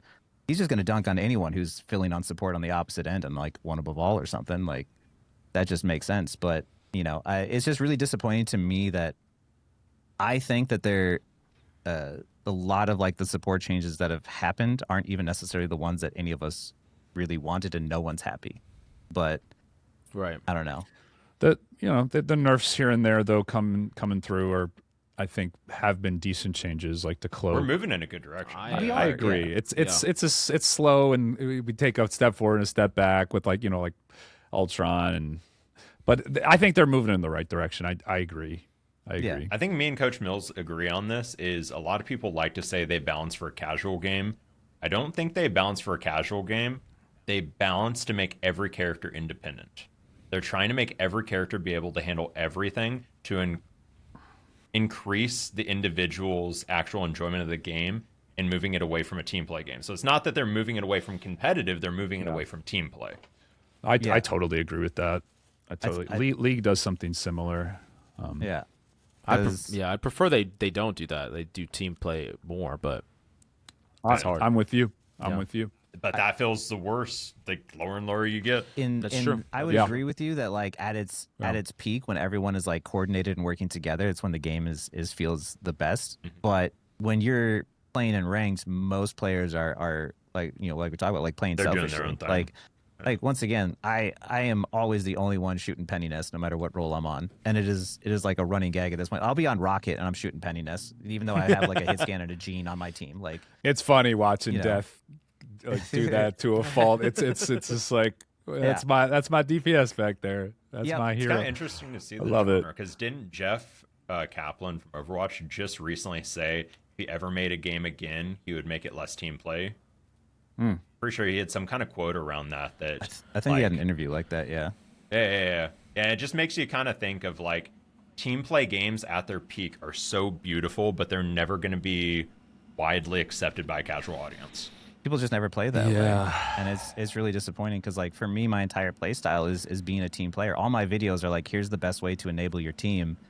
And it really sucks because I know, like, when I look at the SR gains afterwards, I'm actively punished. I have good win rates on all of my heroes. I play DPS, support, and tank, all 3, all positive win rates. But my SR gains are like 17 after a win and 22 after a loss. Did you, because I know you watched my video that came out today about the competitive, the rank system. I had people in my comments, like, arguing against, like, their argument was that if they were just slightly better than their competitors, they wouldn't climb, so that, like a performance-based system was necessary. That's what they were saying. That's what they were arguing for. I think that's just, like, it. ignorance, like more than anything. Performance-based systems can exist because it's always going to be based off statistics and statistics. Don't exactly. Yeah. 100%. Like what But that's the problem is I think there's a disconnect. Like people, it's exactly what you said, where that disconnect is where there are people that are kind of, they're casual in the way that they want their game, but they're trying to like take on rivals, and like it's not kind of meeting that, where they don't really understand that they're just a cog. Like you're a cog in your machine. You're not gonna win every game, no matter how well you play. It doesn't matter. Like that's just the way that the game. That's how hero shooters are. You know, you can't. It's interesting if you listen to complaints of every role. So you talk about dive tanks. Oh, I can't kill anything on my own. Well, your job is not to kill. Strategist. Oh man, I can't fight off this duelist. Well, that's not your job. It's just the core complaints of this game always come down to, well, my teammate failed me. Yeah. Performance point systems, I don't think really have a place in a ranked game, because at the core, it's, if someone is in the same rank as you, as long as the rank system is like a proper like elo system with like a curve where you actually have to like beat players better than you repeatedly, right, which I don't think is the case, then it's not going to matter if someone outperforms you or not in that moment. Everyone's going to have gooder games and bad games. It should ultimately be about securing the win. Yeah, and it encourages just so many toxic behaviors. Yeah. And there's times where legitimately doing damage is a detriment to your team. Like there's times where if you have your ultimate, you don't want to be doing damage. You want to be setting up to be able to use it. And even if you pop your ultimate, you know, and you pull out a support ult, a lot of times the best thing you want to do is just get out. But you're not doing more damage in that moment. There's a lot of times where it's like it's not understanding that nuance of what equals a good performance. And you know what also sucks too is, you know, to come to like the defensive support players here in this instance, like supports get so much hate in this game, but like if you have a high win rate support, you are discredited. But you could have a negative win rate Spidey in the same lobby, and like it's just because they're on that character. It's just like, yeah, but that person's on Spidey, and that's the reason why we won. Oh, the 45% win rate Spidey is why we won, not the 60% win rate, you know, support on our team. Like, you know, the performance-based SR is boosting people who are a lot of times mindlessly pumping damage and not necessarily playing for what their team needs. Whereas like if you play strategically, you know, a lot of times you're going to be punished for it because like we were talking about, like Raz said, like if you're shooting Loki totems and you're pulling out resources and you're pulling attention, you're helping your team win. For you, Coach Mills, like, you know, we play Cap and Venom. We're still on the convoy. But they get like 3. We probably create like 5 more fights for our team, most likely, at least. Yeah, there's multiple. And people would say like, "Oh, count objective time," but there's so many nuanced things. Yeah. Like Death, you'll feel this one with Psylocke ultimate. That ultimate is pretty average, below average a lot of times in high rank lobbies. Your best bet is forcing a Su ult off and away from point and living. Just getting out. You force it. Yeah, there's no way to track that. There's physically no way to track where the ult was forced. Yeah, because your goal a lot of times with the Psylocke ult is to maybe grab one person, and a lot of times force a support ult, if you're lucky, both. But you're trying to do that in situations where it's like away from the point, away from the objective, so you're not fighting directly on the objective. But that is a calculated decision that, you know, once again, performance-based SR can't understand what we're talking about. And I think with like lower elo players, they're going to have these conversations where they think that performance-based SR is necessary, but it's because they don't understand the game as a whole. They're only understanding, oh, you know, and this is, I think, the problem, the reason why we don't have like more tank and support players as well, is because people value kills in this game and damage over all else. Like that's what deserves your respect. But it's like pulling attention, pulling resources, stalling the convoy, you know, interrupting strange TP with like a Hulk exile. Like these are game-winning plays that aren't going to be reflected.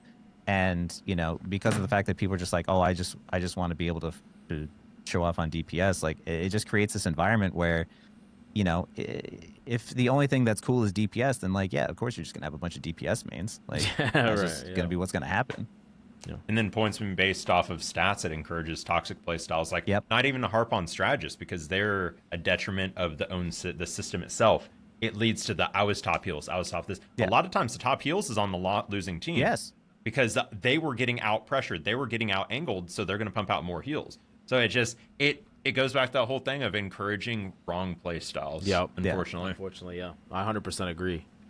100% agree. Well, it's been an awesome pod, honestly. This was really cool. This is the first time we've done this. Crazy this is long. a 4-hour podcast, gentlemen. This has been so sick. Appreciate you guys. Hey, appreciate you guys sticking it out. That's gonna be insane. Definitely. I next time I'll definitely do it better with the screen record and stuff. But I think like overall it went really smooth, and I'm excited to do this again. And we'd love to have y'all back for a future episode. 100%. It was good to meet you, Dev. Yeah. And Cap, I know we've ran into each other. But I mean, Rao, tell people where to find you if they want to support you. Google my name. Yeah, let's go. All right. What have 3 bad habits of every podcast. Let's go. True. Not having Rao knows earlier, bro. We waited too long. So episode 14. Yeah, I'm surprised actually. And where can people find you, Death? People to support you like you? Yeah, I'm Death and Gaming on YouTube. On Twitch is Death_and_gaming. I do a lot of educational Rivals content. You might have seen my stuff on how to get better. Yeah, I'm a flex player there, so I main Psylocke. I used to play a lot more Rocket and quit that, and now I've been playing a lot more Rogue lately. So yeah, you can find me usually live streaming or making guides there. Nice. And where could me and you will have to link up because we have a lot of similar mentalities, and Rogue is actually. Out of all the melee characters, I feel like Rogue is a character I'd love to learn. Yeah. I watched, it was Cringe's Rogue guide the other day, and holy, it opened my mind up to just how much.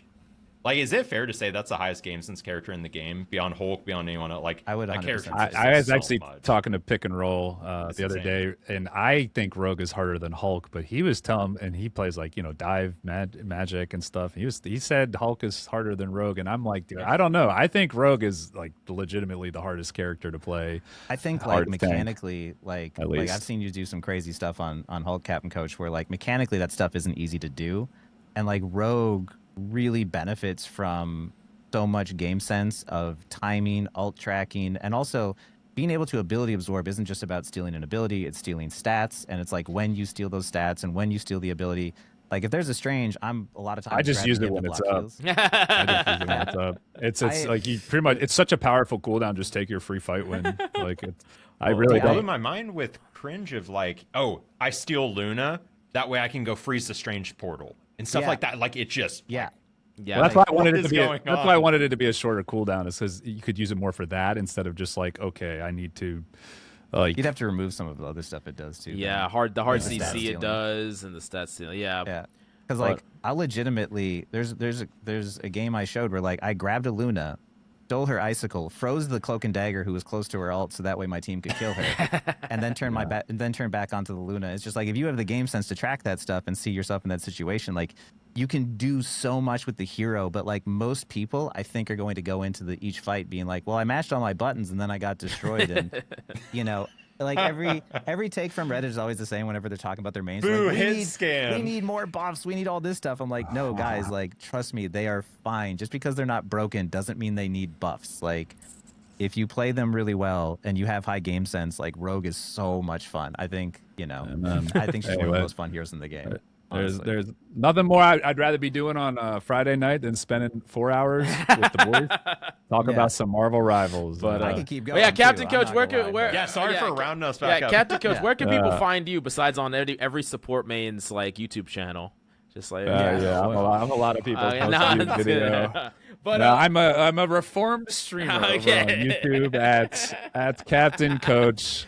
I don't even know what my Twitter is. I don't even know. It's like Captain Coach _MR. But yeah, let us know down below if you like this format. If you want to see it again, let us know if you agree, disagree. Of course, our takes are 100% correct, so there's nothing to disagree about. But thank you guys for coming by. I hope you enjoyed the video. Yeah, thanks and we again, will guys. see you Seriously. next time.